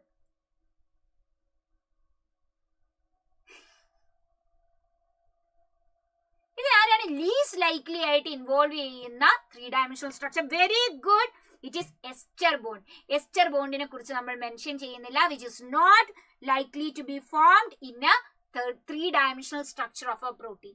Now let's see question number 17. Again NEET 2016. നോക്കടാ, ഒരു വർഷം 2 ക്വസ്റ്റ്യൻ ഒരേ topic. Which of the following statement is correct with reference to enzyme? എൻസൈമിനെ കുറിച്ച് കറക്റ്റ് ആയിട്ടുള്ളത് ഏതാണ്?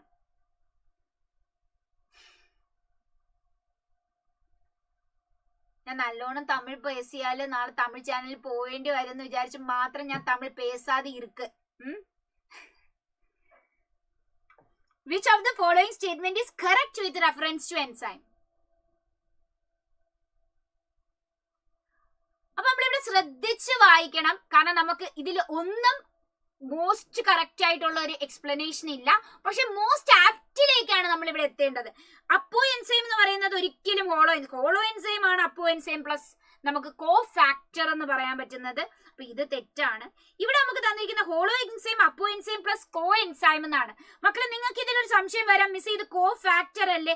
Yes, most appropriate. നിങ്ങൾക്ക് 2 ഓപ്ഷനിൽ വന്നിരിക്കുന്നത് കോ ഫാക്ടറും കോ എൻസൈമും ഉണ്ടെങ്കിൽ കോ ഫാക്ടറിൽ ഓടിപ്പോയി ചാടി പിടിക്കണം.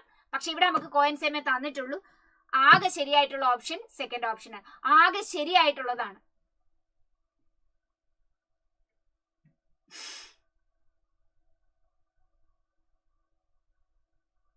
Now question number 18.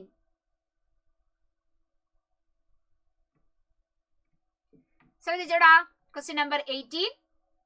Match the column A and B and choose the correct option. അപ്പൊ ഇത് നമ്മുടെ പ്രോട്ടീന്റെ പാർട്ടിലെ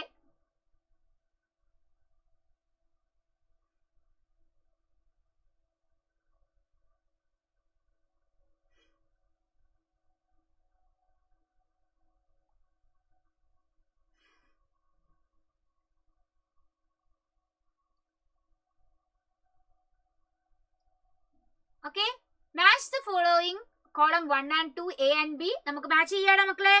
നോക്കാം, കൊളാജൻ ഇന്റർസെല്ലുലാർ ഗ്രൗണ്ട് സബ്സ്റ്റൻസ് ആണ്. പെർഫെക്റ്റ്. നമുക്ക് തന്നിരിക്കുന്ന എല്ലാ ടാബുലർ കോളംസും NCERT-യിലെ ഇമ്പോർട്ടന്റ് ആണ്. ഈ ചാപ്റ്റർ പറഞ്ഞപ്പോൾ മിസ് പറഞ്ഞു എർത്ത് ക്രസ്റ്റിന്റെ സാമ്പിൾ തൊട്ട് തുടങ്ങുന്ന എല്ലാ ചാർട്ടും നിങ്ങൾ കിടിലമായിട്ട് നമ്മൾ എന്ത് ചെയ്യണം, ഇവിടെ എല്ലാ ചാർട്ടും പഠിക്കണം. എടാ ചാറ്റിലിരുന്ന് അടി കൂടാതെ ഇങ്ങോട്ട് വരൂ. ഗ്ലൂട്ട് 4 എന്ന് പറയുന്നത് നമുക്കറിയാം ഒരു ട്രാൻസ്പോർട്ടിംഗ് മോളിക്യൂൾ ആണ്. 2C ആണ്. അപ്പോൾ 1A വരുന്നു, 1A വരുന്ന 2 ഓപ്ഷൻസ്. 2C വരുന്നു, 2ലും C ആണ്. ആന്റിബോഡി എന്ന് പറയുന്നത് എന്താണ് നമുക്കറിയാം, ഇറ്റ് ഈസ് ഗ്ലോബുലിൻ. ഇവിടെ ഗ്ലോബുലിൻ ആണ് ആന്റിബോഡി. സോ B ആണ് വരാനുള്ളത്. ദാറ്റ് വിച്ച് 2 ആണ് ഓപ്ഷൻ വരിക. ബാക്കി നമ്മൾ ജസ്റ്റ് ചെക്ക് ചെയ്യാം. Rubisco is the most abundant protein in the whole universe എന്ന് നിങ്ങൾക്ക് അറിയാം. And also you know that myosin is the contractile protein present in the muscle.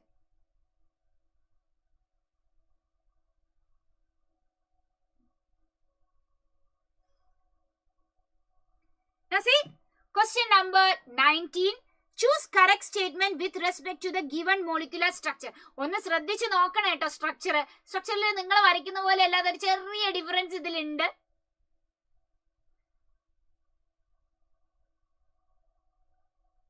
Okay, choose the correct statement with respect to the given molecular structure. അപ്പൊ നമുക്ക് തന്നിരിക്കുന്ന molecular structure actually ഒരു amino acid ആണ്. ഇത് acid group, ഇതാണ് amino group. CH, ഇവിടെ CH2OH. CH2OH വരുന്ന ആരാണ് നമുക്കറിയാം, സെറീൻ ആണെന്ന് നമുക്കറിയാം. ഇറ്റ്സ് എ സബ്സ്റ്റിറ്റ്യൂട്ടഡ് മീഥെയിൻ ആണെന്ന് പറയാം. It substituted methane. It's alcoholic amino acid. OH വരുന്നു, സെറീൻ ആണ്, ആൽക്കഹോളിക് അമിനോ ആസിഡ് ആണ്. ഹൈഡ്രോക്സി മീഥൈൽ ഗ്രൂപ്പ് ആണ് ഉള്ളത്. ഇതിന്റെ ഐസോ ഇലക്ട്രിക് pH എന്ന് പറയുന്നത് അഥവാ നമ്മളുടെ neutral pHൽ they can form a switcher ion. So all of these are right. Answer is fourth statement. Answer is fourth statement. ഇതൊരു സബ്സ്റ്റിറ്റ്യൂട്ടഡ് മീഥെയിൻ അല്ലേടാ മക്കളെ. മീഥെയിനിലെ 4 പാർട്ടല്ലേ നമ്മൾ സബ്സ്റ്റിറ്റ്യൂട്ട് ചെയ്തിരിക്കുന്ന. R group, H group, CH2OH group. R group is like CH2OH group and you have a amino group and you have a COH group. So it's a substituted methyl.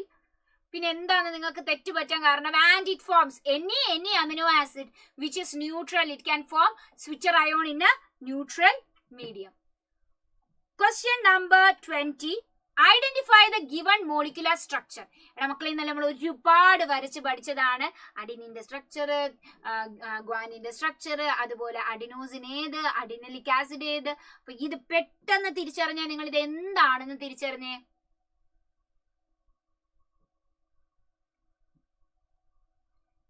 തെറ്റിക്കരുത് കേട്ടോ. ഇത് നമുക്ക് expect ചെയ്യാൻ പോകുന്ന ഒരു sure short question ആണിത്.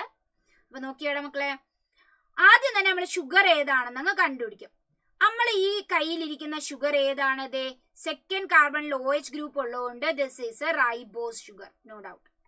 ഇനി ഇവിടെ third കാർബണിൽ phosphate group ഇല്ലാത്തത് കൊണ്ട് തന്നെ നമുക്ക് പറയാം this is A nucleoside and it is having adenine. Adenine ഉള്ള ന്യൂക്ലിയോസൈഡിനെ അഡിനോസിൻ എന്ന് വിളിക്കും. And this is A റൈബോ adenosine. Answer is second option. എല്ലാവരും കിട്ടിലമായിട്ട് ഉത്തരം പറഞ്ഞു. ഇതാണ് നിങ്ങൾക്ക് ചിലപ്പോഴെങ്കിലും തെറ്റിക്കാൻ ഒരു ടെൻഡൻസി വരുന്ന ചോദ്യം. അപ്പൊ ഇത് ശരിയാക്കുന്നതിന് നിങ്ങൾ എല്ലാം ശരിയാക്കി കിട്ടോ. Question number 21. Identify the given structure and choose the correct option ആണ് ചോദിച്ചിരിക്കുന്നത്. ഏതാണ് ഈ സ്ട്രക്ചർ?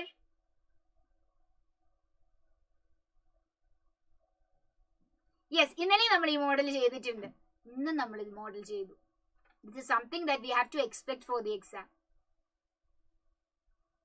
ഇതെന്ന് പറയുന്നത് ഒരു ഗ്ലിസറോൾ ആണ്. ആർക്കും സംശയമില്ല, ട്രൈഹൈഡ്രോക്സി പ്രൊപ്പൈൻ ആണ്. It is an integral compound of up fat. So you can say all of this is right. Answer is 4. Now going to question number 22.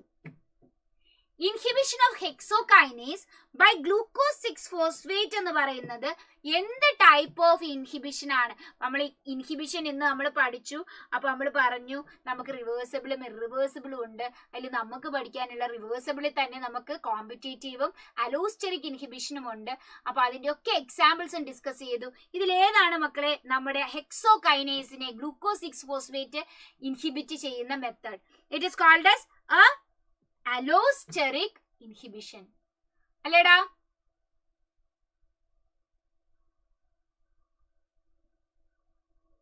Yes, propane 1, 2, 3 triol എന്നും നമുക്ക് പറയാം.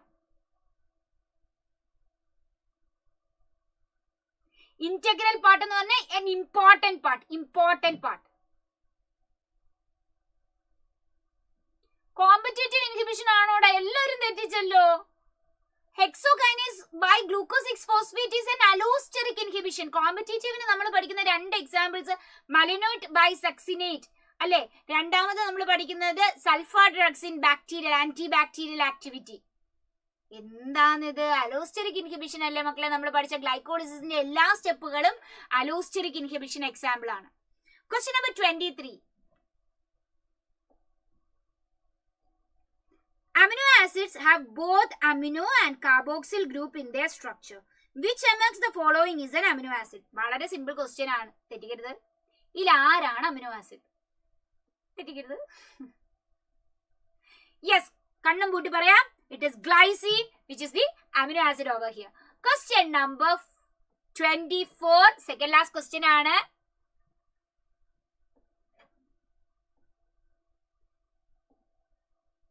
An amino acid under certain condition have both positive and negative charge simultaneously in the same molecule. ഒരേ മോളിക്യൂളിൽ പോസിറ്റീവും നെഗറ്റീവും കാണിക്കുക. CO മൈനസും NH3+ കാണിക്കുക. Such a form of amino acid is called as. ഇതൊന്നും ആരും തെറ്റിക്കില്ല എന്ന് എനിക്കറിയാം. Such form is called as a switcher ionic form അല്ലെ? സ്വിറ്റർ ആണ് നമുക്ക് ചോദിക്കാൻ വളരെ ടെൻഡൻസി ഉള്ള ഒരു ക്വസ്റ്റ്യൻ ആണ്. So we are going to the last question. എന്നിട്ട് നമ്മൾ അടിപൊളി വിഷു ഒക്കെ പറഞ്ഞിട്ട് സെറ്റ് ആവാൻ പോവുകയാണ്. Select the option which is not correct with respect to enzyme. എൻസൈമിനെ വെച്ച് നോക്കുമ്പോൾ കറക്റ്റ് അല്ലാത്ത ഓപ്ഷൻ ഏതാണെന്നാണ് ചോദിച്ചിരിക്കുന്നത് കേട്ടോ. നോട്ട് കറക്റ്റ് ആണ്. A non-competitive inhibitor bind the enzyme at a site distinct from that which binds the substrate. Substrate bind ചെയ്യുന്നത് active സൈറ്റിലാണ്.